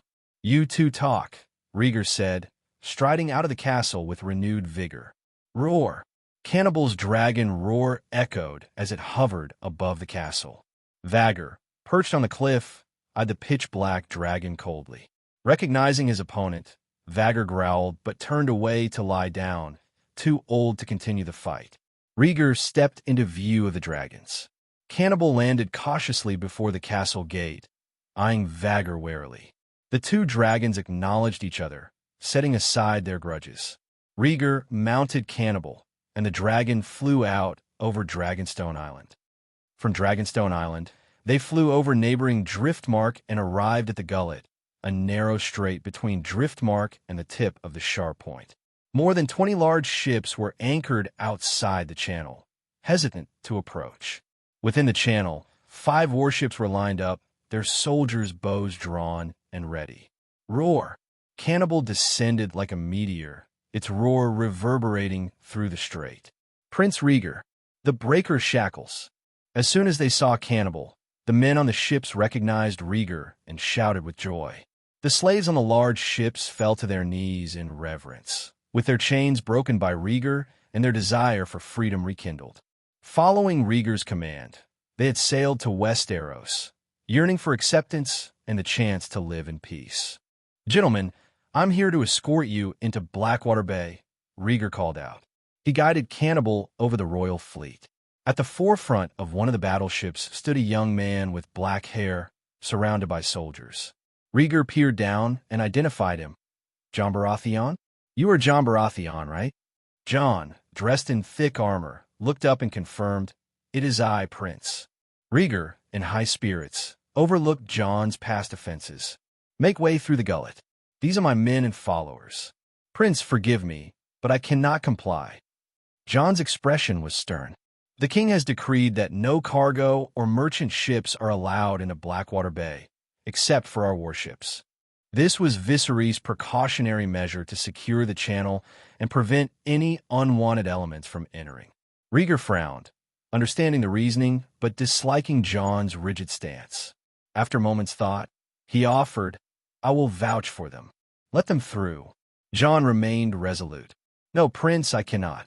Rhaegar was taken aback. "My guarantee isn't enough. The king's orders are explicit, Prince. I cannot disobey." Jon stood firm, his eyes cold. Rhaegar, instead of getting angry, chuckled and clapped. "Interesting. You're deliberately making this difficult for me." Few would dare to defy Rhaegar, considering his identity and the dragon he commanded. If Jon continued to block the way, it seemed intentional. Cannibal lowered its altitude, and Rhaegar issued an ultimatum. "My men are going in. Will you let them pass or not?" Jon's face paled slightly, and he swallowed hard as he felt the dragon's breath hot on his face. A white-bearded, rotund old man hurried over, whispering urgently into Jon's ear. Even Boros wouldn't dare defy the heir to the throne. "You should retreat quickly." Rhaegar fixed a cold gaze on the old man. "Who are you?" The old man quivered, his voice trembling. "Reporting to the prince, I am Lord Bar-Emmon of Sharp Point. Sharp Point is the seat of House Bar-Emmon in the Crownlands." Rhaegar's eyes narrowed as he recognized the name. He recalled the Bar-Emmon house history. During the reign of Maegor I, they were among the few nobles who supported him. After Maegor's death, they retreated to Sharp Point. Later, under King Jaehaerys I, the family sought pardon and realigned with the crown. During the Great Council of 101 AC, they had supported Princess Rhaenys' claim to the throne. Rhaegar knew the Bar-Emmon house had a reputation for being opportunistic. They were close allies of House Baratheon in the Stormlands and loyal to Rhaenys. He realized that Jon Baratheon's defiance was likely influenced by this old lord. However, Rhaegar's eyes flashed with a steely resolve, and he dismissed the old man with a curt nod. Jon, after listening to Lord Bar Emmon's advice, lowered his head and shouted, "Yes, the fleet will withdraw now." Rhaegar lifted his chin, saying nothing, as Jon ordered the ships on either side to pull back. Only Jon's warship remained, slowly navigating towards the sharp point. Just then, Rhaegar's voice cut through the air. "It's too late to retreat now." Jon, startled, looked up. Rhaegar's face was stony, his lips barely moving as he commanded, "Dracarys." A piercing dragon roar echoed through the skies, growing louder as it approached. It was not Cannibal, but Rhaenyra arriving on her dragon, Syrax, with Lena following on Vhagar. Rhaegar glanced at them briefly before turning his attention back to the matter at hand. "Dracarys," he commanded. In response, Cannibal unleashed a torrent of dragon flame. No!" Jon, who had been defiant moments ago, now screamed in panic, his confidence evaporating in the face of the oncoming dragon fire. Lord Bar Emmon, terrified, wet himself and tried to leap off the ship, but the dragon's flames were swift and inescapable. The green dragon fire engulfed the front of the ship, consuming it in a blaze that quickly spread. Jon, Lord Bar Emmon, and the soldiers who had dared to defy Rhaegar were soon enveloped in the flames, their screams fading as they succumbed to the flames. Soldiers in the cabin scrambled to escape, leaping into the sea in a desperate attempt to avoid the fire, falling into the water like panicked dumplings. Cannibal growled lowly, its cold eyes scanning the water for any survivors. "Enough, Cannibal," Rhaegar said calmly, halting the dragon's intent to hunt down the remaining soldiers. He only wanted to punish those who had directly defied him. Slaying common soldiers did not demonstrate his majesty, and Rhaenyra built the royal fleet at the expense of the taxes on Dragonstone. But Jon has disrespected him on several occasions, and his words and behavior have been rude. Considering his family name and his friendship with an opportunistic man like the Lord Bar Emmon, one can only imagine how unreliable he is as a commander.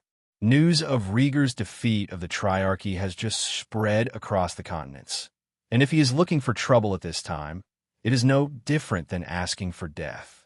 Then let him have his way. Rhaenyra, witnessing the destruction, called out, "Rhaegar, what happened?" Unless she was mistaken, the governor of the Navy and the Lord of Sharppoint were on board. Rhaegar, his expression stoic, replied, "The former governor of the fleet is dead. You'll need to appoint a new one, someone loyal and obedient." Rhaenyra paused, recalling the last time Jon had blocked and offended Rhaegar. She knew how deeply Rhaegar resented Jon's insubordination. "What's the point of having a fleet that you pay for if it doesn't listen to you?" Rhaegar continued. The king's fleet was an elite force built at great expense, and Rhaegar had hoped to command it during his campaign against the Triarchy. Instead, his father had stripped him of this resource with a single decree. Rhaenyra, having funded the fleet's construction, found herself powerless to aid him when he needed it most. So what's the point of keeping it? To patrol the waters and to intercept the heir to the throne? Rhaenyra, taking in her brother's words, nodded solemnly. "I understand. I will select a new navy commander." She had organized a royal fleet to strengthen the defenses of Dragonstone Island. Jon's blatant disregard for her orders was unacceptable. In the feudal system of Westeros, the loyalty of bannermen was paramount. A bannerman's allegiance was to their liege lord, and any insubordination was intolerable. Jon's disobedience had sealed his fate. Reflecting on the loyalty displayed by houses Blackwood and Bracken in the Riverlands, where their bannermen stood firm against Riverrun's forces, Rhaenyra realized the importance of unwavering loyalty. In the Game of Thrones, violation of the Oath of Allegiance was punishable by death. Seeing Rhaenyra's understanding, Rhaegar decided against offering further comfort. He knew his sister was stronger than she appeared. "Cannibal, take me to the fleet," Rhaegar commanded. The cannibal's eyes flicked over Syrax and Vhagar before it spread its wings and soared into the sky. As soon as Cannibal departed, Lena guided Vhagar closer to Rhaenyra. Noticing Rhaenyra's puzzled expression, Lena explained, "Jon and Boros are cousins, and Boros received a lesson from Rhaegar." She added, I'm sure my best friend understands what I'm saying, right? To Lena, Rhaegar's approach may seem harsh, but it was necessary. And it's certainly more reasonable than her husband, Demon's methods. Lena's words stung, highlighting a painful truth. Rhaenyra clenched her fists, silently cursing her poor judgment in choosing Jon. Rhaegar approached the fleet and surveyed the scene. There were 24 ships in all. Robb and his men had returned safely, laden with treasure plundered from Lys. 10 were warships, while the remaining dozen were large ships filled with escaped slaves from Lys and Myr. Upon seeing Rhaegar, the freed slaves bowed and sang his praises. Rhaegar's attention was drawn to a medium-sized sailing ship at the rear of the fleet. Swoosh! Hundreds of unsullied and spiked helmets and black armor stood in perfect formation, their expressions as lifeless as carved stone statues. Rhaegar was puzzled. He had already eliminated the Tyrosh Unsullied. Where had these Unsullied come from? And why were they on a boat? The lead Unsullied dropped to one knee, removed his spiked helmet, and spoke in a hushed tone, "Great Targaryen Liberator, the breaker of shackles." He paused, unsure how to continue. Begging to be taken in, enslaved, or freed, it was a difficult concept for the Unsullied with their weak sense of self to rationalize. Swish! The rest of the Unsullied knelt in unison, their heads bowed low, following their commander's lead. An atmosphere of nervousness and apprehension spread out. Rhaegar could see their struggle. They seemed to seek freedom, but had nowhere to go, seeking acceptance, yet fearing slavery. "Where did you come from, and what do you want?" Rhaegar asked. The Unsullied commander's face stiffened, and he hesitated before explaining. They had been bought in Astapor by the Rhaegar. When the House Rhaegar was destroyed in the Doom of Lys, they lost their masters. Fearing the brutality of Astapor's slave masters, they heard of Rhaegar's liberation of the slaves and came to him seeking refuge. Rhaegar's eyes flickered with realization. The destruction of House Rhaegar and the burning of Lys had triggered the arrival of these Unsullied. He asked, "Where are your whips?" He knew the Unsullied only obeyed the master who held the whip. The Unsullied officer's eyes flashed with worry as he replied, "The whips were buried in the ruins along with our buyers." "Do you still wish to follow the whip's commands?" Rhaegar pursued. The Unsullied officer froze and fell silent, unable to respond. The past few days of being free from the control of the buyers and crossing the narrow sea by ship from Lys had been the most reassuring for him and all the Unsullied. Their journey had been fueled by a desire to break the bonds of slavery and serve a worthy master. Seeing the Unsullied commander's silence, Rhaegar understood. He said solemnly, "Since you do not wish to be enslaved by the whip, then serve me. Fight for glory and die for freedom." Roar! The cannibal roared on cue, and green dragon fire gushed out, creating a curtain of flames. Beneath the fiery display, the Unsullied's eyes glowed with newfound hope and determination. Above the dragon fire, Rhaegar rode the dragon, looking down upon the sky and sea like a true god of the world. Swish, swish! The Unsullied rose one after another, their spears striking their shields, eyes burning with fervor as they looked up at the silver-haired prince. He promised them freedom, and they were willing to serve him. Honor or disgrace, they would follow him to the end. A smile curled on Rhaegar's lips as he directed the cannibal to hover in a circle, then flew towards Blackwater Bay, his voice booming. "Return to King's Landing." Roar! The dragon's roar echoed loud and clear. "Red Keep Dungeon." Tread! A burst of footsteps echoed through the depths of the dungeon. The prisoners, lying on their stomachs at the cell doors, stared at the approaching figure, too fearful to make a sound. Ahem! Viserys coughed twice, an unnatural flush appearing on his pale face, his breathing slightly labored. "Your Grace, the stench of the dungeon is not conducive to your recovery," Eric advised, assisting the king in his duty. Grand Maester Melas had explained that the king was overly worried and exhausted and needed to clear his mind and rest. Viserys used a handkerchief to cover his mouth and nose, his voice slightly gasping. "Don't listen to Melas. The Grand Maester loves to raise all kinds of alarmist talk. Eric bowed his head, holding a torch for illumination. The king and the knight walked to a cell deep in the dungeon. As they reached the damp stone cell, which was still clean and tidy, Viserys' eyes grew sad. He gasped, "Demon, your brother is here. Why don't you come to greet him?" Inside the cell, a figure lay on a wooden bed, his head covered by a thin blanket. Hearing Viserys' call, he did nothing. "Your Grace?" Eric asked. "Should we wake him?" Viserys waved his hand faintly. "Demon, don't make me say it again." Finally, the prisoner responded. "Alas, it's time for another lesson." With one hand, Demon lifted the blanket and sat up straight, muttering complaints. His stay in the cell had been quite comfortable. He had food and drink, and spent much of his time sleeping. There were only two things he disliked: the lack of wine and women, and his brother's constant scolding. Viserys looked at him, his eyes softening. "I won't scold you this time. Don't be ungrateful." He had always scolded Demon for his own good, hoping he would change his ways. "So, what would you like to talk about, your Grace?" Demon stepped off the wooden bed and staggered towards the bars. It had been so long since he'd been active that his body felt rusty. As he got closer, Demon looked Viserys up and down, frowning. There was a sense of weakness in his brother's body. The smell of medicine stood out from the stench of the dungeon, even 2 to 3 meters away. "Brother, are you sick?" Demon's expression stiffened as he found a comfortable angle to lean against the iron fence.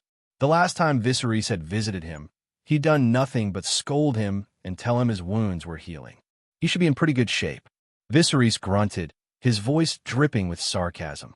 "You still know how to care about me as your brother. I thought your conscience had been eaten by a dog long ago." Although he had promised not to scold Demon, he couldn't help himself. Seeing that untamed, handsome face made him want to spit. Demon sneered, accustomed to the scolding.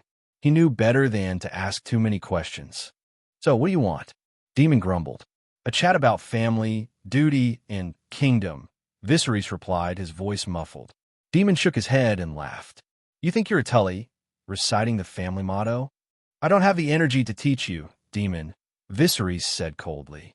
He muttered to himself, "I'm in a dilemma. There's chaos everywhere, and I'm at odds with Rhaegar."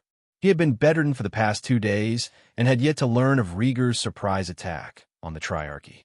In the bottom of his heart, he was still worried about the safety of his eldest son, the war on the Stepstones, and the rebellion in the Riverlands. Demon sat on the ground, listening quietly to his brother's words. After a while, Viserys began to cough, cutting his speech short. Demon frowned, deep in thought about Rhaegar's strategy. Hearing about the chaos in the Riverlands, his expression grew more serious and his eyes darkened. The Brackens had attacked the army of Riverrun at night, killing the eldest son of Lord Tully. This act was tantamount to rebellion. "What do you think I should do?" Viserys asked, suppressing another cough. He wanted to hear Demon's opinion. Looking into his brother's sincere eyes, Demon wanted to refuse, but couldn't bring himself to. He murmured, "My nephew is a dangerous man. You don't have to worry about him. If the attack succeeds, everyone will be happy. If it fails, we will continue with the Battle of the Stepstones. The continent of Essos is vast, with many competing forces. The strongest, the Dothraki, never cross the sea. The city-states of Slaver's Bay are isolated, and the 9 free cities are in constant conflict. If the dragon can burn the cities of the Triarchy, the War of the Stepstones will end. Even if it fails, the status quo will be maintained." Viserys thought hard, his voice hoarse. "The Blackwoods are stationed outside Riverrun. The Brackens are besieging Harrenhal, and I have deployed knights from the Crownlands and the Vale. Having defeated the 2 houses, what would you do with them?" Demon, always perceptive, hit the key point. Kindness or cowardice. That has always been his brother flaw, slowly disintegrating his authority. Viserys hesitated for a moment before saying, "Execute the lords of both houses and replace them with more loyal and intelligent members." Demon lowered his head and smiled. "Oh, indeed," he murmured, satisfied that his brother still held the resolve to punish the instigators. "What do you think should be done?" Viserys asked rhetorically. Without hesitation, Demon responded coldly, I would have Caraxes descend on Raventree Hall and Stonehenge to purge the rebel houses. Raventree Hall belonged to the Blackwoods and Stonehenge to the Brackens. These towns, one to the north and one to the south, sandwiched River Run in the middle. This time Viserys didn't scold Daemon for his cruelty, but fell silent, aware that his own leniency had caused problems. He knew Daemon's plan was too brutal, but he struggled to find a compromise. Seeing his brother's silence, Daemon continued, "Brother, if your hand were strong enough, there would be no rebellion." Viserys glanced at him, his eyes flat. "As I said, it's never been outside forces that have hurt your power. It's always been you." Daemon shrugged. "You are too weak, brother." Viserys' rule had been characterized by banquets and tournaments, always listening to anyone with a flattering demeanor. Such a character didn't inspire loyalty. "You are the only one who dares to be so arrogant with me," Viserys said with a hint of amusement. "If I were as cruel as Rhaegar, you wouldn't have the chance to talk to me in jail." He covered his mouth and nose with a handkerchief, turning to walk out of the dungeon. Daemon, like a mirror, always reflected his flaws. This conversation had given him some inspiration. The next day, the sun blazed high in the sky, casting a sweltering heat over King's Landing. More than 20 large ships sailed through Blackwater Bay and anchored in the city's bustling harbor. 500 dragon keepers disembarked, carrying the treasures back to the dragon pit. The rest of the dragon keepers, along with members of the Second Sons, formed a guard detail, leading the slaves who had defected southward along the Blackwater River. They headed towards the tournament grounds outside the King's Gate. The slaves, numbering between 5,000 and 6,000, were too numerous to enter the city, so temporary arrangements were made for them outside the walls. In the Red Keep, Rhaegar and Rhaenyra returned together. Before they could even change their clothes, a maid hurriedly approached them with a message from the king. "Father wants to see you." "Don't make him angry," Rhaenyra advised, straightening Rhaegar's collar with a patient smile. Rhaegar's attack on the kingdom of the Three Daughters was not supported by their father, and Rhaenyra feared a confrontation between them. "Don't worry. Father is as open-minded as I am," Rhaegar said, holding her hand with a hopeful look in his eyes. "Promise me you'll be at peace too." Rhaenyra's eyes sparkled with a mischievous smile. "Don't worry. I'm just as open-minded as you are," she replied. She stood on her tiptoes and kissed his forehead. Rhaegar returned the embrace, his youthful face showing a mix of embarrassment and affection, like a child admitting a mistake. "I'm sorry, sister," he murmured. "Don't be mushy," Rhaenyra teased, pushing him away playfully. She took his hand and led him towards their father's chambers. The king's bedchamber. Rhaegar and Rhaenyra arrived at the door, with the brothers Eric and Eric stood guard. "Princess, Prince," the Cargill brothers greeted them respectfully, their expressions solemn. "Open the door." "I heard father is unwell," Rhaenyra commanded gently, her demeanor elegant and noble. "Yes, Princess," Eric responded, opening the door himself. The siblings walked through the parlor, which was as orderly as ever, and headed towards the inner bedroom. Lifting the beaded curtain, they entered a room occupied by several figures. Viserys sat on the bed, a thin quilt draped over his knees, a faint smile on his face. Beside him, Alicent, dressed in green, gently blew on a bowl of soup before feeding it to her husband. Otto, the master of civil affairs, stood at the foot of the bed, his face calm as he observed the scene. Grand Maester Melas fiddled with his medical box, having just completed an examination of the king. Lastly, Jane stood in a slender dress, holding a piece of parchment and reciting the news of the burning of the Triarchy.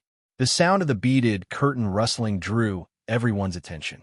Viserys turned his head, his expression one of relief. "Rhaegar, I heard about your victory," he said, a great weight seeming to lift from his heart. "Father," Rhaegar replied with a smile, "the Battle of Stepstones is coming to an end." Seeing the worry and fatigue in his father's eyes, he decided to bury his dissatisfaction. Jane, still holding the letter, smiled warmly. "Rhaegar, congratulations." Rhaegar nodded in acknowledgement, but remained silent. He admitted his infidelity directly. Perhaps it was the Targaryen's bold nature, or simply fate. But he didn't want to upset Rhaegar, who was standing close by with a still settled heart.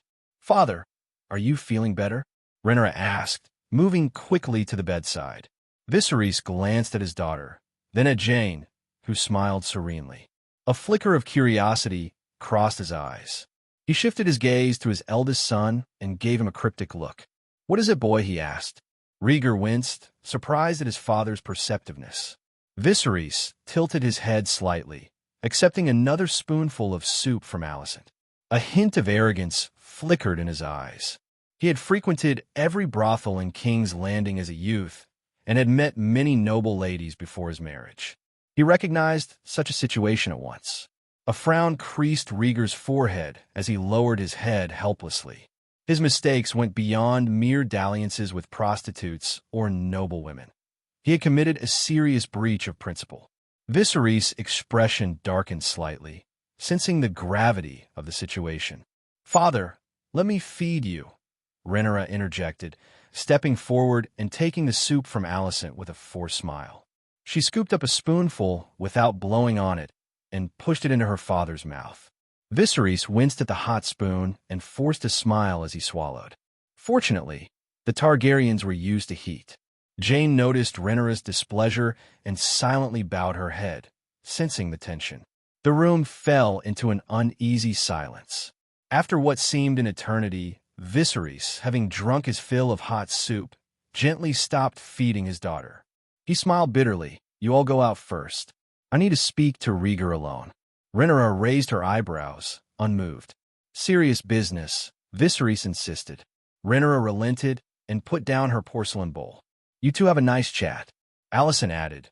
"Viserys, the problems will be solved one at a time. Try to stay positive." Otto and Melas, eyes downcast, left the bedroom first, followed by Rhaegar, who gave Rhaegar a meaningful look before leaving. Alicent winked at Jane, who nodded and bowed to Viserys before lifting the beaded curtain to leave. With everyone gone, the room seemed to cool down. "Father, what is it?" Rhaegar asked, relieved, sitting on the edge of the bed and smiling softly. The tension from Rhaegar's presence had been considerable. The others, Alicent, Otto, Melas, were all part of the Old Town forces. Besides Rhaegar, only Jane was his true ally. Viserys' eyes were filled with a complex mix of emotions. "The Rivellins are in revolt, but I sense you're dealing with your own troubles and need to make a choice." Emotional turmoil can be devastating. Many gifted individuals have been undone by personal setbacks. Viserys didn't want that for his most prized heir. Rhaegar subconsciously murmured, "I choose Rhaegar." "Good," Viserys replied, smiling again. "It's important to know what you want." Then he got down to business. "The Bracken House in the Riverlands is rebelling, besieging Harrenhal." Viserys gave a brief account of the situation in the Riverlands. The region was in chaos. The Brackens had rebelled, and the farmers were in turmoil. Of old Tully's 3 sons, only the eldest had shown any competence, but he had been killed in a night attack by the Brackens. The other 2 were either boorish fools or reckless men with no sense. The Tully house was expected to decline in the coming decades. Rhaegar frowned as he listened. The nobles of Westeros had grown accustomed to his father's perceived weakness, emboldening them to rebel openly. Lord Lionel had been wounded, and Harwin had retreated to Harrenhal, making the situation more difficult than anticipated. Old Tully had followed the rebels to Harrenhal, leaving Riverrun leaderless. The Riverlands, divided by the Trident River, suffered from poor transportation and weak connections between the nobles, leading to widespread indifference to the Tullys rule. It was the most disorderly of the 7 kingdoms. Rhaegar took his father's hand, looking at him with determination. "Do you want me to go and relieve Harrenhal of its siege?" With the speed of Cannibal, he could fly there and back within an hour. A few bursts of dragon fire would quickly scatter the rebels. Viserys' eyes flashed with a mixture of shame and pride. He clasped his eldest son's hand with both of his own, his voice thick with emotion. "Rest for the night first. You've just returned to King's Landing. You need a peaceful sleep." After Rhaegar's decisive action against the Triarchy, Viserys fully trusted his son's abilities. Unlike the rugged terrain of the Stepstones, The open plains of the Riverlands offered no hiding places for rebels. There, dragons were invincible. Rhaegar nodded. Okay, tomorrow I will make a trip to the Riverlands. I'll deal with the Stepstones when I return. The stronghold of the Triarchy had been reduced to ashes. The mercenaries on the Stepstones were now nothing more than scattered forces, easily swept aside. After leaving the chambers, Rhaegar lifted his eyes to see a black-clad figure waiting at the corner of the corridor. Rhaenyra, are you still here? Rhaegar approached her. Rhaenyra stood with her back to him, her arms crossed over her chest. Rhaegar, unaware of the tension, asked with a smile, "Waiting for me?" Swish! A flash of cold steel cut through the air, aimed directly at Rhaegar's vital point. In an instant, Rhaegar's face stiffened and cold sweat broke out on his forehead. "Of course I'm waiting for you. If it wasn't me, it would be someone else," Rhaenyra said with a grin, pressing the dagger to his throat while she stroked the side of his face with her other hand. "Sister, calm down," Rhaegar said, his pupils dilating in fear. Rhaenyra leaned closer, her eyes cold and calculating. "You're here, but you haven't had time to finish carving your runes, have you?" She knew that Rhaegar possessed a mysterious power through runes. The upper half of his body was covered in bronze runes that turned to green scales when attacked, but the lower half remained unfinished. "Rhaenyra," Rhaegar began, his voice a mixture of panic and determination. After a brief moment of fear, he regained his composure. He knew she wouldn't hurt him. She was using this as an opportunity to teach him a lesson. As expected, Rhaenyra withdrew the dagger slightly, no longer pressing it against his skin. Just as Rhaegar began to relax, the cold blade pressed against his face again. "This dagger is for Jane," Rhaenyra said coldly. Rhaegar understood. She was pushing him, making him face his mistakes. "Rhaegar, you grew up under my care. I know everything about you," Rhaenyra continued, pressing the dagger lightly against his nose. Greenish scales appeared, blocking the blade. The dagger slid down, revealing more green scales. Rhaenyra's eyes were calm as she said, "Remember your promise. Don't make me remind you." Rhaegar gripped the dagger and replied solemnly, "Don't worry, my flame will never go out." With that, he grabbed the dagger and discarded it, then bent down and lifted Rhaenyra onto his shoulders. "Rhaegar," Rhaenyra exclaimed in surprise, patting his back as the frostiness in her eyes melted away. The next day, the sun was high in the sky, casting thick, golden rays over King's Landing. Roar! A pitch-black dragon soared out of the dragon pit, its shadow flashing across the sky. The civilians on Silk Street saw it most clearly as it headed towards the Riverlands. At the old city gates, 500 second sons, 400 unsullied, and 300 dragon keepers stood in formation. Rumble, rumble, rumble. A four-wheeled carriage approached slowly, flanked by 100 Vale knights clad in iron armor. Inside the carriage, Rhaenyra and Jane sat opposite each other, one in a black strapless dress, the other in a long white gown. The atmosphere was tense and silent. Jane bowed her head and spoke first. "Rhaenyra, I'm sorry." "Apologies don't replace justice," Rhaenyra replied, crossing one leg and tapping her fingers on the back of her hand. Jane took a deep breath and whispered, "I'll return to the Vale and never come back to King's Landing." "Make sure you do," Rhaenyra said in a cold, clear voice. Jane forced a smile.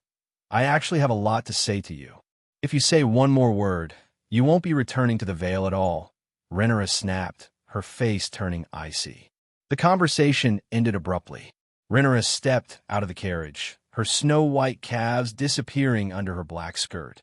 The carriage then left the city gates, heading towards the Vale.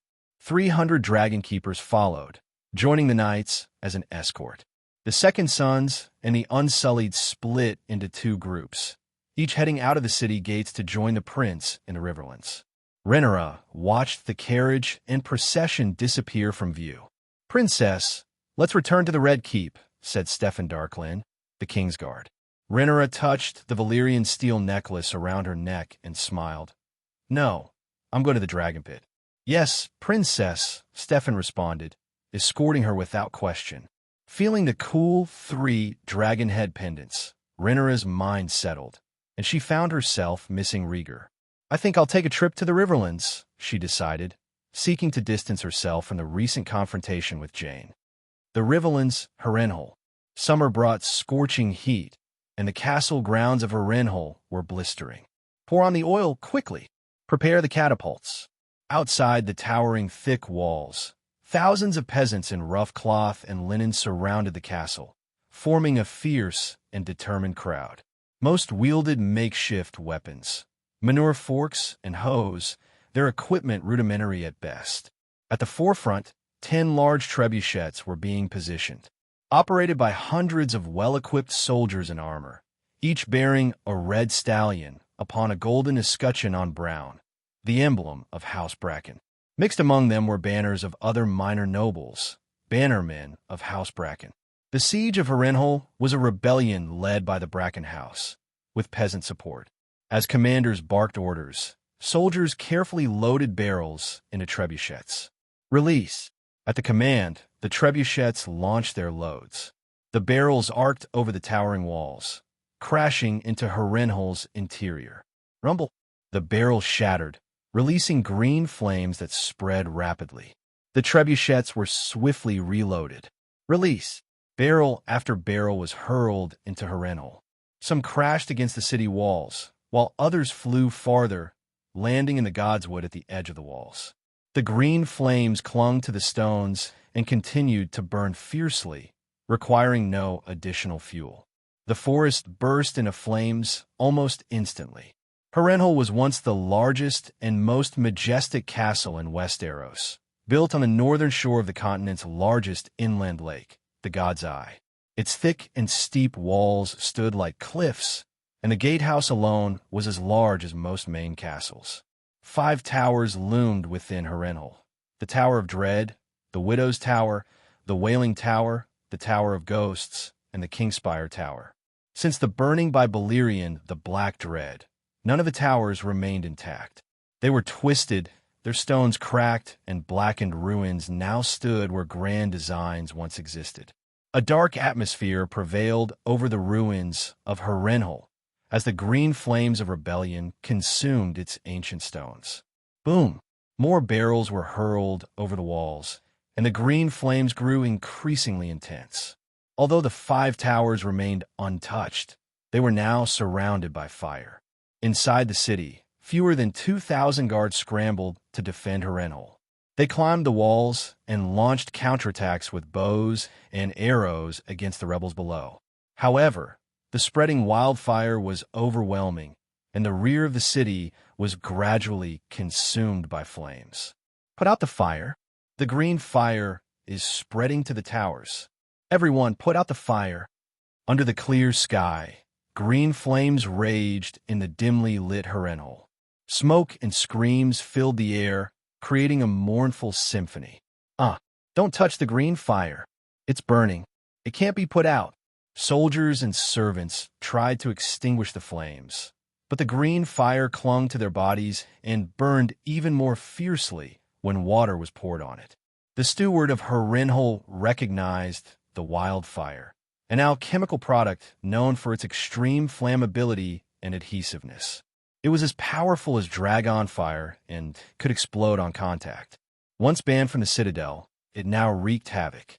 On the city tower, Harwin, clad in armor and wielding a sword, watched anxiously. He was well aware of the horrors of the wildfire. In less than half an hour, it had spread across half of Harrenhal. At this rate, they would be burned alive before the rebels could breach the city gates. Outside the city, the rebels began their assault. Braving a hail of arrows, they carried ladders and charged the walls. Surround the east gate. Don't let the Strongs escape. A Bracken commander gave the order, directing the chaotic masses to surround Harrenhal completely. Inside, Harwin, filled with fear and anger, drew his sword and bellowed. Use the rolling logs and oil. Do not let the rebels climb the walls. Regret weighed heavily on his heart. The long peace had dulled the vigilance of House Strong. They lacked war reserves, and their soldiers were poorly equipped. The battlements, once armed with stone throwers, were now defenseless due to decay. If the defenses had been maintained, the few stone throwers below wouldn't have had a chance to show off. The rebels would have set themselves ablaze. A guard ran up in a panic. "My lord, the fire in the Godswood is too big. We can't control it." The situation was dire. The wildfire was spreading uncontrollably, driven by the wind and inching ever closer to the towers. Many servants had already perished in their attempts to fight the flames. Surveying the chaos below, Harwin found himself at a dead end. With too few men and the ferocity of the wildfire, the situation seemed dire. After a moment of intense deliberation, he pounded his fist against the battlements and gritted his teeth. "Withdraw 500 men to fight the fire and dig a moat to separate the towers from the Godswood forest," he ordered, knowing it was their best chance. "Yes, my lord." The soldiers scrambled to pass on the orders. Harwin, drenched in sweat from the intense heat, felt like he was boiling alive. Inside Kingspire Tower, Grover Tully, his hair half white and his face gaunt, paced anxiously.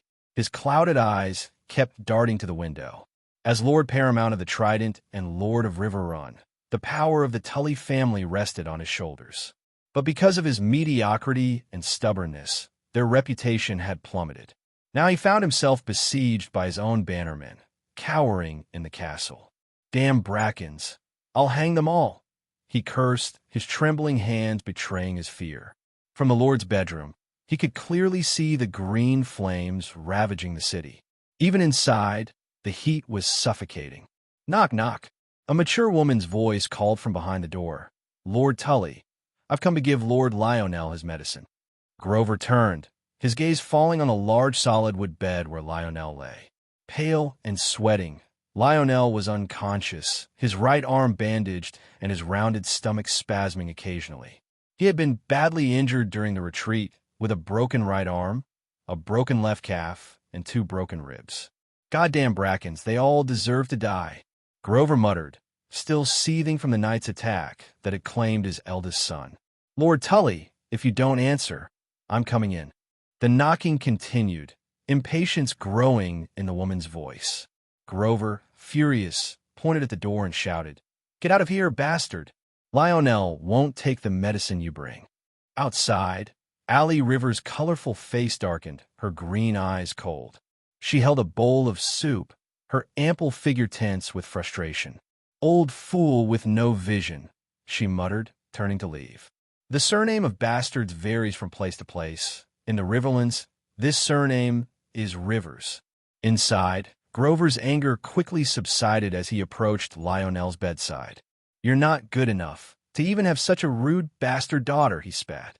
Rumors swirled in Harrenhal that Allie Rivers might be Lionel's illegitimate daughter, or her mother may be the nurse of Harwin and Lares. Regardless of her identity, Grover detested the green-eyed woman. The maester had said Lionel should wake in a few days after taking her medicine, but after 4 or 5 days, he was still feverish and delirious. Grover, suspicious, had stopped allowing Lionel to take her medicine. Boom! A thunderous crash echoed through Harrenhal. "The corridor is on fire. Come and put it out. Water's not working. Use sand." Grover's heart pounded, his hands trembling more violently. Outside, the wildfire raged uncontrollably.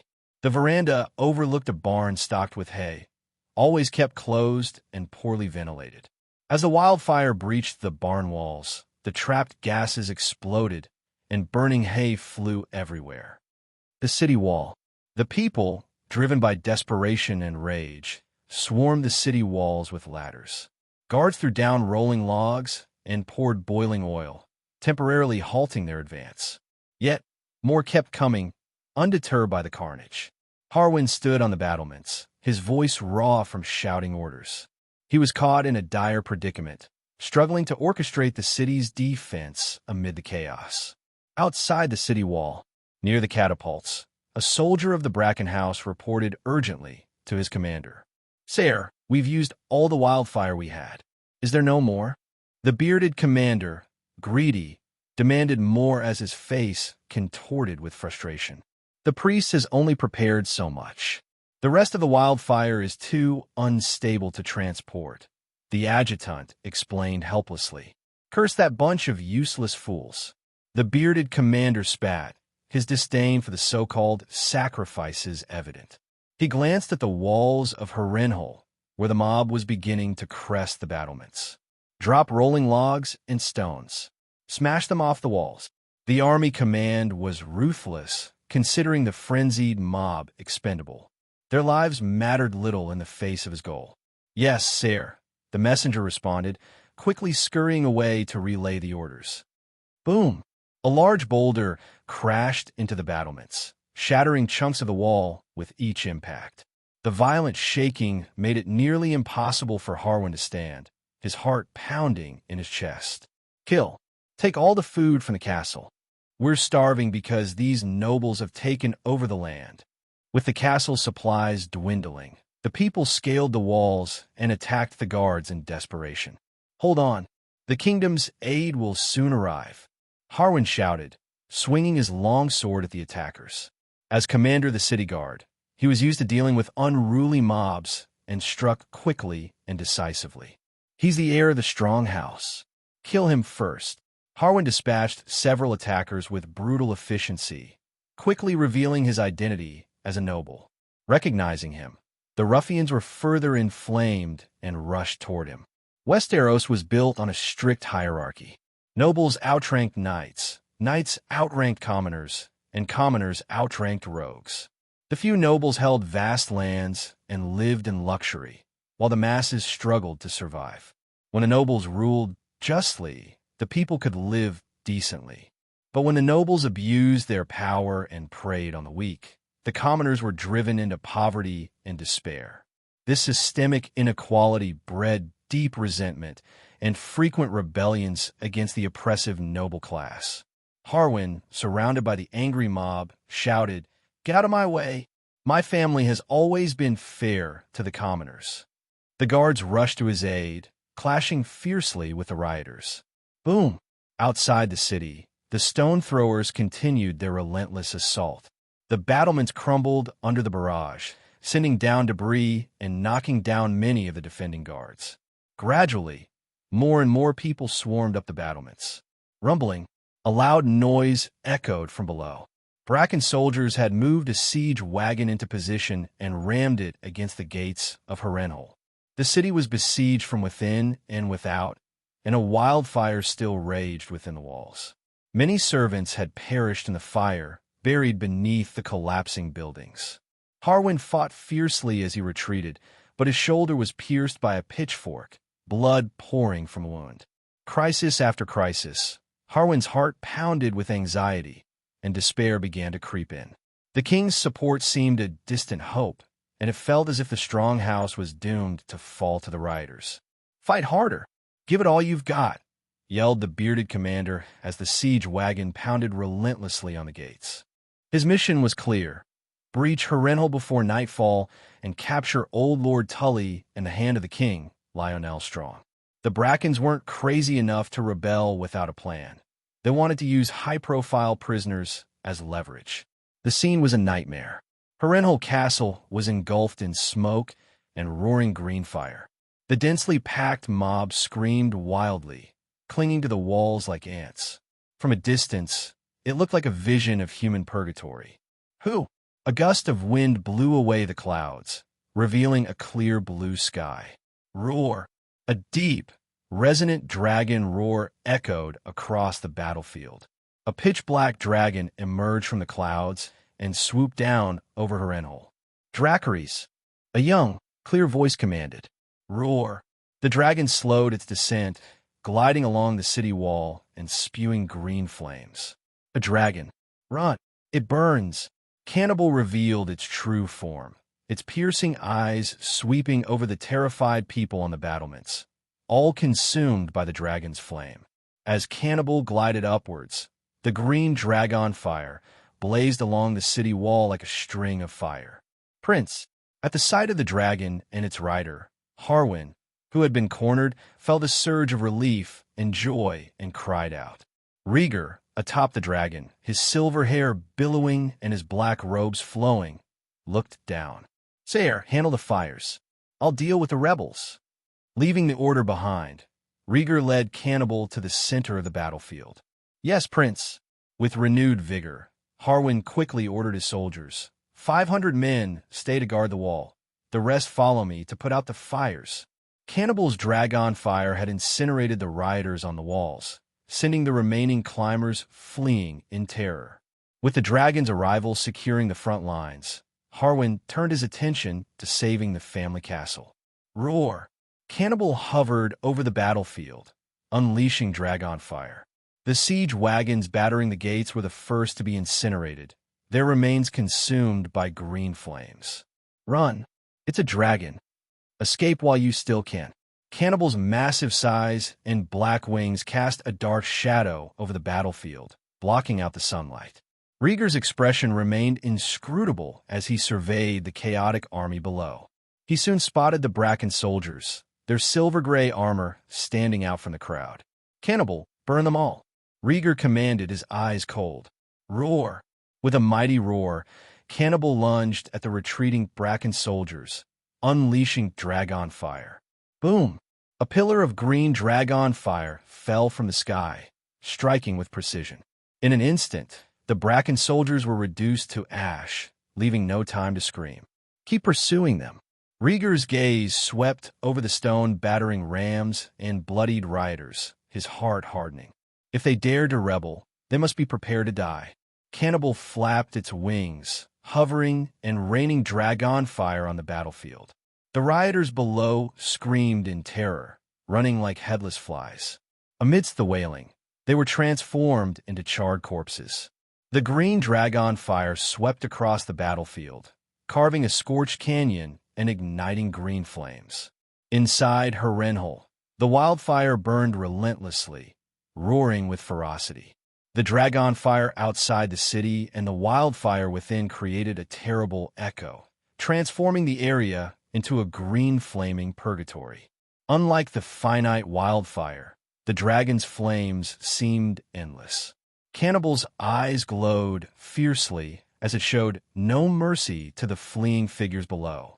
Rhaegar, his sword in one hand, glanced at the chaos in Harrenhal. "It's really wildfire," he thought. Thanks to his extensive education, Rhaegar understood the destructive power of wildfire all too well. He knew it was a rare alchemical product, rumored to contain a hint of magic. Its terrible destructive power and unstable nature had long led to its ban by the Citadel's maesters. Watching the blazing wildfire from afar, Rhaegar could feel the intense heat and pungent smell. After today, Harrenhal will need massive reconstruction, he thought, sighing for Lord Lionel. Wildfire could burn through wood, stone, and steel, and water could not extinguish it. Harrenhal had already suffered extensive damage in the aftermath of the Conqueror's War. The facilities House Strong had built over the decades would now be lost to the wildfire. Repairing the castle would cost a fortune.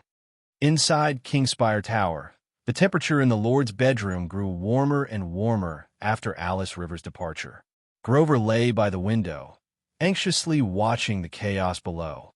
In his heart, he cursed, "A bunch of useless children and grandchildren. Why don't they lead the army to rescue me?" After the attack on the camp that night, he had fled to Harrenhal under the protection of the guards. The Bracken house laid siege to Harrenhal and incited the people to attack the town. Though the Blackwoods were more reasonable and did not participate in the night attack and siege, they were even more hateful. The Lord of Blackwood had stationed his army outside River Run, blocking the path of House Tully's army and effectively preventing support for Harrenhal. He sat back and watched the Bracken house's evil deeds, hoping to reap the benefits. There were 2,000 men left at River Run. Together with the bannermen Grover had gathered, he could probably build an army of 5,000 men. If one of his two sons could stand up and take charge, they could repel the Blackwoods army and, in a matter of days, come to rescue their old father from the besieged city. But if they had that kind of ability and courage, they wouldn't useless sons. Bang! Grover knocked heavily on the wall, his heart burning with fear. Ahem! A cough rang out, pulling him back from his panic. Grover's spirits lifted, and he looked back at the solid wooden king-size bed. On the bed, Lionel's chest rose and fell violently, his eyes glazed over, and he was coughing hard, his neck strained. Lord Lionel. Grover hastily helped him turn over and patted his back to clear his breath. Lionel's face turned red as he held his breath, finally managing to spit out a mouthful of thick phlegm and take a deep breath. "What time is it?" Lionel asked, panting heavily, his eyes blank. He vaguely remembered the attack on the camp and falling from his horse, returning to Harrenhal and being treated by a maester. He had been unconscious for several days, his mind a jumble of confusion. Grover looked sad and said, "We are trapped. The Bracken House does not want to let us go. Has the kingdom's support arrived?" Lionel cleared his mind, thinking first of reinforcements from King's Landing. With Viserys' character, even if he was weak, he wouldn't tolerate his bannermen openly rebelling. Support. Grover's face turned bitter, unsure of what to say. The Raven had been sent out, but the kingdom had been in war for years, and the Riverlands, Vale, and other kingdoms had depleted their troops. Gathering a large army to put down the rebellion would take more than a few days. Seeing his expression, Lionel understood the situation, sweat breaking out on his forehead. He also felt the heat. Roar! A loud and clear dragon roar echoed across the northern shore of God's Eye Lake, spreading throughout Harrenhal. Lionel's eyes lit up at the sound, and his voice was harsh. "It's a dragon's roar." When the Targaryens ruled Westeros, they never relied on an army. It was the dragons that ruled the skies. "Help me up. The castle is on fire. I have to organize the men." Lionel supported himself with his left hand and struggled to get up. Grover reached out to support him, not refusing his request. The dragon had come. He finally felt a little relieved. Noon arrived. Roar! The cannibals circled Harrenhal, scorching the ground wherever it flew. Charred bodies piled up at Harrenhal's front gate, occasionally punctuated by the anguished howls of the wounded. Rhaegar stood on the battlements, one hand covering his mouth and nose, his hair shielding his eyes from the smoke. After a relentless bombardment of dragon fire, the enemy army had collapsed and fled in panic. Hundreds of Bracken soldiers lay dead, with more than 1,000 killed among the attacking mob. The rest had scattered, too numerous for the cannibal to kill. Rhaegar's priority was the safety of Harrenhal, not the slaughter of a fleeing mob. "Prince, the fires are still raging. We must leave the city," Harwin said as he ran up to the battlements, his face gray with soot and worry. Sand was the only thing that could weaken the wildfire, and the soldiers were doing their best to contain it. But the fire in the Godswood was hard to put out. The Godswood, a sacred grove within the walls of castles throughout the Seven Kingdoms, was a place of prayer and worship for those who followed the old gods. In the center stood a weirwood tree with a face carved into it, surrounded by other trees and flowers. Harrenhal's Godswood covered 20 acres and included numerous pines and sentry trees. The wildfire had spread through the Godswood and threatened the castle's 5 towers. Hearing this, Rhaegar nodded. "How is Lord Lionel?" "I hear he is injured." Lionel Strong was a dedicated and responsible hand of the king, and Rhaegar had great respect for him. Harwin's eyes brightened with a mixture of relief and sorrow as he replied, "Father has just awakened. I have ordered him and Lord Grover to be evacuated from the city." "That's good." Rhaegar sighed in relief. Roar! Roar! Suddenly, 2 piercing dragon roars echoed over Harrenhal. Rhaegar and Harwin raised their heads simultaneously, searching for the source of the sound. In the clear blue sky, a massive dragon with pale blue scales soared over the vast God's Eye Lake, ruffling the clouds. At the same time, a slightly smaller golden dragon glided low over the surface of the lake before rising into the air. On the backs of these dragons sat 2 Targaryen women, one older and one younger. Rhaegar's keen eyes recognized them instantly. Rhaenyra, Helena. The light blue dragon was Dreamfire, and the gold one was Syrax. Dreamfire, being larger, flew faster and soon arrived at Harrenhal, wings beating powerfully.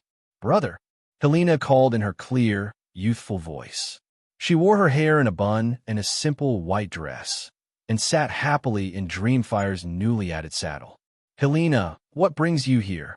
Rhaegar called to his sister, leaning against the battlements. "Roar!" Syrax arrived next, landing heavily on the walls and creating a gust of wind. Rhaenyra, sitting in Syrax's saddle, held on tightly and said, "She insisted on coming and outran me." Rhaenyra had planned to come alone, but Helena had joined her after hearing that she was going to Harrenhal to find Rhaegar. As soon as Helena heard the news, she eagerly flew out of King's Landing on Dreamfire. Dreamfire landed gracefully on the city wall and lowered its neck for Helena to dismount. Unfastening the chain around her waist, Helena slid down Dreamfire's smooth back instead of using the soft ladder. "Brother, why didn't you call me when you came to Harrenhal?" Helena asked, running to Rhaegar and hugging him tightly. "Princess," Harwin greeted her respectfully. "Hello, sir," Helena replied, nodding before looking back at Rhaegar with curious eyes. Rubbing his forehead, Rhaegar said, "I'm here to quell a rebellion. Can't you see the chaos below?" Helena, unaware of the destruction, looked puzzled. She had been so focused on flying with Dreamfire that she hadn't noticed the devastation. "Rhaegar, what happened to Harrenhal?" Rhaenyra asked as she climbed down from Syrax, frowning at the flames still raging in the Godswood. From the color of the flames, she had initially thought they were dragon fire. Rhaegar sighed and rubbed Helena's head. "The Bracken House found the wildfire and nearly breached the gates. The Strong House suffered greatly." Rhaenyra looked around, taking in the scorched earth and the devastation. "I should have come with you," she whispered. "If you had, the 3 dragons might have burned the entire rebellion to ashes," Rhaegar replied with a wry smile. "But now, go meet with Lord Lionel. We'll spend the night outside the city." "All right," Rhaenyra and Helena responded in unison. Into the night. The north shore of God's Eye Lake was lit by a sprawling campground, campfires flickering against the night sky. Soldiers patrolled both the castle and the campsite, while servants were busy organizing the salvaged goods. Inside the largest tent, Lionel lay on a simple wooden bed, his freshly changed bandages stark against his skin. Surrounding him were Rhaegar and his 2 sisters, Harwin and Grover. "Prince, it's a good thing you got here when you did. It would have been all over otherwise," Grover said, raising a glass of red wine and a toast. Rhaegar nodded in recognition, tapping the tabletop. "My lord, the ravens sent to your family should have reached them by now. We should hear news soon." Despite his skepticism about the abilities of the 2 Tully sons in Riverrun, Rhaegar hoped they would at least make a move to help their father. Grover's face tightened, and he waved his hand dismissively. His 2 incompetent sons might see his predicament as an opportunity to take control of Riverrun rather than to save him. Lionel, speaking weakly but with determination, interjected, "Prince, with your escape from the Stepstones, the Riverlands can launch a counterattack." Morning meeting. Upon awakening, Lionel was bombarded with information. He learned of Rhaegar's attack on the Triarchy and the impending victory over the Stepstones. With a dragon returned to the land, the rebellion in the Riverlands seemed manageable. "Lord Lionel, tend to your wounds," Rhaegar said, eyeing Lionel's bloated form with concern. Lionel patted his chest and coughed twice. "My physique is fine." The strong Pews, true to its name, boasted robust and healthy members, except for Lionel's second son, Lares, who was born with a clubfoot and fragile health. Seeing Lionel's resilience, Rhaegar continued, "The rebel lords are led by the Blackwood and Bracken House. I intend to crush them with blood." Blatant treason demanded a stern response. "Prince, your idea is understandable," Lionel replied, stroking his beard thoughtfully. "But these houses have deep roots in the Riverlands, going back thousands of years. Too much bloodshed could provoke a backlash from other nobles. The nobility was a peculiar group, often at each other's throats. But if the royal family decimated a major house, it could spark widespread resentment." Rhaegar nodded, understanding the delicate balance. "What do you propose?" "Be polite first, and only then use force to avoid a bad reputation," Lionel suggested. "Send someone to negotiate with both families to gauge their attitudes. The Blackwoods, though involved in skirmishes with the River Run army, still showed some sense and could be swayed. Conversely, the Brackens acted with reckless abandon and would need to be severely punished. By exploiting the enmity between the two houses, they could quell the rebellion with minimal casualties. Rhaegar agreed, considering Lionel's advice. I know Samuel Blackwood, the Blackwood heir. We may be able to win him over. He also noted that Robb Rivers, leader of the Second Sons, was from Blackwood and was Samwell's half-brother, a bastard son of the Lord of Blackwood. Rhaegar and Lionel then delved into specific strategies, their discussion stretching into the night. After leaving the tent, Rhaegar stretched his back, feeling the tension of the long discussion ease. The cool night air was a welcome relief. Rhaenyra and Helena walked out together, their faces reflecting the glow of the campfire. Rhaegar, you should rest, Rhaenyra said, taking his hand in concern. Helena, leaning against Rhaegar's leg, clasped her small hands together and watched quietly. Except when she was riding her dragon, she was generally introverted. Okay, you two share a tent and watch each other, Rhaegar suggested, his eyes softening. He gently tugged at Helena's small hand. It would be safer for the two sisters to sleep together in the wilderness. Rhaenyra looked at Helena and took her hand helplessly. Since taming Dreamfire, Helena had grown bolder every day. She wondered how worried Alicent would be if she discovered Helena had snuck out of King's Landing. Roar! A dragon's roar echoed across the night sky, coming from the direction of Harrenhal. The huge dragon flew overhead, momentarily blocking the moonlight and casting a dim shadow. Rhaegar squinted, watching Cannibal's movements. The typically lethargic dragon that preferred to sleep was unusually restless. Boom! After circling twice, Cannibal landed on the shore of God's Eye Lake, its massive body towering over the three siblings. Its broad wings spread wide as it flapped and shook itself. What did you find, partner? Rhaegar approached Cannibal's hind feet and tapped its scales, sensing its discomfort. Cannibal leaned down, its house-sized head arching over Rhaegar. Its green vertical pupils stared intently at God's Eye Lake. Rhaegar followed Cannibal's gaze. The lake's surface was dimly lit under the night sky, with occasional moonlight causing slight ripples. Roar! Cannibal let out a low, growling roar and nudged Rhaegar, urging him to climb onto its back. It had sensed something unusual near the turquoise-colored lake. Rhaenyra, surveying the tranquil God's Eye Lake, said suspiciously, Rhaegar, your dragon seems to be looking at the Isle of Faces. A dragon's height and vision were different from that of a human. Even in the dark, its keen eyes could see clearly. Roar! Cannibal lifted one of its powerful hind feet and scratched a groove in the lake's grass with its massive claws. Its slitted pupils stared intently at Rhaegar, conveying a silent message. Rhaegar studied the dragon's actions, memories of the recent past flooding back. He recalled Helena taming Dreamfire and their visit to the Isle of Faces. When Cannibal had left, it had gouged marks into the earth with its claws.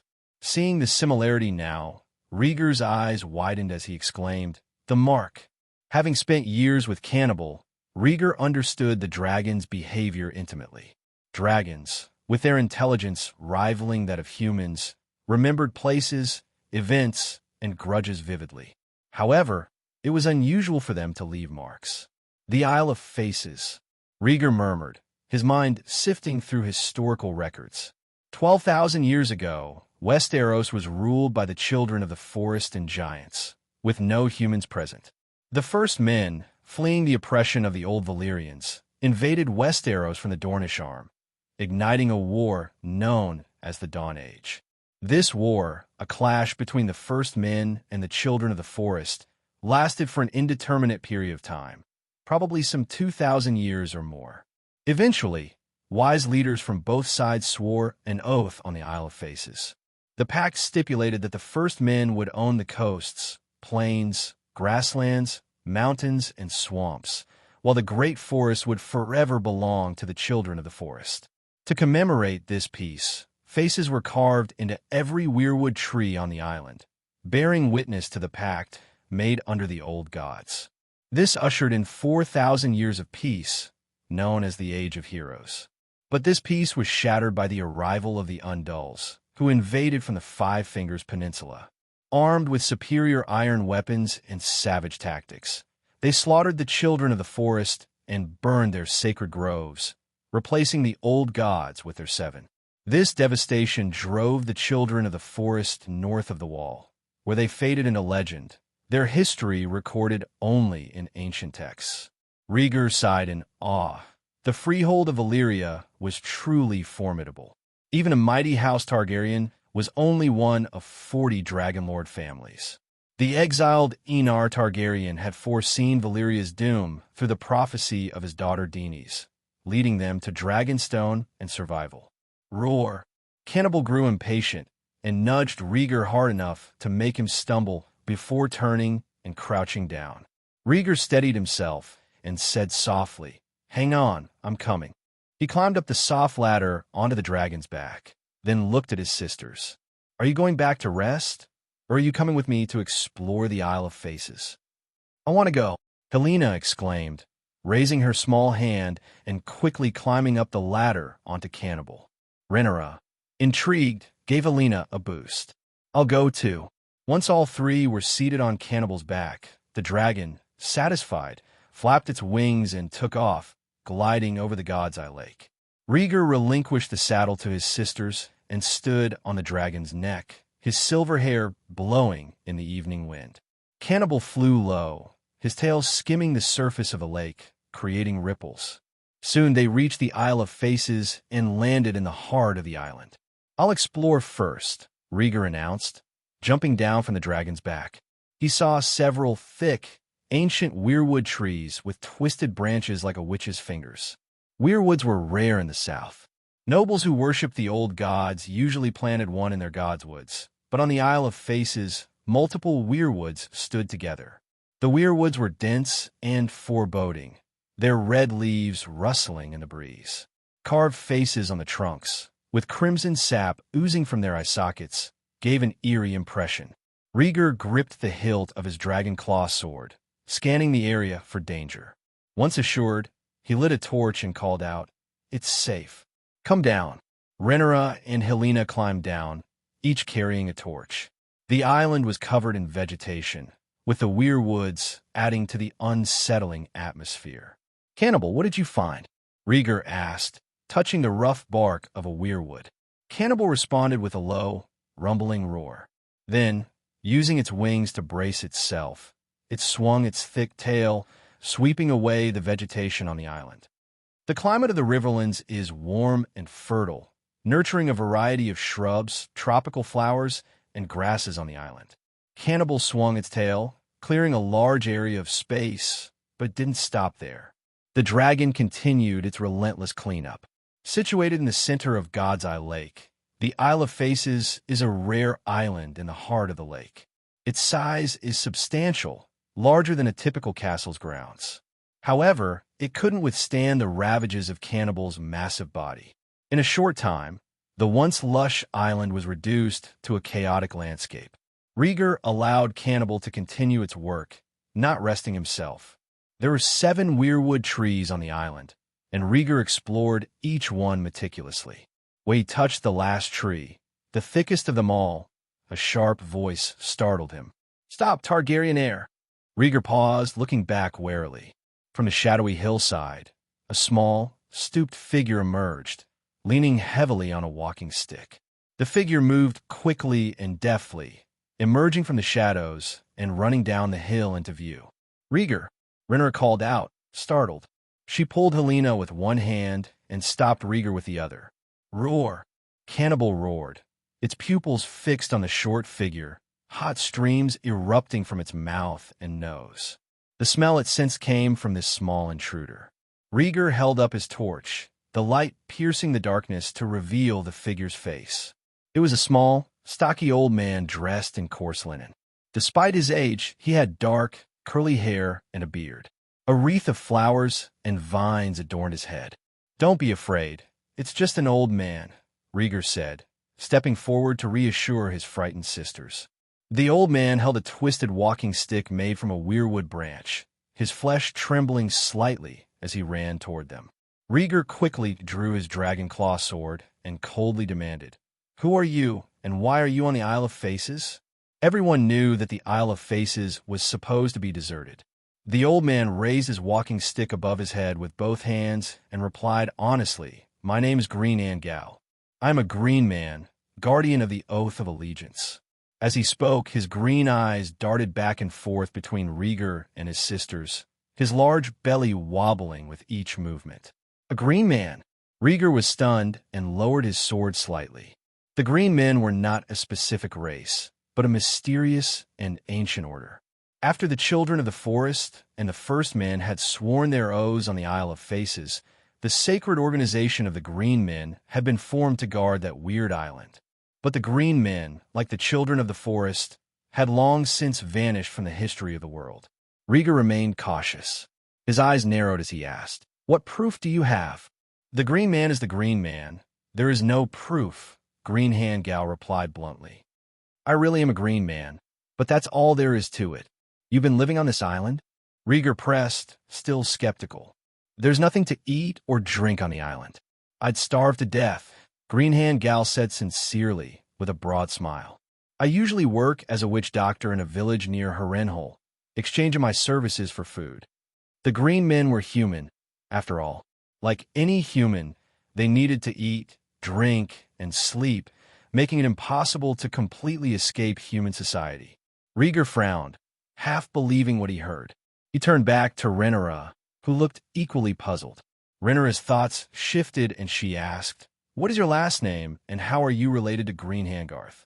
Greenhand was a title given to a king of the First Men during the heroic era. This king was said to be broad and fat, with antlers, green hair, and eyes. He had magical powers that caused flowers and grass to grow wherever he went. With his blessing, virgins had their first menstruation, old women returned to menstruation, and pregnant women could give birth to 2 or 3 babies at once. There were many legends about him. Garth the Greenhand sired many children. His eldest son, Garth Gardner, founded House Gardner and became the first king of the Reach. House Gardner fell in the Conqueror's War, and the current wardens of the South, House Tyrell of Highgarden, were chosen by Aegon the Conqueror because of their close intermarriage with the Gardners and their shared bloodline with Garth the Greenhand. Hearing Rhaenyra's question, Greenhand Gal scratched his head uncertainly. "I don't have a family name. I'm from the Reach.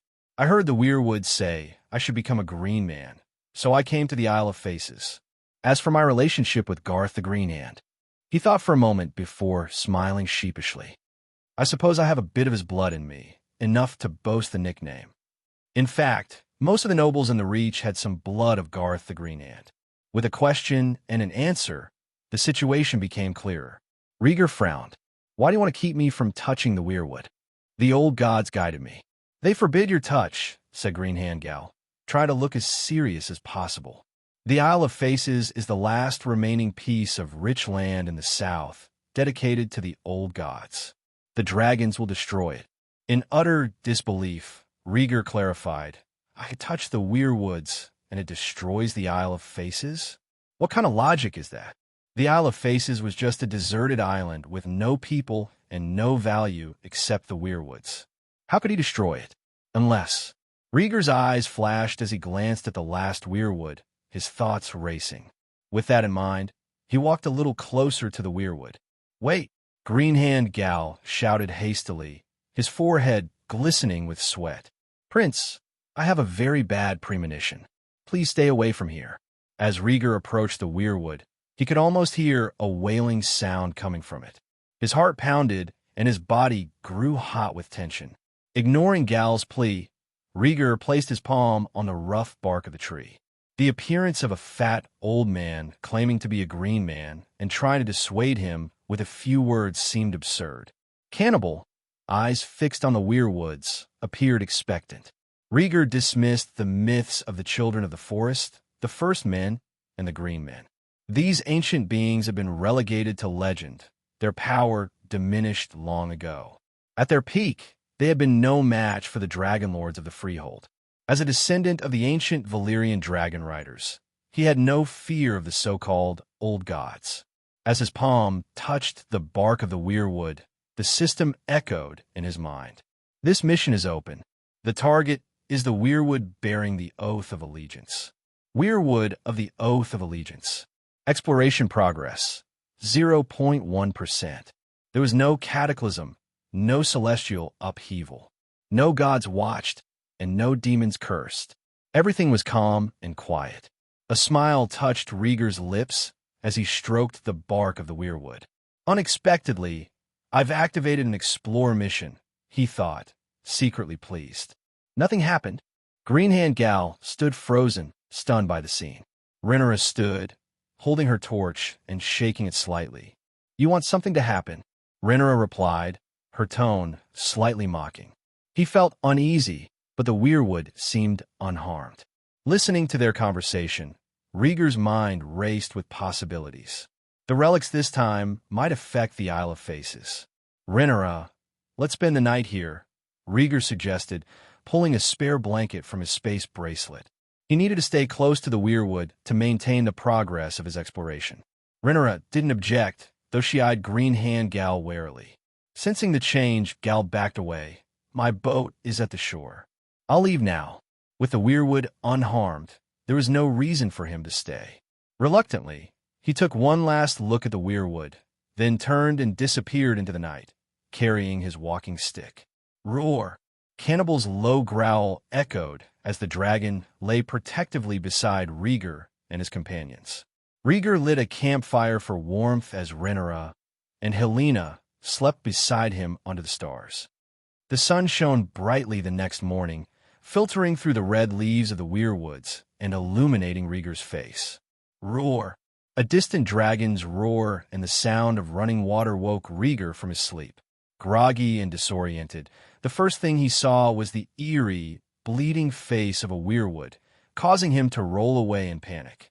Regaining his composure, Rhaegar propped himself up on the damp ground, feeling both frustrated and helpless. He muttered angrily, "What taste did the children of the forest have to carve these faces?"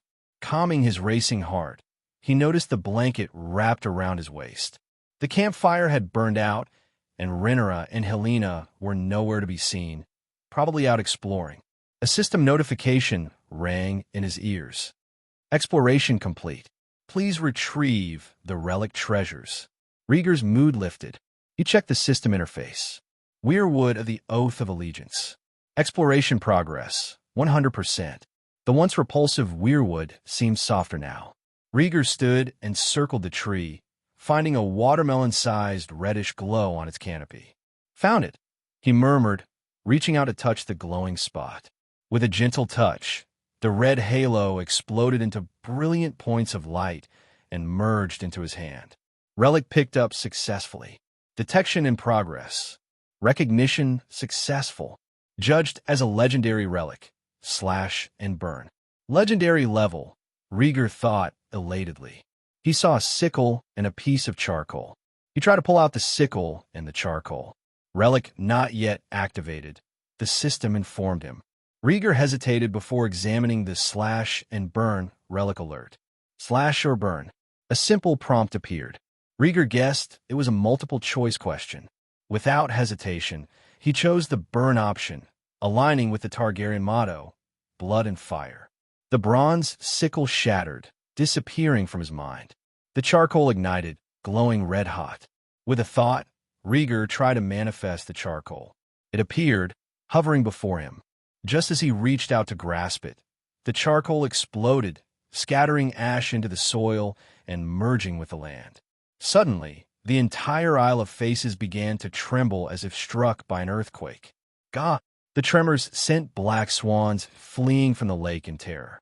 Rhaegar struggled to maintain his balance as another system notification chimed. Congratulations, slash and burn has been activated. You have obtained Earth-breaking fire. Grade, legendary, red. Function, taps into the flames deep underground, subliminally transforming the land. Evaluation, a disposable fire, fleeting. After reading the description of the system, Rhaegar's face changed dramatically. Flames hidden deep underground. Isn't that magma? He murmured. The volcano on Dragonstone Island was filled with magma. Boom! A small patch of earth mixed with carbon ash suddenly exploded, forming a round pit the size of a face. Rhaegar quickly backed away, thinking the magma was about to erupt. But he was wrong. The Isle of Faces, in the center of God's Eye Lake, was an island. No matter how much underground flame gathered, it couldn't erupt magma here. But something else appeared. Water. A small pool quickly formed at the bottom of the pit. Rhaegar stood guard, unsure of what was happening. The water in the pool bubbled and hissed. Whoosh! A misty mist rose from the puddle, warm and damp. Rhaegar sniffed the air and detected a strong smell of sulfur. He stepped closer and boldly dipped his hand into the water. Hot! Rhaegar murmured, plunging both hands into the water. A word came to him. Hot springs. Rumble. The trembling of the Isle of Faces continued, gradually lessening in intensity. The weirwood trees shook and shed their red leaves. Moments later, the trees stood bare, and the small puddle was surrounded by fallen leaves. Rhaegar sat on the ground, gazing at the puddle, red leaves covering his silver hair and shoulders. Is this the earth-breaking fire effect? A small hot spring? Rhaegar mused, resting his chin in his hand. On second thought, hot springs relied on underground heat. The presence of a hot spring indicated a significant change in the island's underground structure. His eyes fell on the system's description again, noting the phrase transforming the land. Rhaegar scooped up some warm spring water and tasted it. The taste of sulfur was strong, pungent, and astringent. The taste sparked many thoughts. The dragon lords of Valyria lived amidst the 14 flames, a perfect environment for dragons because of the active volcanoes. The island of Dragonstone also had a volcano where Vermithor and Silverwing slumbered. Volcanic landscapes were rare in Westeros. The only other known place with hot springs was Winterfell, home of the Starks, with a significantly higher underground temperature. Considering this, Rhaegar speculated, at the very least, the geothermal temperature beneath the Isle of Faces is high enough to make it a better place for dragons than the Dragon Pit in King's Landing. This revelation rekindled his old idea to rebuild the Dragon Pit. Staring at the steam-filled spring, Rhaegar felt elated. What a precious piece of land, worthy of a legendary relic. He began to consider claiming the Isle of Faces for himself. Roar! A dragon's roar interrupted his thoughts. Rhaegar looked up to see Rhaenyra riding Syrax, dressed in a black gown. Rhaegar, there's been an earthquake on the Isle of Faces. Come with me, Rhaenyra urged, looking worried as she guided Syrax to land. Roar! Roar! 2 dragon roars echoed through the sky as the sunlight was blocked by massive, charcoal-black dragon wings. Cannibal had taken to the skies and was circling low over the Isle of Faces, clearly fascinated by the island. Helena was riding a panicked Dreamfire, approaching from the direction of the beach on the Isle of Faces. Dragons have sharper senses than humans, and the 3 dragons were immediately alarmed by the island's tremors. Seeing Syrax hesitating to land, Rhaegar shouted, I'm fine, don't worry. He was indeed fine. He had caused the commotion and knew its source. If anything was wrong, it was the few remaining weirwood trees. The hot spring had appeared right next to them, where the underground temperature was highest. He hoped they could withstand the heat.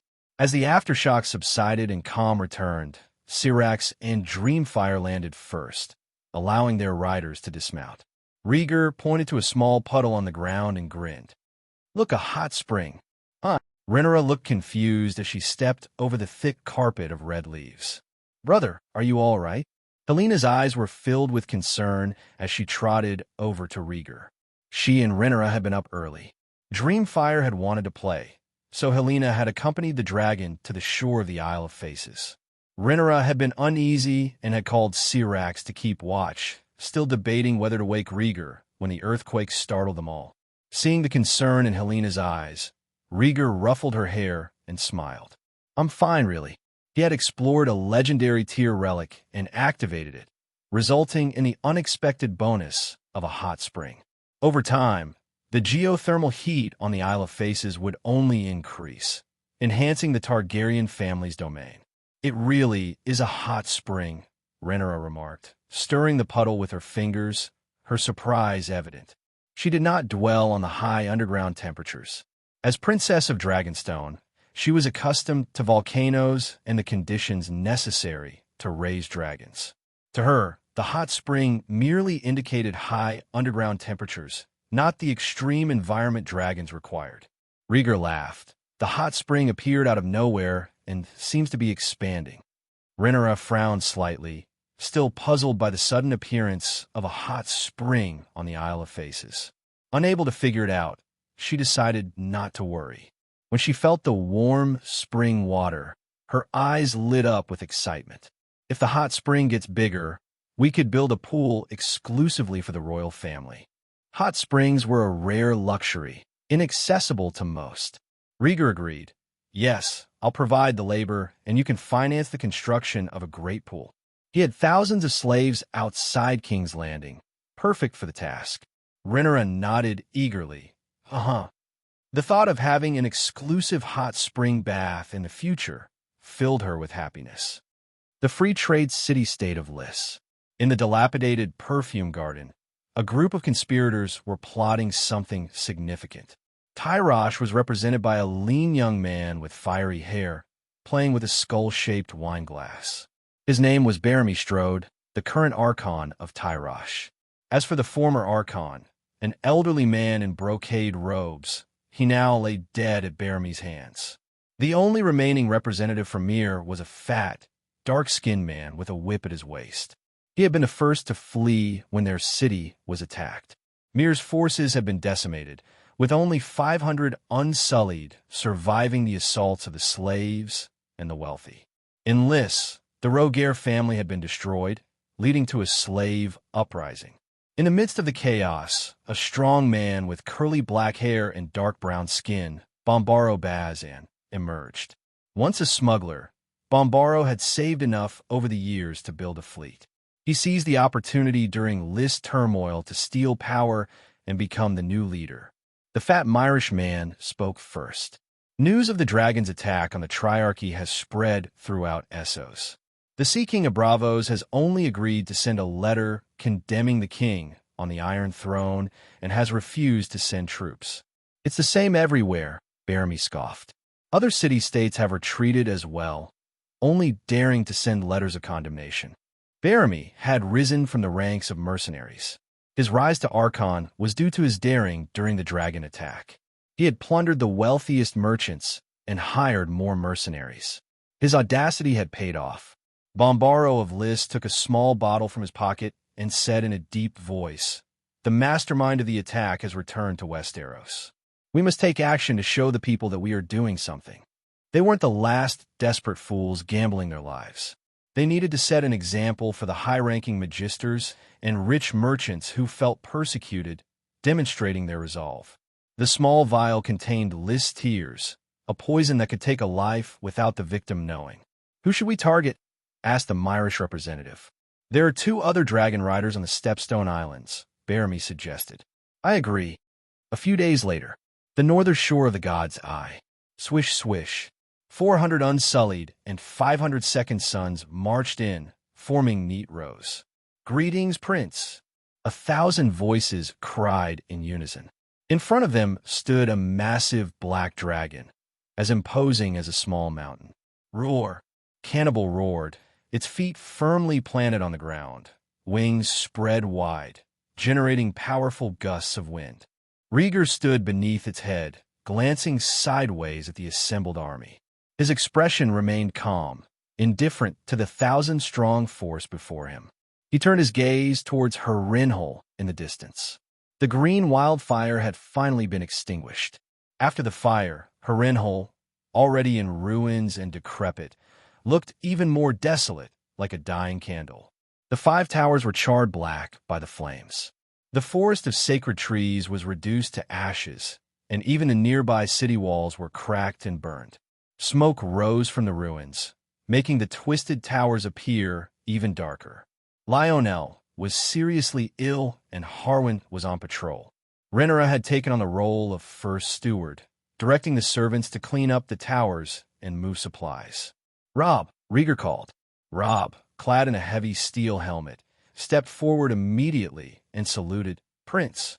Rhaegar glanced at him and ordered, "Lead the second sons to River Run. If you meet the Blackwood's army on the way, you know what to do." Robb, already prepared, replied firmly, "I guarantee a safe arrival."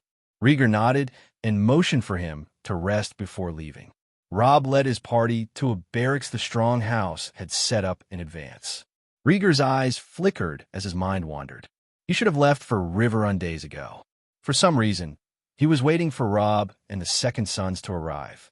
Most of the soldiers of the Second Sons came from the Riverlands. Often the Second Sons were illegitimate children of noble families. Robb himself was a favored bastard of Lord Blackwood.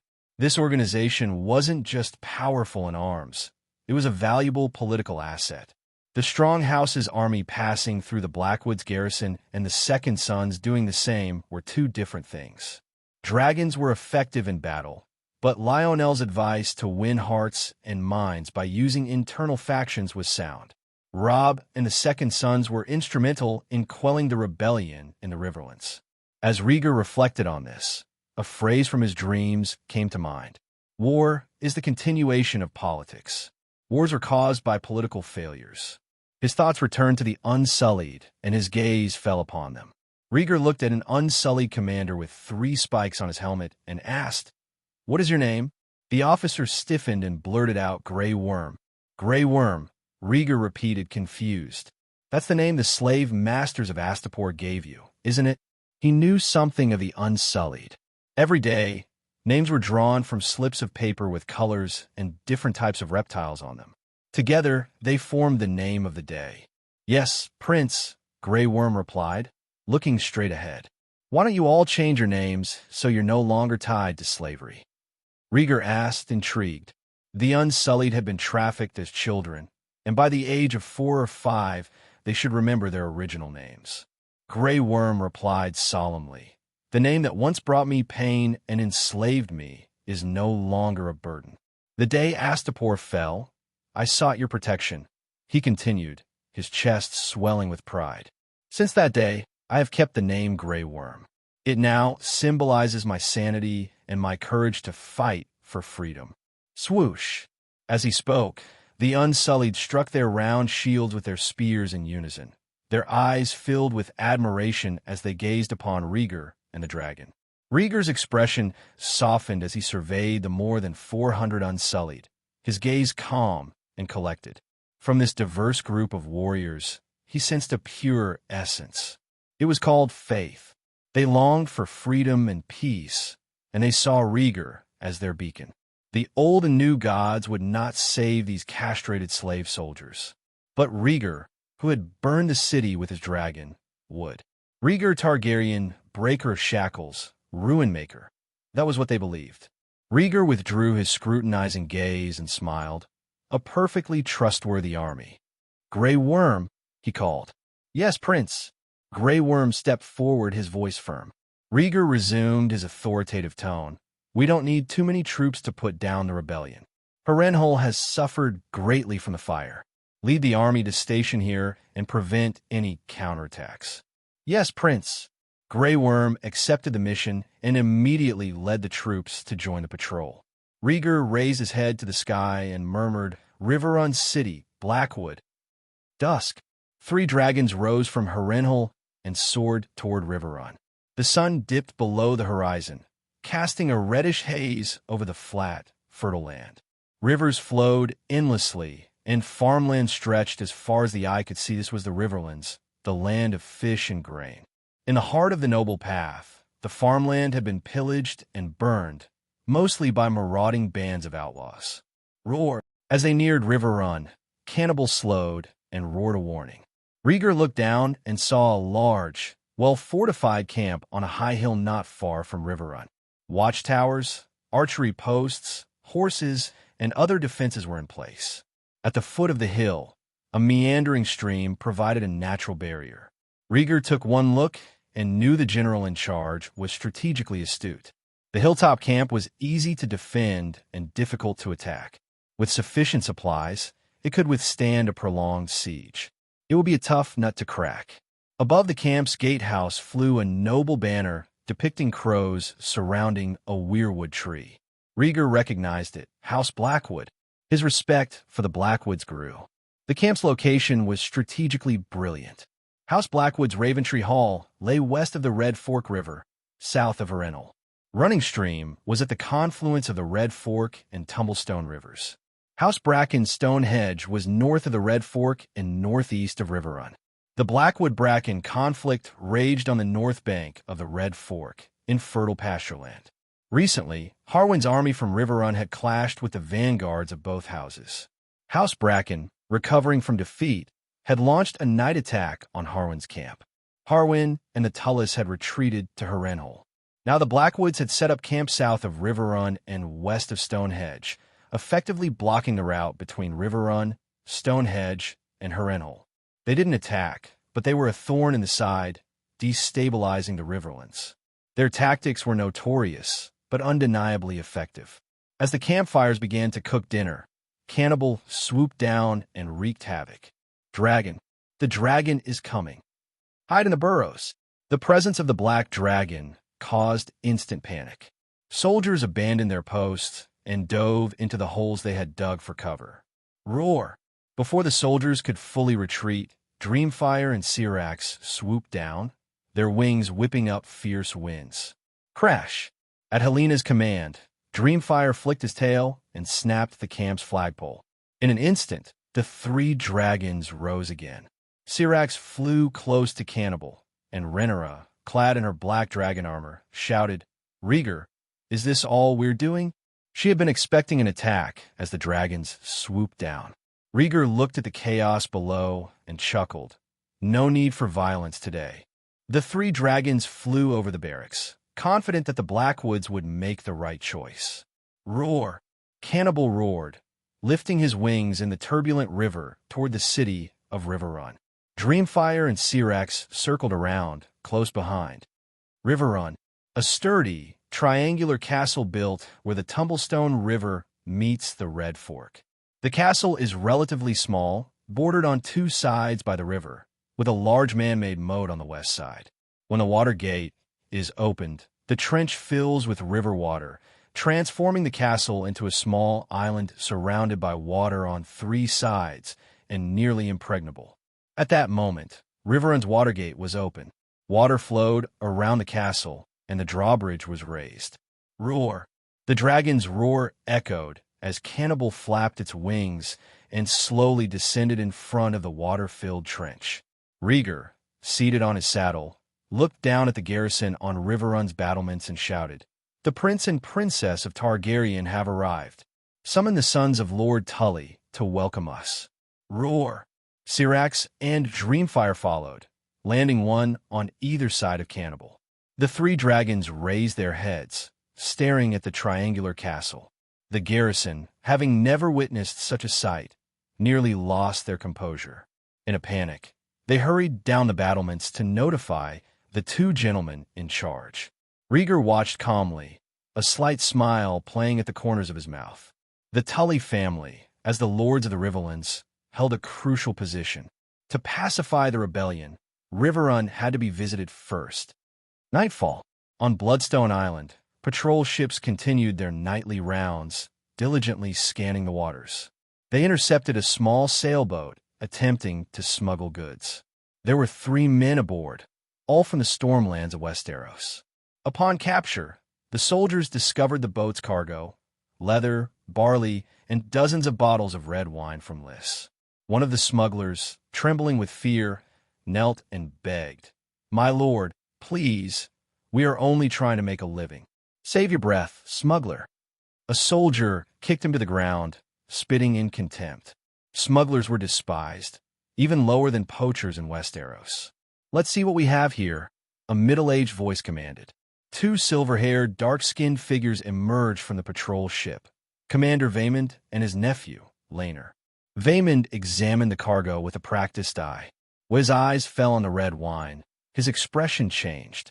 The prolonged war had left ample supplies, but good wine was in short supply. The quality red wine was a rare treat. "Take the wine and throw these men into the sea," Vaemond ordered, his voice cold and dismissive.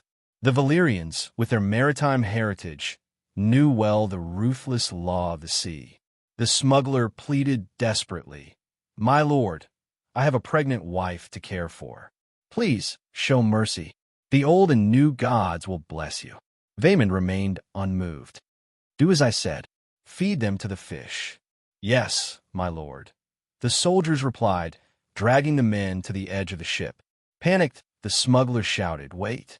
I have 2 bottles of Dornish summer red, 10 years old, the finest wine you'll ever taste." "Wait," Vaemond commanded, intrigued. "Aged summer red?" The smuggler nodded frantically. "Yes, my lord. It's on the ship. A gift for you." "Fetch it," Vaemond ordered, his interest piqued. The smuggler rushed to the ship and returned with a wooden case containing 2 bottles of wine, the liquid inside as crimson as blood. With shaking hands, he offered the bottles. Vaemond opened one and took a deep breath, savoring the fruity aroma. "True summer red," he confirmed with satisfaction. He passed the other bottle to Laenor. "Enjoy, nephew. It's been a while since we've had good wine." "Thank you, uncle," Laenor said, pleased. It had been a long time since he had tasted good wine. Vaemond smiled, pleased. "Take the wine. Dispose of the rest." The soldiers quickly executed the smugglers and plundered the remaining goods. Before they left, they set fire to the sailboat. With the precious bottle of wine, Laenor returned to Bloodstone Island, eager to share his find with Aegon. He found his cousin secluded in his tent. "Cousin, look what I've got," Laenor announced, lifting the tent flap. No, don't come in yet," Aegon cried, his voice strained. He lay naked, his hands hidden under the blanket. "Oh, by the 7 gods!" Laenor exclaimed, turning away in embarrassment. "Sorry, I didn't know you were busy." "Just a moment," Aegon grunted, his movements quickening. His body tensed, and he let out a low moan. "Are you finished?" Laenor asked, half amused, half annoyed. The next day at dawn, in the great hall of Riverrun, old Tully's 2 sons and a retinue of retainers lined both sides of the room. Above them, in a separate chamber, Rhaegar, clad in black, sat on the Lord's high seat. A bell chimed softly as Helena, standing by Rhaegar's side, rang it to summon the servants. Rhaenyra quickly took the bell from her and gave her a stern look. Helena shrank back, snuggling into Rhaegar's lap, silenced. Bang! The hall doors burst open and Robb River strode in, helmeted and tired after a grueling day and night journey to Riverrun. Rhaegar, his hands on the armrests, tilted his head. Mylov stepped forward. Mylov Tully, the second son of old Tully, stepped forward, his head hanging low with trepidation. His lewd, gaunt appearance spoke of a life of debauchery. Rhaegar eyed him with disdain. "Riverrun has 1,000 defenders. Why did you avoid fighting?" The old Lord Tully's sons had been left to stew for a day and a night. It was time to see what they were made of. Mylov, barely lifting his head, replied weakly, "Prince, my father ordered us to defend the city, not send troops." Rhaegar snorted and summoned old Tully's youngest son. This man, fat as a pig with a mop of red hair, resembled a reborn boar. Before Rhaegar could speak, the young man blurted out, "I wanted to send troops, but no one would obey my orders." His face, trembling with random jerks, showed a lack of intelligence that explained his failure to command. "Enough, both of you get out," Rhaegar bellowed, not wasting another look. The Tully brothers, relieved as if pardoned, slipped out the side door. Riverrun was the stronghold of the Tully house, and this meeting was crucial to the safety of the Riverlands. Yet the brothers showed no concern, only an eagerness to avoid responsibility. Rhaegar sighed, momentarily sympathizing with old Tully's plight. At that moment, a young man with black hair stepped forward and asked, "Prince, I hear the chaotic army is besieging Harrenhal. Are Lord Lionel and my grandfather safe?" Rhaegar recognized the young man. It was Elmo Tully, the 16-year-old grandson of old Tully and the only son of the heir who had died in the rebellion. "Lord Lionel is recovering and Lord Tully is well," Rhaegar replied.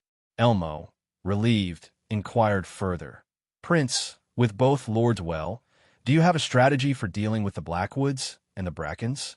His temperament mirrored that of his grandfather and late father, not possessing great skills, but brimming with cleverness. Rhaegar surveyed the hall, noting the absence of significant bannermen and a lack of leadership. In response to Elmo's question, he declared, "The Blackwood and Bracken House have risen in rebellion and will face severe consequences."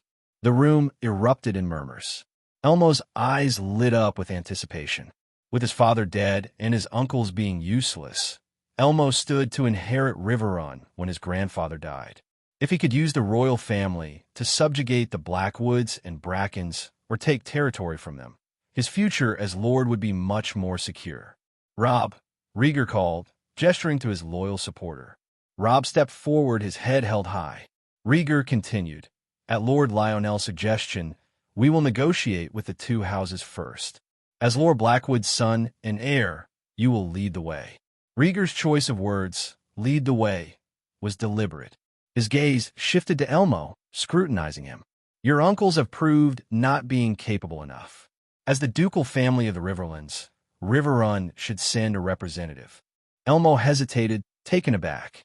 Despite his knightly training, he had never seen the battlefield, living a sheltered life under the protection of his grandfather and father. Now he was being asked to represent his family against the rebels. The pressure was immense. Rhaegar tilted his head, a smirk playing on his lips. "What, you don't dare?" Compared to House Bracken laying siege to Harrenhal, House Blackwood is much easier to deal with. With Robb leading the way, the pressure is off Elmo. If he backs down, 3 generations of the Tully family will be ruined. Elmo gathered his courage, the prince's taunt spurring him on. "I will represent my house and convince the Blackwoods to surrender," he declared loudly. Stepping forward in this capacity effectively positioned Elmo as the family's heir. He had to rise to the occasion. "Very well," Rhaegar said, sitting up straighter. "You will be the messengers to invite Lord Blackwood to Riverrun for negotiations." Elmo was taken aback. "Lord Blackwood's army is stationed outside the city. Why would he come to us?" "That is not your concern," Rhaegar replied firmly. "Invite him here under the guise of a visit to the Targaryens." The Blackwoods had been slow to attack, probably hoping to take advantage of the situation. The show of force by the 3 dragons was both a warning and a gesture of goodwill. With Rhaegar's orders, Robb and Elmo had no choice but to comply. "By the prince's command, we leave now," Robb said crisply and turned to leave. Elmo hesitated but followed. Once they were gone, Rhaegar turned to the maester. "Write a letter inviting Lord Bracken to Riverrun and send it with a raven to Stonehenge." The maester bowed and withdrew. Rhaegar's plan was clear: show courtesy before resorting to force. If the 2 lords came to Riverrun, they would be captured and sent to King's Landing for judgment. If they refused, 3 dragons were ready to make their presence felt over Riverrun. A day later, at the Blackwood House camp, inside a large tent, Robb and Elmo were led in, bound and gagged. Waiting for them was a stern, middle-aged man with black hair, Lord Blackwood, and his eldest son, Samwell Blackwood. When Lord Blackwood saw Robb, he frowned and ordered, "Untie him." The ropes were removed, and Robb immediately addressed his captors. "Lord Blackwood, we are emissaries from Prince Rhaegar. He invites you to Riverrun to meet and negotiate." Despite his predicament, Robb refrained from calling Blackwood father to avoid further complicating matters. "Breathe and speak slowly, brother," Samwell urged, helping Robb to his feet. Robb nodded. "The prince wants to avoid unnecessary bloodshed and persuade the Blackwoods to surrender." "Oh, he thinks he's invincible because he has dragons?" Lord Blackwood scoffed. Robb paused, then raised his head defiantly. "You can refuse, but if dragon fire rains down, I may end up inheriting your lands and your castle." "How dare you? Who gave you the courage to speak to me like that?" Lord Blackwood shouted, pointing an accusing finger at Robb. "Even if the family line were to die out, a bastard would never inherit." Lord Blackwood realized that Robb's provocation was deliberate, meant to force him to consider the consequences. Calming himself, Lord Blackwood asked, "What does the prince intend to do with our family?" "I don't know," Robb answered honestly. Samwell looked confused. Brother Robb, you're the prince's closest advisor. Hasn't he given any indication? Robb shook his head and said, the Blackwoods have not caused as much trouble as the Brackens. Samwell looked at his father, who was deep in thought. The implications were clear. The Brackens were the primary culprits. Half an hour later, Lord Blackwood rubbed his temples and sighed. I'm going to River Run to meet the prince. Samwell, you will stay here and lead the army. Yes, father, Samwell replied, concern evident in his voice. At the same time, in Stoneleigh City, the maester received a raven's message and promptly delivered it to the Lord of Bracken, Amos Bracken. Amos, a square-faced young man with brown curly hair, read the message carefully. When he reached the end, his face contorted with rage. Tearing the letter to shreds, he cursed, damn them. Do they think they can trick me into entering River Run City? Do they take me for a fool? The maester, standing nearby, cautioned, Lord Amos, scouts report there are 3 dragons in River Run. It might be wise to meet with them. Amos glared at him. Nonsense. If I go there, I'll be walking into a trap. The maester sighed, bowing his head. Amos, still agitated, snapped, Go and tell that fool to prepare more wildfire, and bring the priestess here. I need her counsel. Lord Amos, True was a maester once. You should show some respect. The maester replied in displeasure. Amos dismissed him with a wave. Stop arguing and do as I say. The maester, feeling disrespected, had no choice but to leave with a sullen expression. Not long after, a voluptuous woman in red robes, a priestess from a foreign land, arrived. 2 days earlier, Bloodstone Island. Aegon rose from his bed, his hair disheveled and spread out around him. He had spent the night indulging in various pleasures. Laenor, standing nearby, looked at him with a playful smile and held up a bottle of wine. I found a bottle of summer red. Let's share it, Laenor suggested. Aegon, irritated and dismissive, threw on some clothes. Keep your distance. I'm not interested in a man's appetite, he snapped. Laenor's preferences were known, but Aegon had not yet explored such inclinations. He was particular about his partners, and men were not among his choices. Laenor's voice remained soft. Relax, Aegon. You're my cousin. I'd never touch you unless you wanted me to. Aegon, clearly still in a bad mood, grabbed the bottle from Laenor. What good wine can there be on this island? It's not worth washing my cock with, he said roughly. He bit off the cork and, to Laenor's horror, poured the wine over himself to clean up. No, Laenor exclaimed, clearly distraught. This is Dorne's summer red, aged 10 years. It was too late. The bottle was already empty, and Aegon threw it to the ground, shattering it. He looked at Laenor with dark, empty eyes. Summer red? 10 years old, he repeated, mocking the meaning. Laenor's face was a mixture of helplessness and frustration. Yes, a bottle worth 100 gold dragons. Aegon's face twisted in a mixture of realization and indifference. 100 gold dragons? You should have told me sooner. My cock isn't worth that much. Gritting his teeth, Laenor replied bitterly. Then perhaps you should have chopped it off. River Run. The rhythmic beat of drums echoed through the hall of River Run as Lord Blackwood entered with a solemn stride.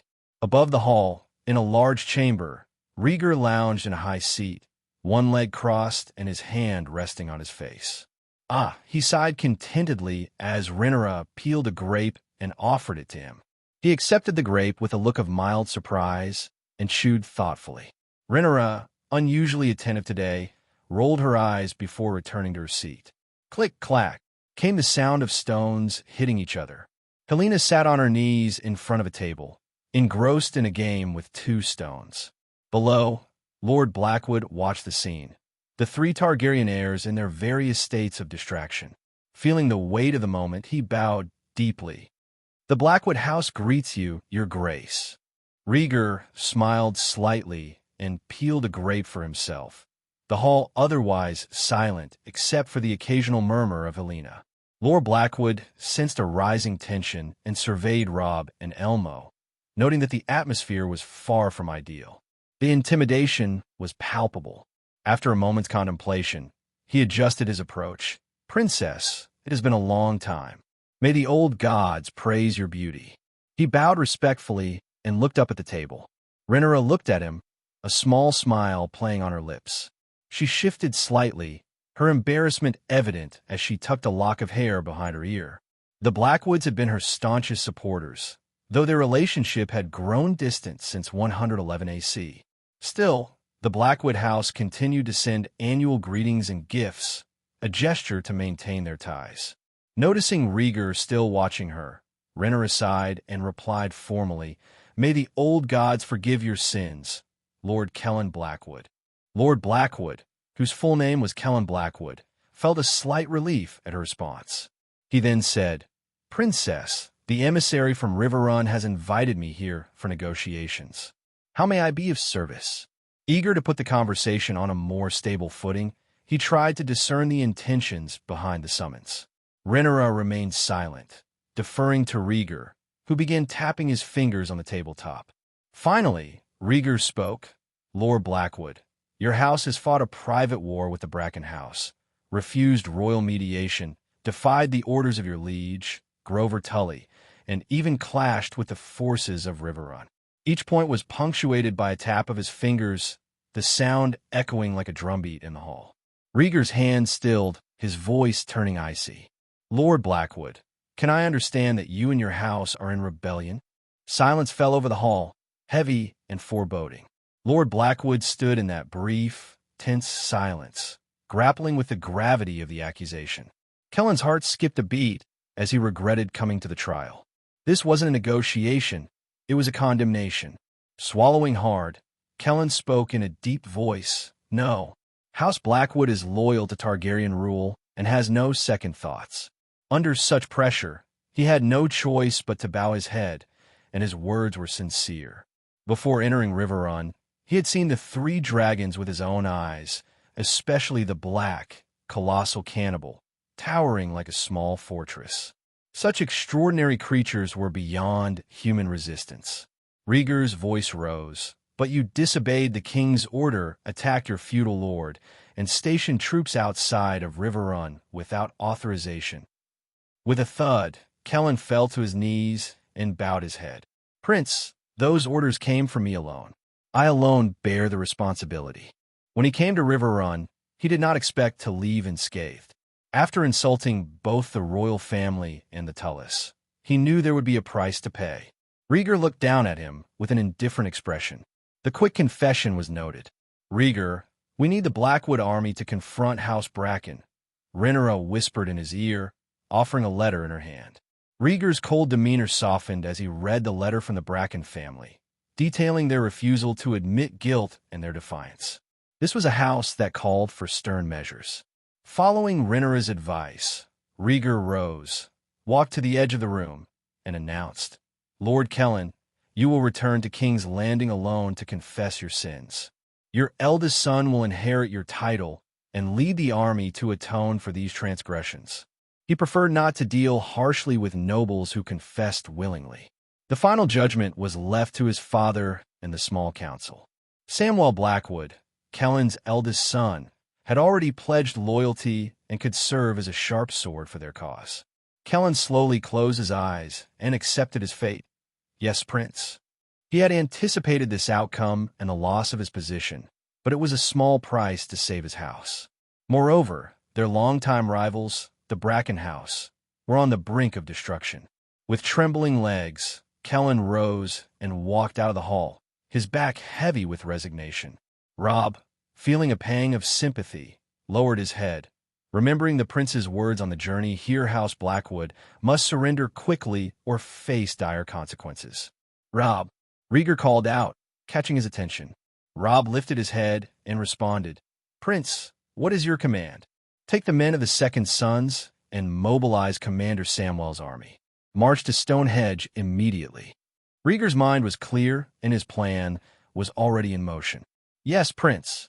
Robb bowed and left to carry out his orders. Rhaegar then turned to Elmo. "Gather 1,000 soldiers and block their retreat along the Red Fork River." Elmo, not daring to refuse, left quickly. He had just returned to Riverrun and now had to leave again without rest. The exhaustion was obvious, but Rhaegar did not care. Everyone had to work for the sake of their families. Rhaegar, shouldn't we return to Harrenhal first and discuss our strategy with Lord Leonor? Rhaenyra stepped forward, her voice low. The Blackwoods had 2,000 men, while Riverrun could barely muster 1,000. If both sides set out at the same time, it would take about a day and a night to reach Stonehenge. No need. We will rest in Riverrun tonight, Rhaegar replied firmly. He turned and smiled. Lord Leonor's allegiance is to a benevolent king, and his actions will reflect that benevolence. I have my own ideas. Suddenly, a sharp crack echoed through the room. Helena stood stunned, the stone she had been playing with shattering in her hands. Broken, she murmured in confusion. Rhaegar glanced over, curious. He took her hand gently, ruffling her lightly curled silver hair. Helena looked up, confused, and let him ruffle her hair with his large hands. Never mind, I'll ignore both of you, Rhaenyra said, unable to bear the sight of the siblings' closeness. She gave Rhaegar a look before leaving. Rhaegar smiled, ignoring the meaning of her glare. When you are a young man, it is important that you keep to yourself. A day and a night had passed. Blackwood's army had maneuvered into position. They were now camped 5 miles south of Stonehenge, a castle located south of the Red Fork River, near the Inn of the Kneeling Man, White Hart, and Acorn Hall, and east of Riverrun. The castle itself was built on a hillside, with a ridge running along its south side, creating a natural barrier. Meanwhile, Riverrun's army had reached the banks of the Red Fork River first, effectively blocking Stonehenge's retreat to the north. Despite the looming threat, Stonehenge remained eerily silent, its gates tightly shut, the atmosphere tense and foreboding. Roar! Rhaegar arrived astride Cannibal, the dragon's wings flapping mightily as it descended. The wind whipped his black robe around him. He had grown fond of this attire after his campaigns in the Triarchy Kingdom. The loose black robe was fast, durable, and sturdy, perfect for battle. Anticipating a fierce clash, he had donned it in advance. Boom! Cannibal landed on the muddy ground, spraying dirt in all directions. As Rhaegar dismounted, Samwell rushed over. Prince, Samwell said respectfully, Amos Bracken is trapped in the Stonehenge and cannot avoid battle. Shall we prepare for a direct attack? Rhaegar laughed derisively. Amos talks tough in his letters and claims he will defend the castle to the death. The letter from Amos had been half a plea about the kingdom's injustices and half a tirade against the Blackwood house, refusing to admit any fault and eager for immediate war. Robb approached, his expression grave. Prince, Lord Amos has forced many civilians into Stonehenge, probably hoping to use them as human shields to deter you. A despicable tactic, Rhaegar spat, then said firmly, sent a message to Amos. Tell him to meet me at the city gates for a talk. Whether the conversation was successful or not, the effort had to be made. If Dragonfire ended up destroying the city, public opinion would favor Rhaegar's attempt at diplomacy. Yes, Prince, Robb replied, sending a bastard son of a knightly family loyal to the Brackens to deliver the message. After a tense wait, the messenger returned with news. Amos had agreed to meet, but with 2 conditions. They were to speak only under the battlements at the city gates, and Rhaegar was to bring only 1 dragon, allowing Amos to escape quickly if necessary. Roar! Rhaegar glanced up at Syrax and Dreamfire circling above, their vertical pupils fixed on Stonehenge. No problem. I'll meet him, Rhaegar said with a confident smile. He called for Robb and some guards to accompany him. Arriving at the gate of Stonehenge, Rhaegar and his retinue were met by a grim-faced Amos Bracken standing beneath the gate stacks, surrounded by a large group of soldiers. Rhaegar approached slowly, a smile playing on his lips as he approached the drawbridge. Cannibal eyes glinted from the shadows, its green pupils glowing with a menacing light. Robb followed close behind, sword in hand, proclaiming loudly, Behold Rhaegar Targaryen, eldest son of Viserys, breaker of shackles, maker of ruins, and the heir to the Iron Throne. Amos hesitated for a moment, processing the string of titles. Rhaegar, accustomed to such introductions, remained calm. In addition to his identity, the titles of breaker of shackles and Maker of Ruins were earned after the burning of the Triarchy, reflecting both awe and fear. With both parties now only 5 meters apart, Rhaegar's expression hardened. Amos, release the civilians in the city, and you will be left with a whole body. Amos gripped the hilt of his sword, his voice defiant. Prince, if you withdraw now, the Lord of Light will forgive your sins. Rhaegar raised an eyebrow. Has the Bracken house changed its beliefs? Some lords in the Riverlands believed in both the old and new gods, including houses like Blackwood, Bracken, and Tully. Amos raised his chin arrogantly. I have the protection of the Lord of Light. The gods have given me strength. He drew his long sword and pointed it at Cannibal with reckless bravado. Targaryens are of fire, and the Lord of Light has given me fire. From wildfire? Rhaegar frowned, wondering if Amos was as foolish as he seemed. Wrong. Amos roared, seemingly emboldened. Wildfire is but a product of alchemy.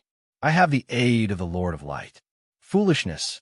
Rhaegar decided, losing interest in further dialogue. Release the civilians, or Stonehenge will be reduced to rubble. They are my people. They will live and die with me. Amos declared with a mad look. The Targaryens are full of sin. You are also an abomination created by sin.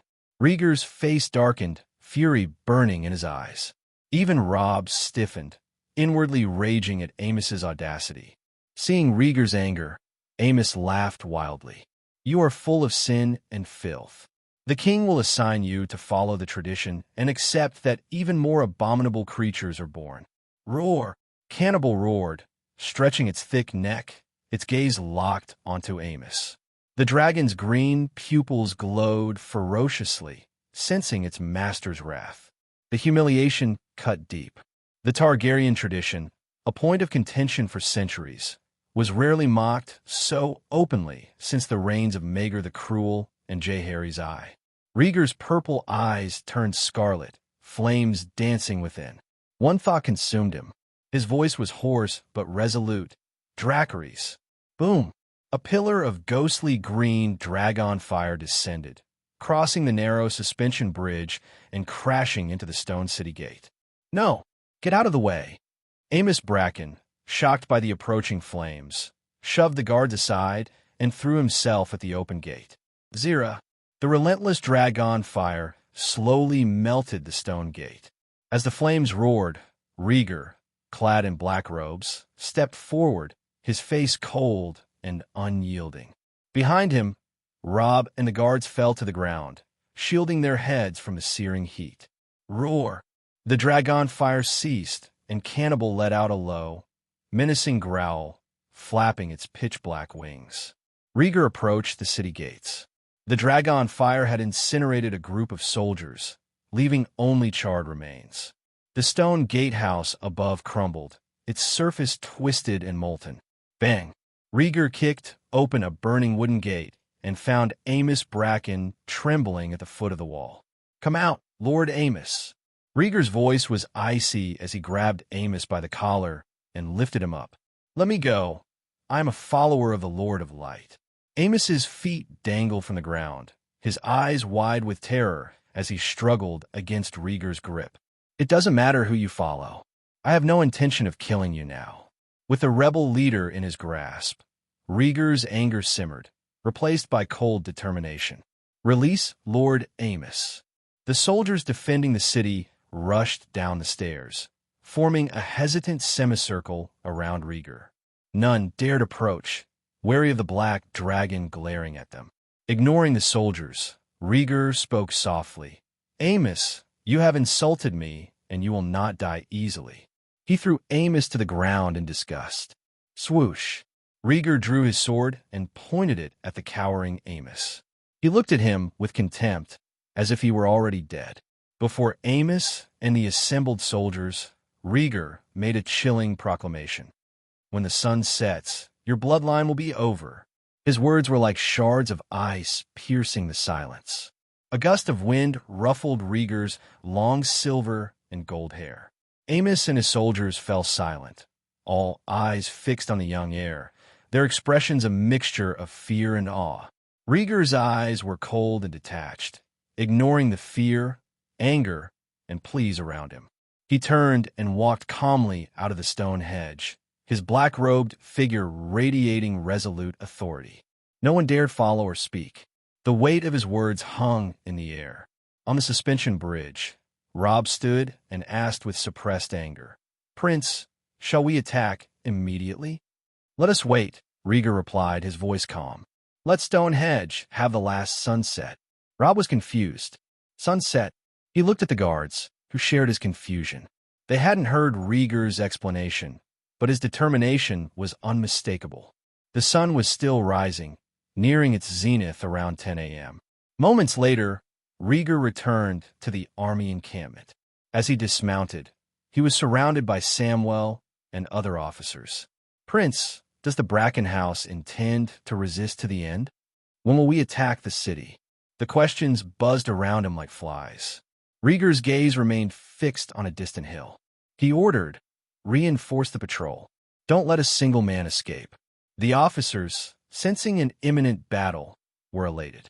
Only one noticed something different about Rhaegar. Rhaenyra stepped onto the muddy grass and grabbed Rhaegar's shoulders. "Rhaegar, do you have something to tell me?" Their eyes met, reflecting each other's determination. After a moment's silence, Rhaegar blinked and smiled. He wrapped his arms around Rhaenyra's waist and buried his head in her hair. "Nothing, just a trivial matter. I can handle it for you," Rhaenyra whispered, holding him close. "Don't worry, it's just a dirty task," Rhaegar replied, lifting his head and pointing to the distant hill. "The evening sun will add much color tonight."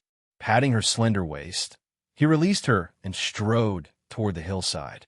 In Rhaenyra's uncomprehending eyes, he added, "Take care of Helena. We don't need Syrax and Dreamfire this time." He alone would ride the dragon, bringing the Bracken House the dragon fire they deserved. "Stonehenge, Great Hall."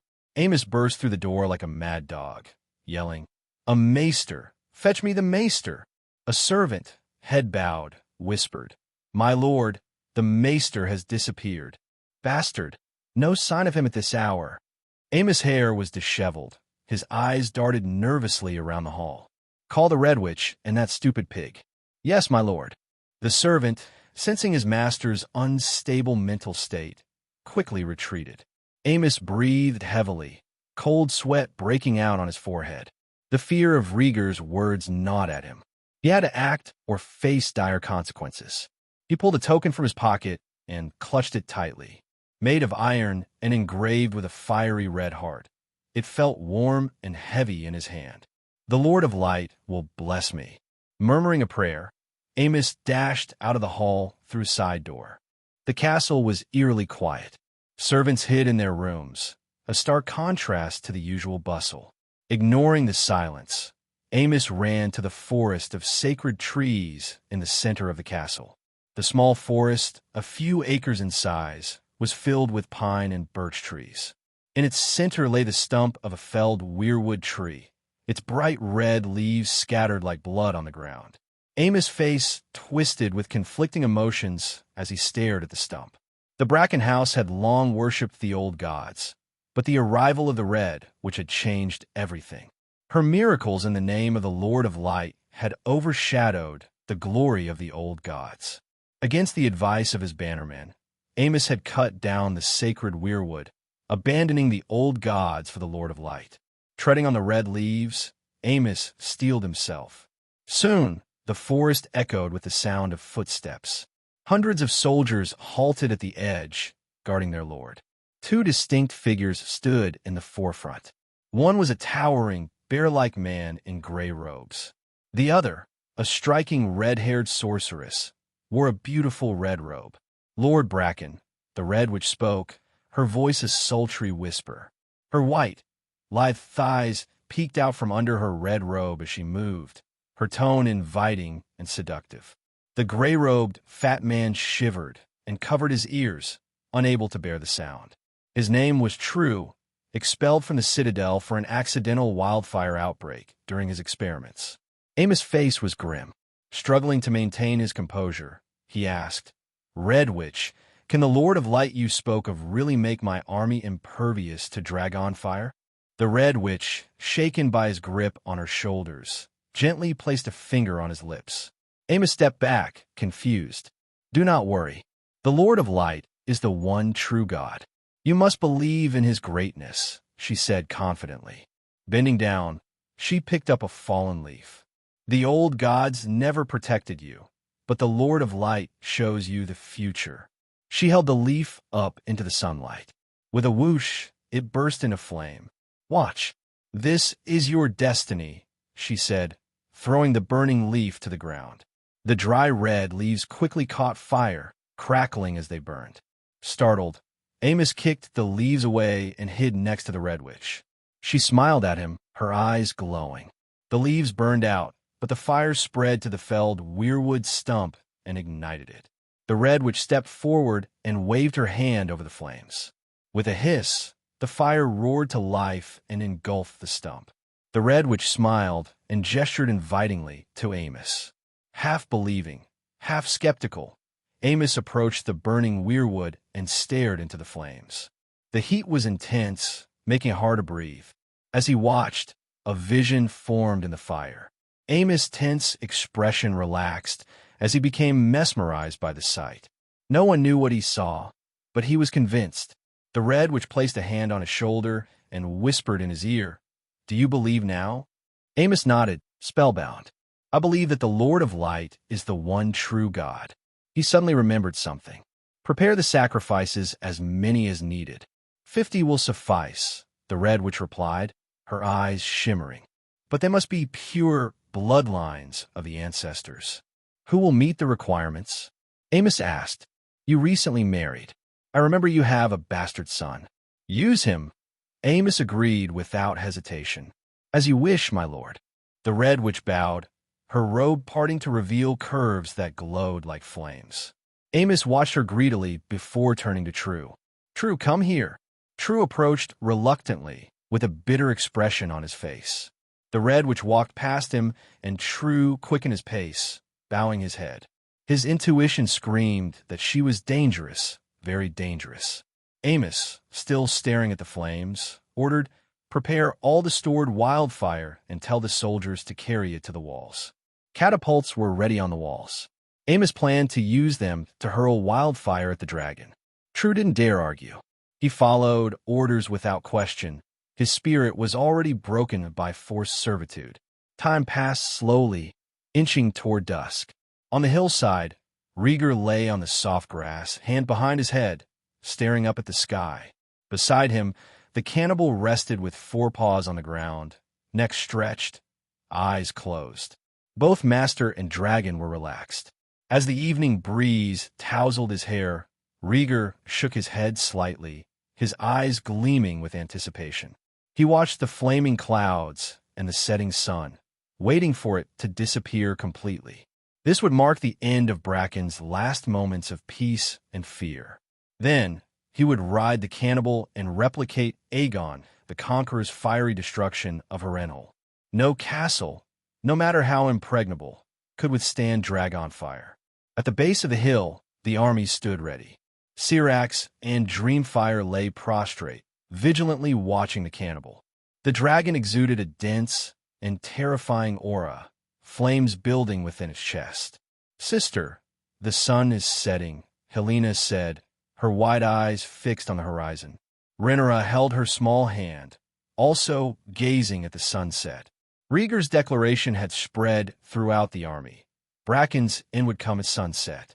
Getting no response, Helena shook her sister's hand and furrowed her brow.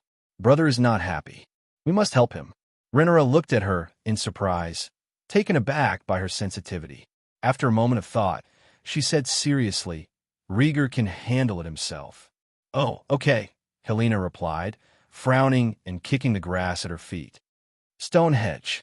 In the forest of the sacred trees, green fire blazed, accompanied by the faint screams of agony and the sound of burning flesh. Outside the forest, True trembled with fear and looked around nervously before sneaking back into the castle. Inside the castle walls, chaos reigned. Soldiers frantically carried buckets of wildfire into the fortifications. One commander shouted, "Tell the civilians to sift the sand. The moving wildfire needs a bed of sand." Wildfire, an extremely unstable explosive, was stored in sealed wooden barrels lined with fine sand to prevent shaking and accidental explosions. True moved with small, furtive steps, his eyes darting around as he kept his hands hidden in his sleeves, wringing them anxiously. Commanders and soldiers noticed the bear-like former maester. One commander asked with a sullen expression, "What are you doing here? You should be in the cellar making wildfire." "No, the Lord told me to come," True stammered, lying. The commander looked at him skeptically. "Why did the Lord call you for?" "I'm the maker of wildfire. I'm here to help you move it efficiently," True replied, his voice shaking. "All you need to move it is sand, and there's no difference between coarse and fine sand," he added, lying down again. Coarse sand, mixed with stones and dirt, did nothing to minimize the shaking. But the commanders and soldiers, ignorant of the intricacies of alchemy, accepted his explanation without question. They were soldiers, not alchemists, and they followed orders without thinking. The commander pretended to think before agreeing. "Okay, let's use coarse sand. Have the civilians bring more." True, his heart pounding, tiptoed away from the castle. He entered a hidden attic and found a secret compartment. Click! The compartment opened and a letter appeared. True, read it. "The Bracken house has been forced by a witch to turn their backs on their own beliefs and will be punished. I'm leaving. There's a secret passage in the stables." This letter, left by the old Citadel Maester, had warned of impending disaster and provided an escape route. True quickly crumpled the letter into a ball, stuffed it into his mouth, and swallowed it. He, too, was preparing to flee. Sunset. The sky turned golden as the sun set, casting a final red glow over the horizon. On the hillside, the cannibal shook and spread its massive wings like a black curtain against the sky. Its neck stretched forward, and its green pupils flashed with a fierce glow. "It's time," Rhaegar murmured, pushing himself up from the grass and stretching his tired neck. "Roar!" The cannibal let out a low growl, prostrating itself for its rider. It was eager to unleash its fury on the city below. "Good fellow, you are my companion for life," Rhaegar said, stroking the cannibal's pitch-black scales with a smile as pure as a child's. It was hard to imagine what the Targaryens would be without their dragons. He climbed the soft ladder to the saddle and took a deep breath before yelling, "Cannibal, fly!" "Roar!" The cannibal roared again, lifting its wings and soaring high into the sky. The sun had completely set. The moon was hidden, and the stars were scarce, shrouding Stonehenge in darkness. "Keep your eyes open and be on the lookout for any enemies sneaking up on you," barked the commander dressed as a knight, patrolling the battlements and scolding the soldiers. The soldiers fell silent and patrolled their surroundings with torches. However, the darkness made it difficult to see beyond a limited area. A taller soldier whispered to his companion, "Do you think the dragon will burn the Lord?" His companion rolled his eyes in disgust. "Before the dragon burns the Lord, it will burn the likes of us first. Fools, worrying about others." Suddenly, the sound of flapping wings filled the air, causing the torches to flicker in the cool wind. "Be alert! The dragon is coming!" the officer shouted, drawing his longsword. The soldiers tensed, held their weapons tightly, and stood back to back, staring into the darkness. But the sound seemed to come from nowhere, and the dragon was nowhere to be seen. A drop of cold sweat trickled down one soldier's cheek as his body shook. He swallowed nervously. The waiting was agonizing. "Listen, the sound's gone," one soldier said in surprise. The others pricked up their ears, realizing that the sound was indeed gone. "Maybe the dragon flew over the wall and ignored us," a soldier muttered hopefully. The soldiers began to relax, thinking that this was a reasonable assumption. Suddenly, a sharp teenage voice shouted, "Dracarys!" The temperature in the air immediately rose. Roar! A muffled dragon roar echoed, followed by ghostly green dragon fire descending upon the battlements. Boom! The dragon fire engulfed the soldiers, turning the night sky an eerie green. A large, blurry figure appeared in the night sky. Above the stone hedge, the cannibal's dark form slowly circled, spewing eerie green dragon fire like mist and water. Ah! Release the wildfire. The dragon is attacking. It's too late, run. On the wall, the Bracken soldiers screamed and wailed, writhing in the dragon fire. Rhaegar, clad in black robes, rode on the dragon's back and surveyed the devastation below. His lips moved slightly as he murmured, "Burn them all." His words were cold and distant. Roar! The cannibal roared, flapping its wings and circling the city walls, unleashing dragon fire repeatedly. Outside the city, 3 miles away, Samwell and Robb watched and waited patiently. A green fire blazed brightly, growing steadily. Samwell's eyes lit up as he shouted, "Charge! Surround Stonehenge! Charge!" The soldiers rushed toward the Stonehenge. Their mission was clear: block the gates and let no Bracken escape. Stonehenge Castle. The outer walls of the city were engulfed in flames. The soldiers' defenses useless as they were consumed by the dragon fire. A short distance away, Amos watched in shock. The giant black dragon roamed the night sky, its dragon fire sweeping the city walls as effortlessly as a maid washing dishes. Amos snapped out of his stupor and shouted angrily, "Bring out the wildfire and aim it at the dragon." He had anticipated that the soldiers in the outer city would not be able to stop the dragon. The flames were hidden, waiting for this moment. The soldiers obeyed his command, carefully pulling out the wildfire and placing it on the stone-throwing carts. Release! With that command, a dozen stone throwers fired in unison, aiming at the dragon in the night sky. Boom, boom, boom. The distance was too great. The wildfire missed and crashed into the outer city wall. The wildfire seemed to merge with the dragon fire, indistinguishable. This caught Rhaegar's attention. With the help of the spreading fire, he saw the stone throwers positioned above and below the city. His eyes narrowed with understanding. Cannibal, attack the inner city. Roar! The cannibal stopped its dragon fire attack, raised its wings, and flew toward the inner city, spewing fire at the stone throwers. The speed of the dragon fire was far greater than the soldiers' attempts to start a wildfire. The intense heat caused the wildfire to detonate before it could even reach its target. The next second, a rumble. Buckets of wildfire exploded, echoing through Stonehenge City. Green flames shot into the sky. The wildfire exploded. It's hot. Run away.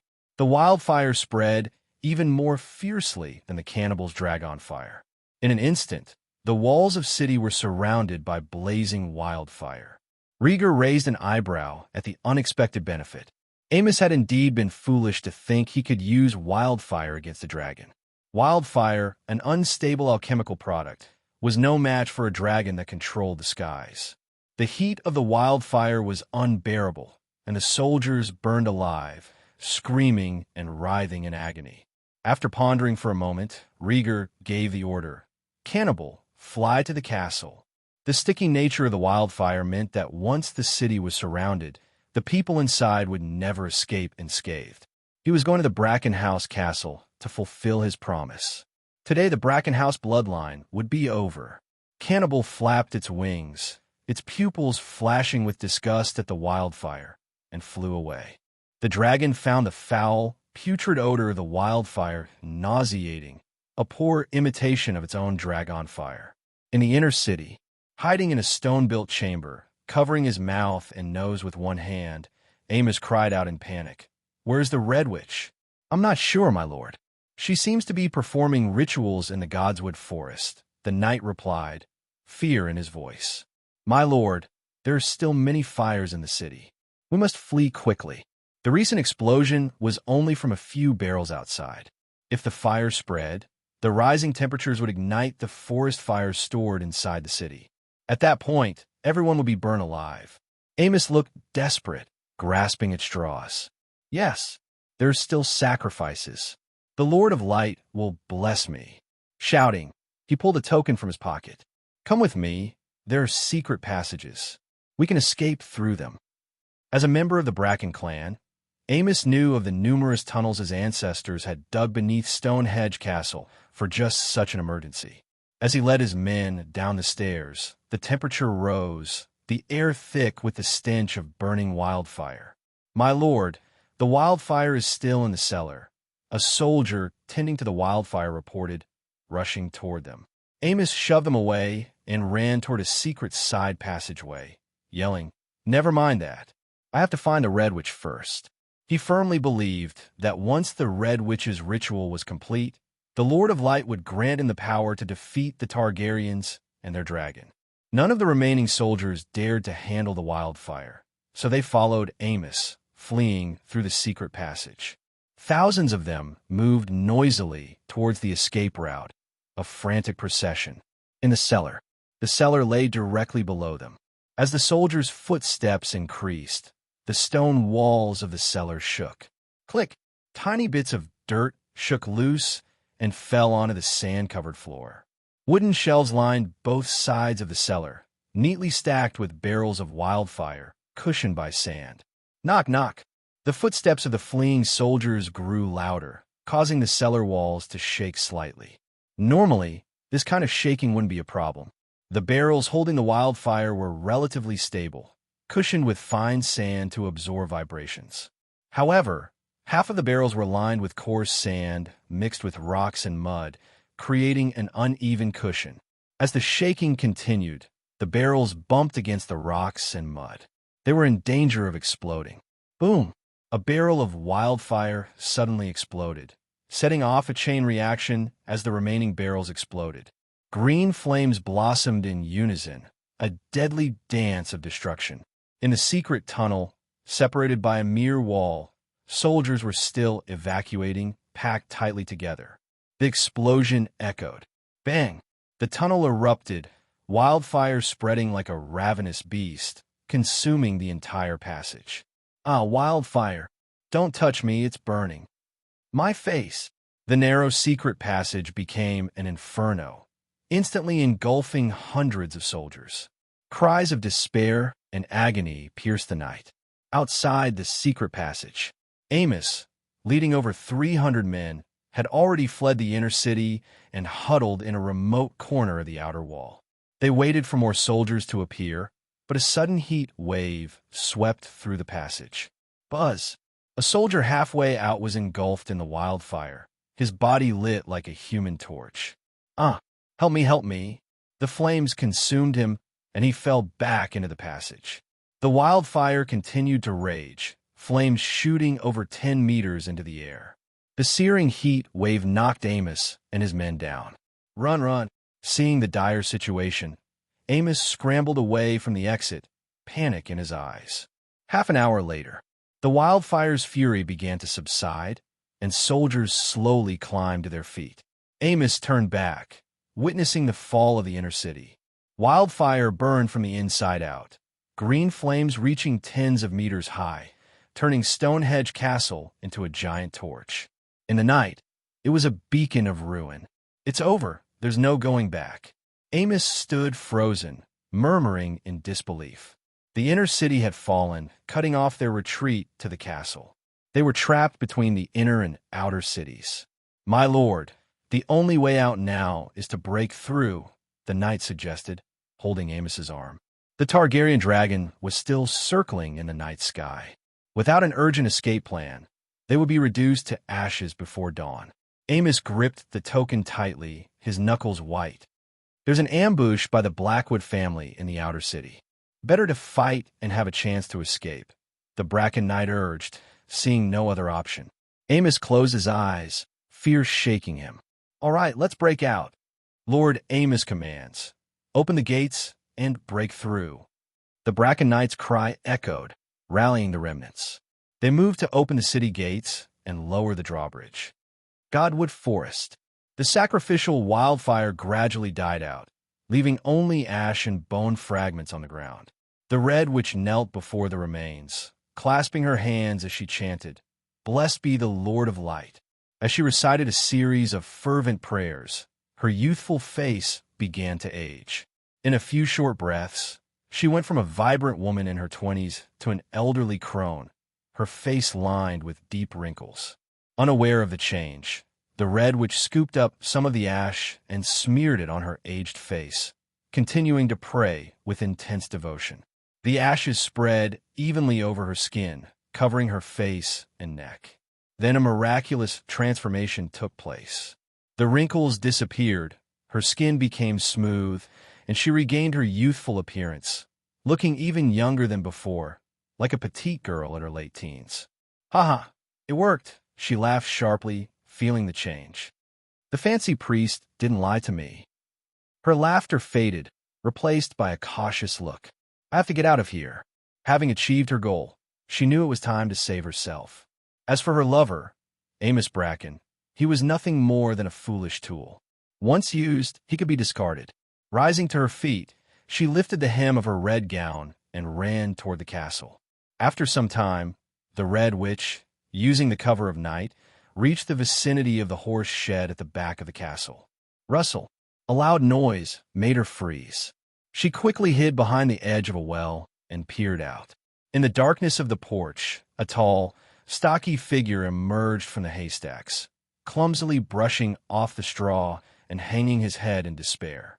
The Red Witch recognized him at once. The ex-maester, a dim-witted fatman with traces of giant blood. An idea flashed in her eyes. She called out, "Who's there?" Roar. Instead of a human response, a muffled dragon roar answered her. Whoosh!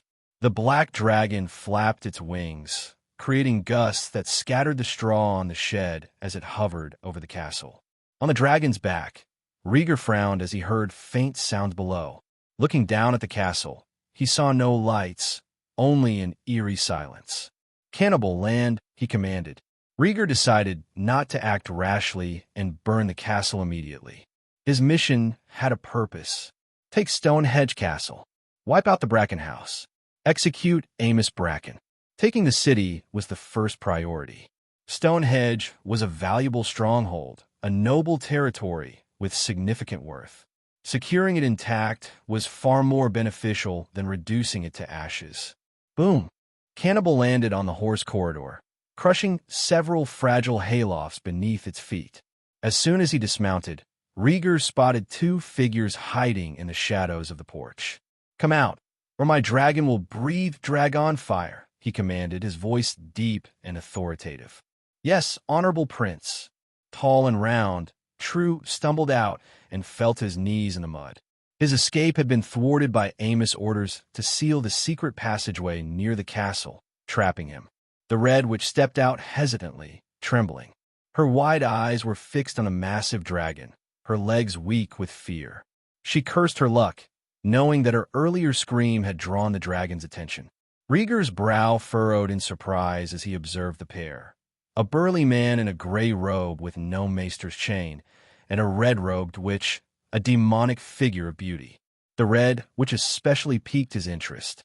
She reminded him of another red-robed woman he had encountered in the Vale, one who had a shadow cat as a companion and wielded strange powers. With that in mind, Rhaegar pulled out a ruby necklace and addressed the Red Witch. "Do you recognize this?" His tone was deceptively simple, meant to test her. The Red Witch looked up tentatively, her eyes first on Rhaegar's handsome face, then on the necklace. When she saw the ruby, her eyes widened and she blurted out, "Flaming red heart." "So you recognize it," Rhaegar said, a smile tugging at the corners of his mouth. The Red Witch's breathing quickened, her eyes filled with longing. "This gem is one of the heirlooms of the Temple of R'hllor, lost during the last Balerion invasion of Lys. R'hllor, the Lord of Light, was widely worshipped in the free cities, with one of the largest temples standing in Lys." Rhaegar shook the necklace in curiosity. "What does it do? Immunity to fire?" No. That would be a waste," she replied, her voice trembling with excitement. "According to the High Priestess, the flaming red heart allows the wearer to communicate with the gods and have their heart's desires fulfilled." Rhaegar tossed the necklace at her feet. "Try it and see what it does," he said indifferently.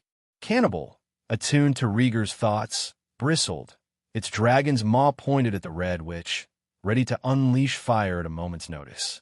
The Red Witch, oblivious to the threat, crawled forward and grabbed the necklace, her eyes glued to the ruby. "Great R'hllor, your faithful servant," she prayed fervently, clutching the ruby in her hands. But nothing happened. The ruby remained cold, and no miracle occurred. "How can this be?" she muttered, her eyes wide with disbelief. Growing impatient, Rhaegar demanded, "Did it work or not?" Cannibal lowered its head, its fiery breath heating the air. "Yes, it will," the Red Witch stammered, a chill running down her spine. Panicking, she added, "Perhaps it has been too long without a sacrifice, and it needs one to regain its power." Rhaegar's eyes narrowed dangerously. What kind of sacrifice? Uncertain about the beliefs of foreign religions like Lawler, he scrutinized her closely. The Red Witch, seeing a potential ally in Rhaegar, tried to smile. "The sacrifice is—" Suddenly, a sharp knife pierced her chest from behind, cutting her off mid-sentence. Blood flowed freely as her body froze in shock. She turned her head with great difficulty to see the frightened yet determined face of True, the disgraced maester. With a final twitch, she collapsed to the ground, lifeless. Rhaegar watched with quiet interest, having seen True's move, but choosing not to intervene. The Red Witch's failure to demonstrate the ruby's power had rendered it useless. After killing her, True dropped the dagger in fear, his stomach heaving with deep breaths. Trembling, he picked up the fallen ruby and held it out with both hands, his voice tinged with desperation. "Honorable Prince, that woman was a liar. She killed many people. True had been forced to act, unable to let the Red Witch deceive and possibly harm more people. He understood the danger she posed, especially if she gained influence over a royal heir. Rhaegar, however, was only interested in the ruby's potential for fire magic. The Targaryens had no need for ritual, they commanded dragons. Amused by the contrast between True's hulking physique and his gentle demeanor, Rhaegar asked, "Who are you? Dressed like a maester?" "Prince, my name is True," he replied, bowing his head respectfully. He explained his humble origins in the Riverlands and his brief time at the Citadel, where he had studied until a failed wildfire experiment led to his expulsion. Rhaegar measured True carefully, impressed by his intellect despite his unassuming appearance. "Where are the members of the Bracken House hiding?" he inquired. "In the cellar of the castle," True replied eagerly. "There are many civilians in the castle, driven there by Lord Amos. I can gather some men and capture the Bracken House." Rhaegar, intent on preserving the castle, agreed to True's plan. "Go ahead." "Yes, Lord," True replied, setting out to carry out his orders. Outside Stonehenge Castle, the drawbridge lowered with a heavy thud, and Amos, flanked by his soldiers, fled with desperate speed. The outer walls were engulfed in dragon fire and wildfire. Even a stray spark could mean certain death. Under the cover of night, over 300 soldiers stumbled into the muddy grass, their path obscured by the darkness. Panic and confusion reigned as they struggled to find their way. Oh! The mournful note of a horn echoed across the open meadow. Emerging from the night, 2,000 Blackwood soldiers advanced, their presence a grim reminder of the futility of flight. A sharp dragon roar pierced the night air. Orange and yellow dragon fire, interwoven with the sky, cut through the darkness, raining down on the soldiers of the Bracken House. There's an ambush! Run away!" The dragon fire's intense heat and immense impact were irresistible. The already weakened Bracken soldiers were incinerated or scattered like dust. On the ground, Samwell's army surged forward, crashing into the enemy ranks. "Make this quick. Don't let any of them escape." Samwell's longsword swung with deadly precision, cutting down any soldier who dared to resist. His lean figure moved with lethal grace through the chaos. Above, 2 dragons circled, their presence casting a grim shadow over the one-sided slaughter below. 2,000 Blackwood soldiers against 300 Bracken men. Victory was inevitable. 20 minutes later, the melee ended. Every Bracken soldier lay dead, with Samwell's men ensuring none were feigning death. "Let go of me, Blackwood scum." Amos lay in a pool of blood, helpless and alone, struggling futilely against his captors. "Amos, good to see you again." Samwell, eyes blazing with fury, kicked Amos in the stomach, sending him sprawling. Damn Blackwoods!" Amos screamed, clutching his stomach in agony. Samwell, breathing heavily, grabbed Amos by the hair, pressing his long sword to his throat. "Amos, I killed your brother, and you won't get away with it." Amos's brother had been the last lord of the Bracken family. To curry favor with Rhaegar, he had provoked several Blackwood children. A teenage Samwell had slain him in a tournament. "Little bastard, kill me if you dare," Amos spat, trying to salvage some dignity. "You think you have a chance to live?" Samwell's grip tightened, ready to decapitate him. "Wait, leave him for the prince," Robb interjected, grabbing Amos, who had resigned himself to death. At the mention of Rhaegar, Samwell paused, his expression hardening. "It's too merciful to kill him with one stroke." With a final kick to Amos's face, Samwell vented his rage. The soldiers secured Amos to a flagpole, their grim procession heading toward the burning city of Stonehenge. The feud between the Blackwoods and Brackens, as well as the personal vendettas, demanded more than a swift death. On the other side, Shrew gathered over 100 civilians and stormed Brackenhouse's castle. After a chaotic smash and grab, more than 10 nobles in fancy dress were dragged out. "Get out of here, you scum!" The peasants, filled with rage, hurled curses and assaulted the nobles with punches and kicks. They had been oppressed by the Brackens, and their hearts were full of fear and resentment. They wanted to burn the castle to the ground. The members of Bracken House, gagged and helpless, could only plead for mercy, which earned them more beatings. The Bracken House was utterly destroyed. Rhaegar circled over the castle on his dragon, cannibal, closing his eyes to the night wind. The Targaryen was true to his word. If he vowed to end a bloodline, he would follow through. Half a month later, a high platform was set up in a busy marketplace. Lionel, his arm in a sling, pointed to a crowd of people kneeling before him, fervently explaining their crimes. The Blackwood House waged a private war and disobeyed the king's orders. After a long proclamation, he announced the verdict. Kellen Blackwood is deprived of his lordship and is sentenced to death by garroting. Turning to Kellen, he asked aloud, "Prisoner, do you accept the sentence?" "Yes, Lord Hand of the King," Kellen replied in a low voice. "But I do not wish to die immediately. Please allow me to don a black robe and guard the Great Wall." The crowd watched expectantly. Lionel nodded and granted the request. The king's guard draped a black robe over Kellen and led him away from the execution ground. This decision was the result of long negotiations. Kellen pleaded guilty, and the Blackwoods ceded some territory near the Red Fork River. In exchange, Kellen was allowed to live, and his eldest son, Samwell, inherited the title and the land. With the Blackwoods dealt with, the Brackens were next. Lionel declared their sins, waging war, disobeying the king, murdering Lord Graves Tully, Lord Tully's heir, and defying the hand of the king, Lionel Strong. The Bracken House was sentenced to death. Every man, woman, and child was beheaded, and their heads were thrown into the moat. Amos Bracken, the chief culprit, was stripped of his title and territory, his clothes torn from him, and he was whipped all the way to the dragon pit. On the journey, he was scorned by the common people and pelted with filth. When he reached the dragon pit, covered in grime, cannibal awaited him. The dragon's flames burned him to ash. The people of King's Landing knew of the Bracken House's rebellions and transgressions. They became the epitome of traitors. Prince Rhaegar, who managed to put down the rebellion, was hailed as a hero by all. Red Keep. In the bedroom, Rhaegar sat at a table, head down, writing furiously. "Knock, knock." There was a soft knock at the door, followed by Rhaegar's voice. "Rhaegar, I'm coming in." She entered without waiting for an answer.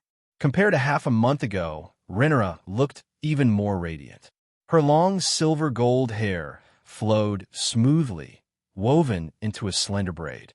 She wore a fitted black dress that revealed her ankles and a pair of exquisite red-bottomed high heels. Rhaegar looked up at the sound of her voice, revealing dark circles under his eyes. He saw 3 blurry images of his sister. Supporting his head with one hand, he said, "Rhaegar, I'm dizzy. You are too tired. You should rest," she said, gently dragging her brother to the bed and laying him down. rubbing his head. Rhaegar obediently closed his eyes and rested his head on his sister's smooth, white thighs, savoring the comfort. He hadn't had a moment's rest since breaking through the stone hedge. He had spent days placating the townspeople, dispersing the townsfolk at the gates, and holding back the remnants of Bracken's forces. For 3 days, he had extinguished the fires in the city, sent men to clear the ruins, and cleared the streets. And that wasn't all.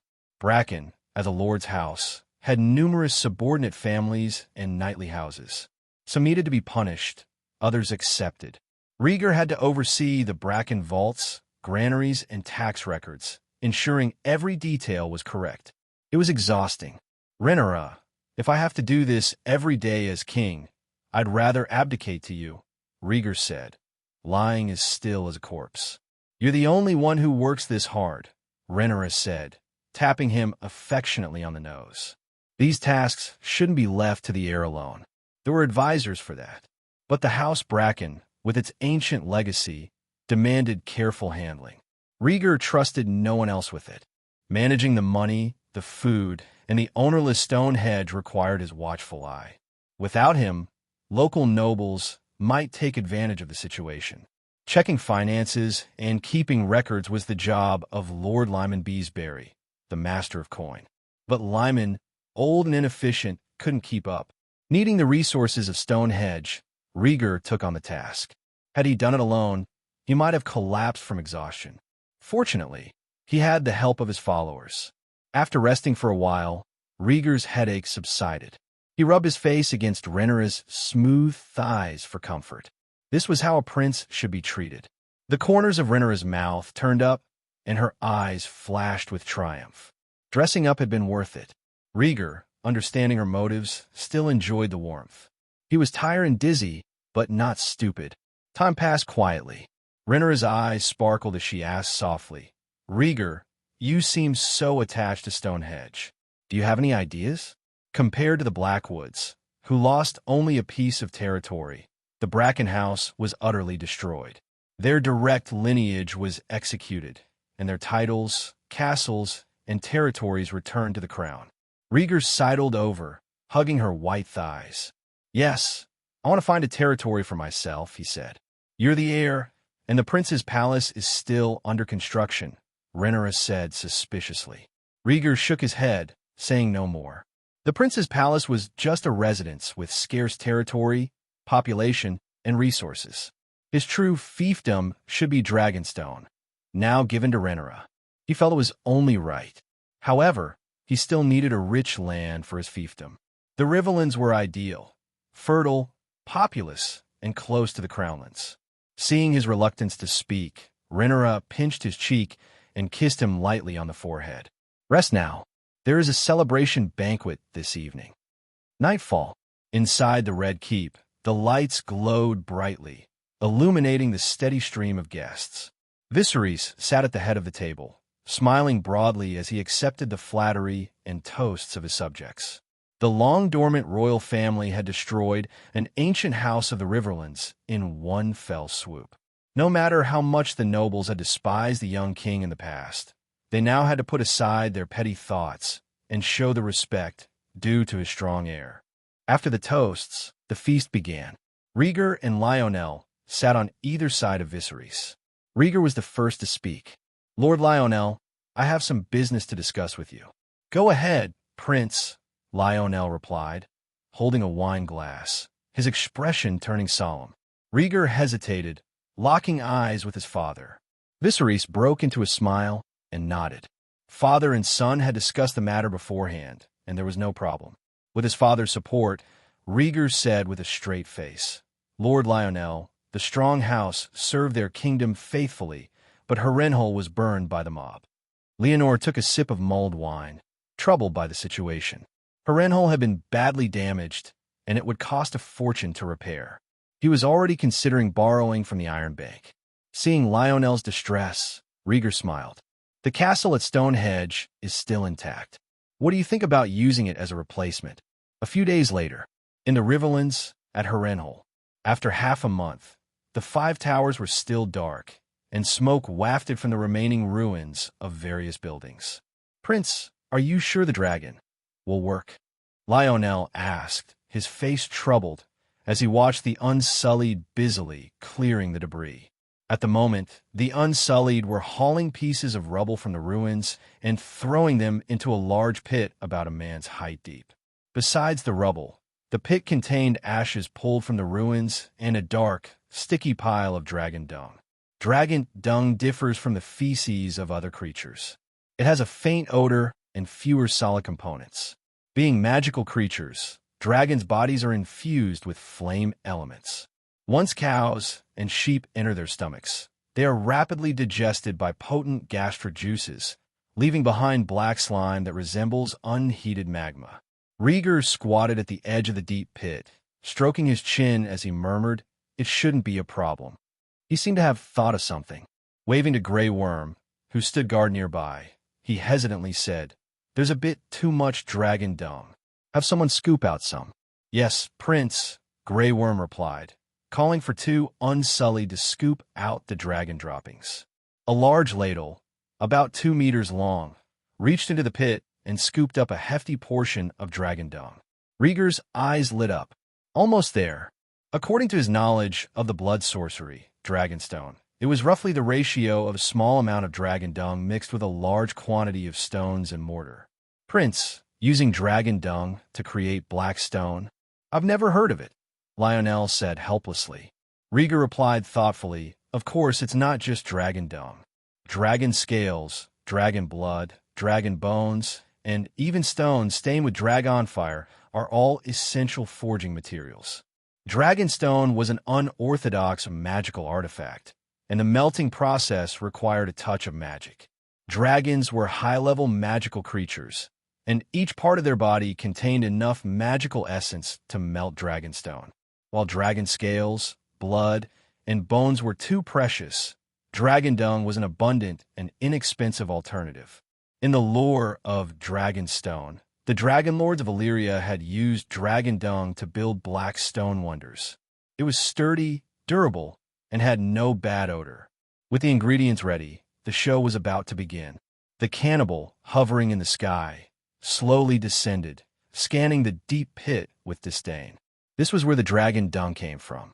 Rhaegar stepped away from the pit, approached the cannibal, and commanded, "Dracarys, roar!" The cannibal snorted, unleashing a torrent of dragon fire into the pit.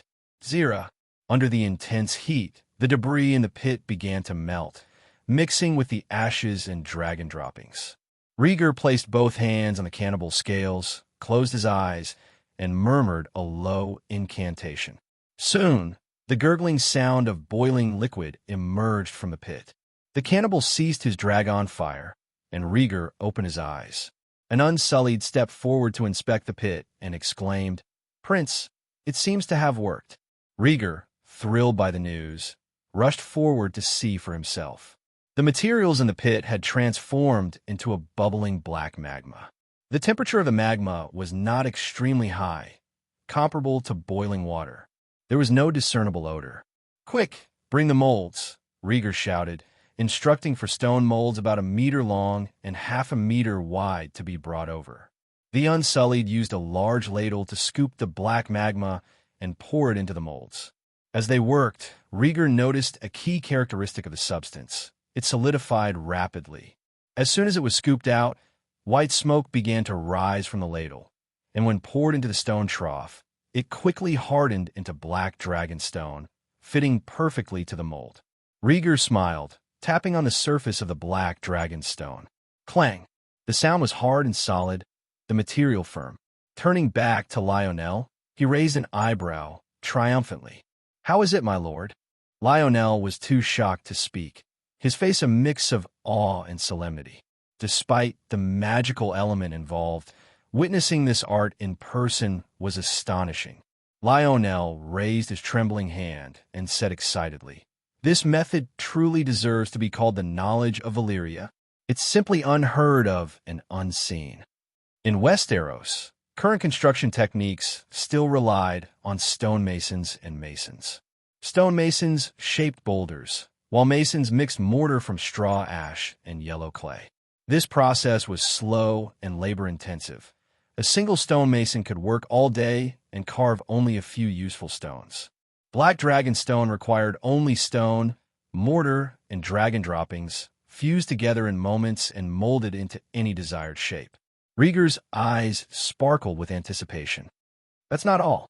He instructed the Unsullied to scoop out another ladle of black magma and pour it onto the molded black dragon stone.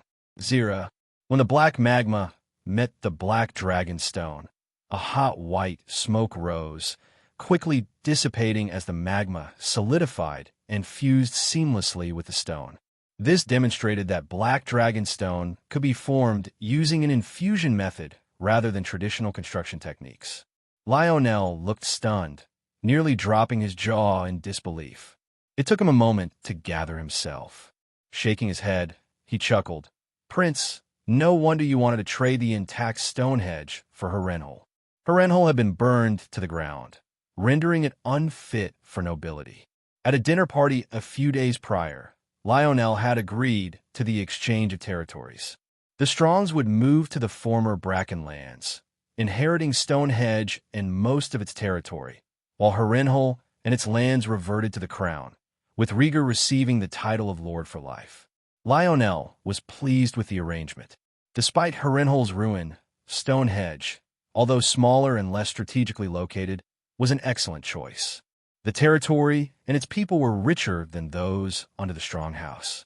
Harrenhal held a significant position in Westeros, overseeing the Riverlands, defending the Vale, and the Northern Realm.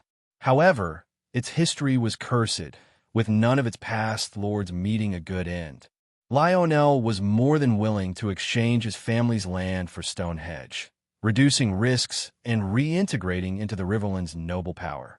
With these considerations in mind, Lionel said, "Prince, the Strong House will take over Stonehenge, and Old Lord Tully and I will ensure the stone supply needed to rebuild Harrenhal." Harrenhal's complex had been reduced to ruins, with only the 5 main towers and the city wall remaining intact. To smelt the black dragon stone, a steady supply of stone was required. This task was undertaken by the Tully and Strong houses. The Strong House, having traded prime land for the royal family, naturally needed to contribute. The Tullys, on the other hand, needed to compensate. With the Blackwoods and Brackens at war, and one openly rebelling, Old Tully, as Lord Paramount of the Trident and Lord of River Run, had nearly been captured by his own bannermen. His title was spared only because the Tully house had lost its successor. While he had no great merits, he had endured much. Thus, Old Tully had to contribute a significant amount of stone to repair Harrenhal. After the successful creation of Black Dragonstone, Rhaegar had more pressing matters to attend to. Inside the Kingspire Tower, Rhaegar took his seat at the high chair. Besides Lionel, a few others joined him. Robb, Grey Worm, and True, the former maester. "Robb," Rhaegar called out. Robb knelt on one knee, his voice reverent. "Prince." Rhaegar exchanged a glance with Lionel before continuing. "Robb, you distinguished yourself in the battles on Stone Island and in the rebellion. I've asked my father for the recognition you deserve." Robb's head lifted, his eyes full of excitement. He had already heard from Samwell, who had been made Lord of Raventree Hall, that the prince intended to honor him. It seemed that Rhaegar intended to make him a sworn knight, possibly paving the way for land and a castle of his own. Lionel cleared his throat, drawing the attention of the room. His eyes questioned Rhaegar, who nodded, allowing Lionel to speak. With Robb's eyes full of expectation, Lionel solemnly announced, "By the king's will and royal decree, Robb Rivers is granted the title of Lord of Stone Mill." "Lord!" Robb's hands shook in disbelief. "That's right, Lord of Stone Mill," Rhaegar confirmed with a smile. "Don't worry, I'll fund the construction of your castle from my private coffers. You won't be living in a thatched cottage." Robb's eyes welled with tears of gratitude. "Thank you, your grace, and thank you, prince."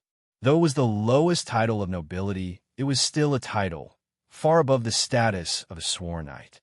Stone Mill, a territory ceded by the Blackwoods, was fertile land on the north bank of the Red Fork River, ideal for farming and fishing. "Now, it's not fitting for a man to cry," Rhaegar admonished gently. "With your new title, you can change your family name, design a family crest, and shed the identity of a bastard. Yes, Prince. Robb nodded vigorously, holding back tears.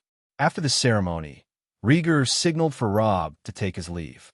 The appointment of Robb as a lord was both a reward for loyalty and a strategic move to win the support of other second sons. Stone Mill's location between Blackwood and Strong territory also served as a buffer to prevent conflicts.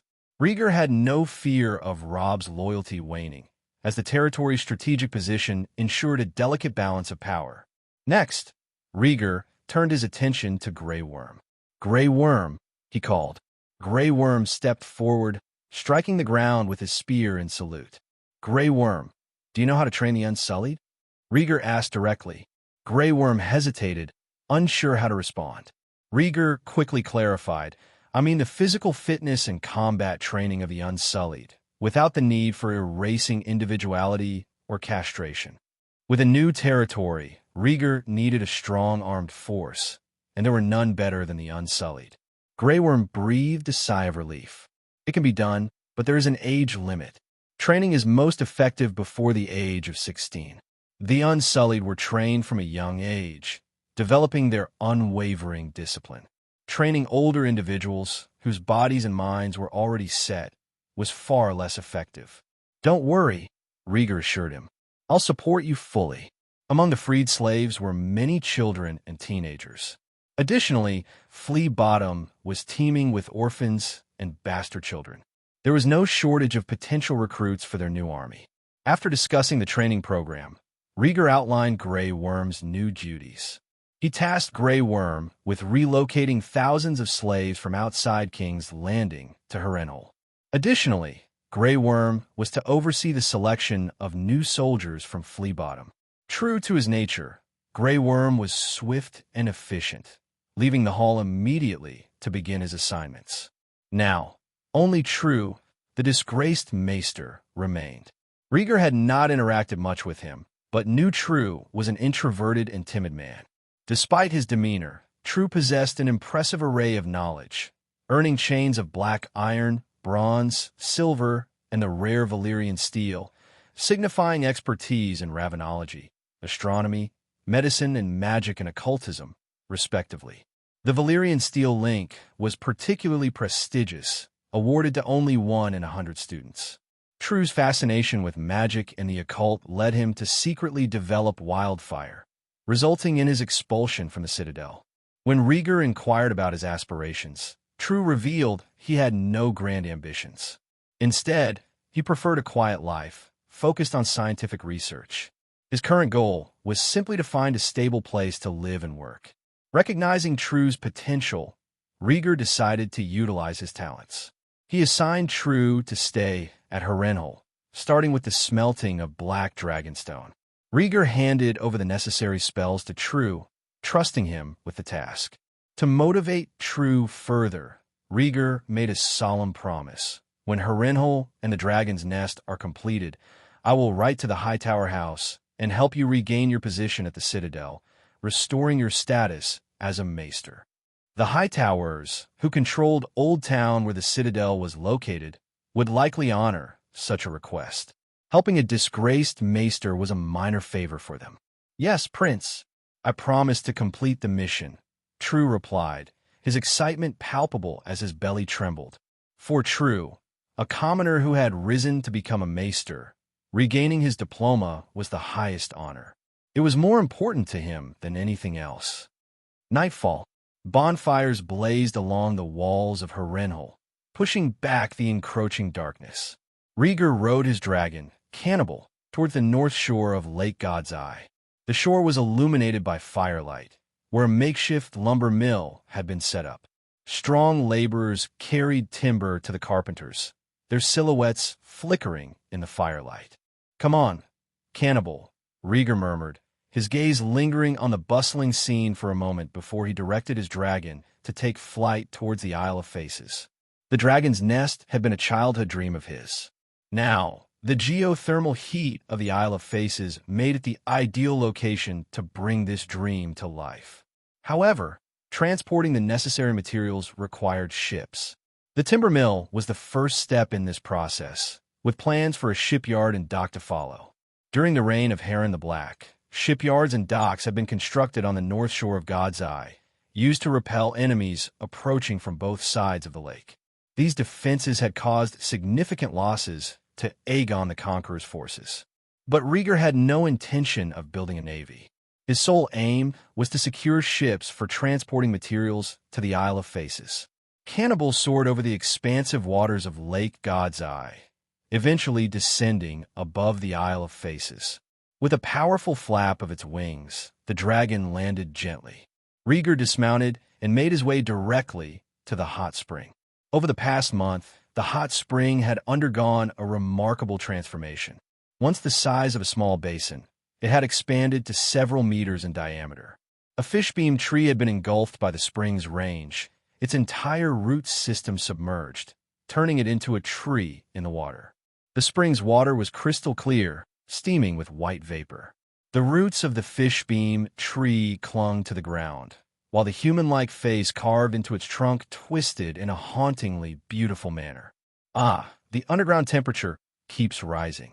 A dragon's nest here is definitely feasible, Rhaegar breathed out, taking off his clothes as he approached the hot spring. With a splash, he jumped into the water, leaning against the tree's rhizome and closing his eyes in contentment. He sighed, the hot water soothing his muscles as he stretched out his legs. The spring's heat was perfect for him, gradually lulling him into a drowsy state. King's Landing.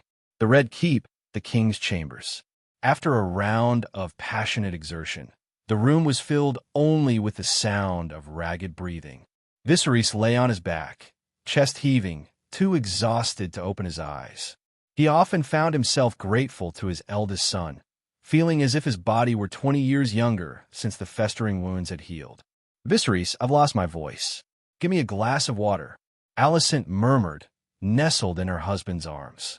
Her skin, even more radiant than that of a young girl, flushed a delicate pink. Her voice was hoarse, a soft request escaping her lips. Despite her distaste for her husband's often sullen demeanor, she couldn't ignore the feeling that she was destined to bear him 5 children. Drink slowly, Alicent, Viserys gasped, lovingly supporting her as he poured a glass of water and brought it to her lips. Alicent drained the glass in one gulp, the tip of her tongue lingering around the rim. Viserys watched, his heart swelling and his vigor returning. Viserys, there's something I want to talk to you about, Alicent said, her breathing steadying as she prepared to broach the subject. Gathering her closer, Viserys replied contentedly, Tell me. He had sensed this conversation was imminent, given Alicent's initiation of it.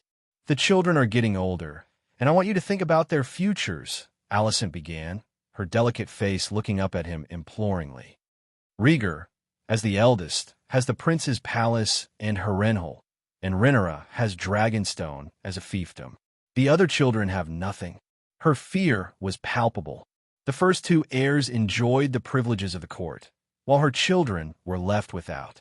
Well, almost nothing. Aegon had been appointed as a commander of the Stepstones, but it wasn't enough. Viserys lowered his eyes and tried to remain calm. Reason prevailed. He understood Alicent's concern and acknowledged the imbalance in the treatment of their children. As a father, he had failed to be fair. As king, the balance was even more skewed. Rhaenyra and Rhaegar were the offspring of his late wife Aemma Arryn and held a special place in his heart. Emotionally, they eclipsed his other children. Rhaenyra's abdication as heir had been a significant sacrifice, one he had tried to make up for. Rhaegar, the eldest son, was the heir to the kingdom. He was also the Targaryen dynasty's most capable heir at the moment. At the age of 13, he had led a successful campaign against the Triarchy and crushed the rebellion in the Riverlands. Such achievements marked him as one of the greatest prodigies in the history of House Targaryen. If he didn't die young or succumb to madness, he would undoubtedly be a brilliant ruler. Viserys was willing to use all his resources to support such a promising pair of children. Seeing his hesitation, Alicent reached out, rubbed his beard, and spoke softly. Aegon's working hard in the Stepstones, and he's almost the same age as Rhaegar, isn't he? Helaena and her 2 young sons were too young to consider, leaving Aegon as the only viable son. Despite his usual profligacy and unruly behavior, Alicent didn't see Aegon as useless. After all, both Viserys and Daemon had indulged in the pleasures of King's Landing's brothels in their youth and turned out reasonably well. Aegon, after all, had been to war and ridden a dragon. In terms of ability, he was several times better than the heirs of many great families. Viserys hesitated, thinking deeply. To him, Aegon didn't seem fit to be king. As a prince and lieutenant, he might be a better choice. Do you think Aegon deserves a feud? Viserys asked directly, his eyes piercing. Alicent's face lit up as she nodded gently. Viserys rubbed his brow and sighed. If you had told me earlier, I might have kept the stepstones for him. As it is, the realm has no suitable castle for Aegon. A fief was not easily granted. As a prince, Aegon needed a castle, a palace, and enough servants and lords to maintain royal dignity. If there was no spare castle, he'd have to grant an undeveloped piece of land, requiring extensive work to make it livable. It seemed easier for Aegon to stay in King's Landing as a prince in leisure. Alicent understood this and had a plan. Sitting up, she looked him in the eye and said seriously, "The Battle of the Stepstones is nearly over, and Aegon can remain there." She always remembered Jane's analysis. The Stepstones were crucial, situated between two continents and a major shipping route. With the Triarchy in decline, the danger had significantly decreased. With Aegon and the Stepstones, the treasury would naturally fund the construction of a fortress and maintain a strong presence. It was a perfect fiefdom. Viserys was momentarily stunned. The Stepstones, he murmured. It was a place rife with disputes, but he had someone in mind who was more suited for it. It could be a form of mutual compensation. Alicent gently shook his shoulder and urged, "Viserys, what do you think?" "It's a good suggestion. Let me think about it," Viserys replied, rolling over to cuddle his wife and closing his eyes. Viserys was not a man of swift decisions, but rather one prone to delay. Fleabottom. Inside a brothel, several black-robed figures entered the dimly lit brothel, moving quickly toward a secluded room on the second floor. The door creaked open to reveal an elegant woman with a delicate figure, draped in a thin veil. She sat gracefully, exuding an air of quiet authority. "White Worm, I've heard much about you," said the lead figure, lifting his hood to reveal Otto's stern face. Mysaria placed her hands on her lap, her gaze unwavering. Her voice, both magnetic and hoarse, replied, "Lord Otto, your reputation precedes you as well." Otto's reputation had suffered greatly as a result of the street cleaning program, and his name had become synonymous with controversy throughout King's Landing. "I'll take that as a compliment," Otto said, his eyes twinkling as he took a seat across from Mysaria. Her expression remained unchanged, calm and impassive. "Lord Otto, what brings you here?" she asked. White Worm Mysaria, the most elusive figure in Fleabottom, yet privy to the city's secrets, Otto began, his tone candid.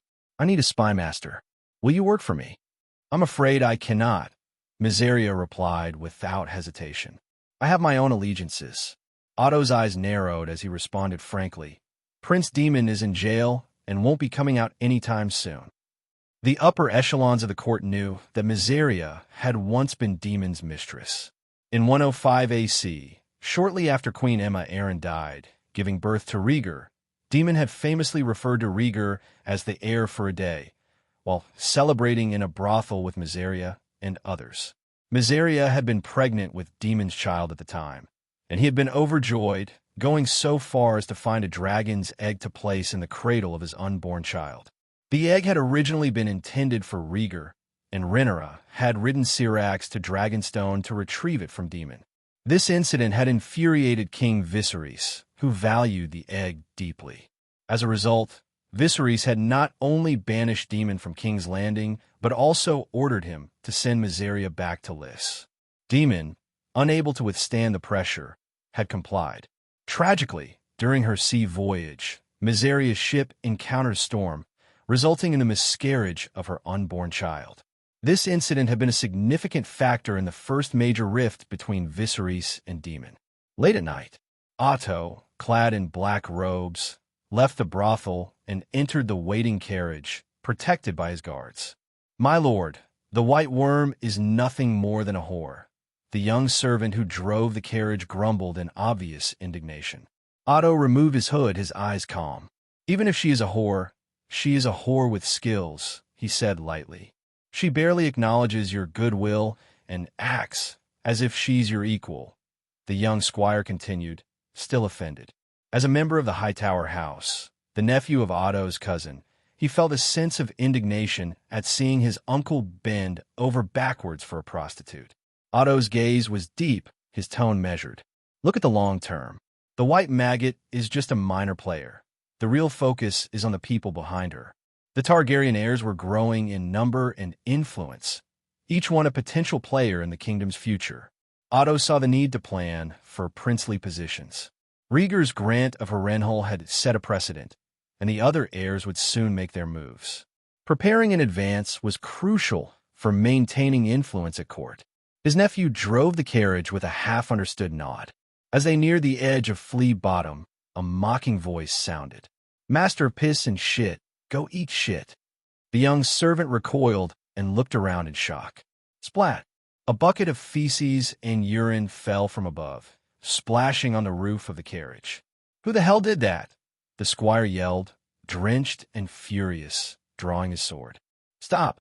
Don't make trouble," Otto ordered. "Hurry up and leave. The White Worm will take care of this." Suppressing his anger, the young attendant gritted his teeth. "Yes, my lord." He whipped the horse, speeding out of Flea Bottom, leaving behind the jeering crowd. Inside the carriage, Otto covered his mouth and nose with a handkerchief, his eyes sweeping over the soiled carport. Slowly, he closed his eyes. King's Landing was a city filled with the stench of poverty and desperation. Refugees from all over the Seven Kingdoms flocked to the capital, hoping for a better life. This influx strained the city's security and exacerbated tensions between nobles and commoners. As Master of Civil Affairs, Otto had taken on the responsibility of cleaning up the streets. His efforts had touched a nerve among the impoverished, leading to widespread resistance. After several failed attempts, he devised a localized approach. The poor resisted the nobles' management, so he sought out individuals from their own ranks to lead them. The White Worm was a grassroots figure with notable talents, one of the main reasons he had gone to such lengths to bring her into his fold. The next day, Viserys lay in bed, contentedly cuddling his beautiful wife, lost in a dream he hated to leave. Alicent, resting on his arm, listened to his familiar snoring, her mind lost in thought. She had been awake all night, planning for the future of her children. A knock at the door broke the morning silence. "Your Grace, an urgent report from Stepstones," came Eric's voice from the hall. Alicent blinked, shaking herself from her reverie. She shook her husband gently, her voice hoarse from lack of sleep. "Viserys, there's a letter from Stepstones." "Wake up." Viserys groggily tried to sit up, only to find his right arm numb from his wife's weight. Alicent got up with a worried look on her face, slipped in her nightgown, and opened the door. Eric stood there, his expression grave. "Your Grace," he nodded. "Come in. Tell him what you have," Alicent said, stepping aside to let Eric enter. Eric entered, his eyes averted out of respect. He presented a letter to the king, who was still struggling to fully wake up. "All right, give it to me," Viserys muttered, taking the letter and tearing it open. As he read the contents, his expression changed dramatically. "Vaemond Balerion is dead," he cried out in shock. "Vaemond is dead." Alicent's eyes widened. "Sir Vaemond?" she asked, equally surprised. Vaemond was the younger brother of Corlys Balerion, the sea snake, and they were known to be very close. Viserys nodded, his face grave. "The letter says Vaemond felt abdominal pain some time ago. At first, he didn't think much of it, but it kept getting worse. 2 nights ago, he collapsed in agony, his abdomen swollen like a basin, and he died in terrible pain." Alicent's mind raced. "What about Aegon? Is he all right?" Viserys reassured her. "Aegon is fine, but Vaemond's death is strange. It doesn't seem like a natural illness." The manner of Vaemond's death was eerily familiar to Viserys. His father, Balon Targaryen, had died in a similar way after a hunting trip, his abdomen swelling painfully before his death. Alicent gasped. Could it be poison? Possibly, Viserys said, his voice heavy. There are many poisons in lists. We can't rule it out. He sighed deeply. I heard that Lord Corlys has woken up. Vaemon's body will be returned to Driftmark for a funeral, and the royal family is expected to attend. Alicent nodded, understanding the gravity of the situation. I'll make the arrangements, she said, summoning a servant to notify Grand Maester Melas and send ravens with the news. At the same time, Rhaegar awoke from his sleep after spending the night soaking in a hot spring. His eyes were still clouded with confusion as he emerged from the water. Roar! Sensing his awakening, the cannibal, his dragon, rose from a nearby clearing and let out a low, rumbling growl. Rhaegar stretched, feeling the wrinkled texture of his soaked skin. I'm all cut up, he muttered, scratching at his long, wet hair. He pulled on his robes, mounted the dragon, and flew back to Harrenhal. As soon as he landed, he saw the big, chubby True hurrying toward him. What happened? Rhaegar asked, unable to suppress a chuckle at True's comically fast pace. Panting heavily, True handed him a letter. A message from Stepstones, Your Grace. I came to find you first. Rhaegar's demeanor changed instantly. He grabbed the letter and read it quickly. The letter was from Tormund, who had remained on Bloodstone Island. It detailed Vaemon's death and the circumstances surrounding it, suggesting that he had most likely been poisoned. Crushing the letter into a ball, Rhaegar thrust it back at True and said urgently, Oversee the work at Harrenhal. Get Robb to help you. I'll go back to King's Landing. Yes, Prince, True replied, catching the ball of paper and nodding vigorously. Without another word, Rhaegar mounted the cannibal and took off, flying back to King's Landing. Within the hour, the cannibal had flown from Harrenhal back to King's Landing. Harrenhal's strategic location was vital. It blocked the nobles from the Riverlands and used the fast-flowing rivers of the Three Forks to keep the armies of the Vale and the North at bay. Most importantly, it was in close proximity to King's Landing. Roar! The cannibal circled over King's Landing, roaring to announce its return. It landed in the Dragon Pit, and Rhaegar dismounted, intending to head straight to the Red Keep. Prince, wait a moment. A black-robed figure emerged from a shadowed corner, moving with a light step. Rhaegar turned to see Syrio, his trusted agent, whose fluffy brown curls peeked out from under his hood. Any rumors in King's Landing lately? Rhaegar asked. Syrio managed a group of skilled operatives who specialized in gathering intelligence in King's Landing. Indeed, Syrio replied with a smirk. The high and mighty have been splattered with shit, thinking they can work with worms. Rhaegar frowned. Worm? Otto found someone to collaborate with. Syrio explained. White Worm, also known as Miseria, a prostitute from Lys and Prince Daemon's former mistress. She organizes the largest intelligence network in King's Landing, though her allegiances remain unclear. Rhaegar's brow furrowed further. Look into the White Worm. To stop Otto from working with her? Syrio inquired. Rhaegar shook his head. No need. It's time for the King's Landing reorganization plan to be put on the agenda. Let Otto handle that. As for the White Worm, no matter how much information she gathers, she can't stand against true power struggles. The Red Keep. Rhaegar walked into the Red Keep and ascended the stairs of Maegor's Holdfast. Around a corner, he encountered a slender, middle-aged man with a shaved head. Prince, can I help you? The man asked. No, Lord Caswell, Rhaegar replied, sidestepping with a polite nod. Lord Caswell, from the Caswell House of Bitterbridge in the Riverlands, loyal to House Tyrell, nodded slightly and made way. Reaching the upper floors, Rhaegar headed to the king's chambers, where he found his father, Viserys, at breakfast. Father, Lord Vaemon has been killed. Rhaegar used the word killed deliberately. Viserys, cutting in a sizzling mutton, chewed thoughtfully before replying, I know. We'll be going to Driftmark soon for the funeral. I'm glad you know, Rhaegar said, noting his father's calm demeanor. His stomach growled, reminding him he hadn't eaten. With a bitter smile, he moved a chair and joined his father at the dining table. Hello, everyone! As we wrap up this video, I want to share a quick note. I have a Patreon account. If you'd like to support me and enjoy on-demand audiobooks, you can become a Patreon member. Alternatively, you can check out my Google Drive link, which has 500-plus novel audiobooks available through my Ko-fi or Patreon shop. I appreciate your support.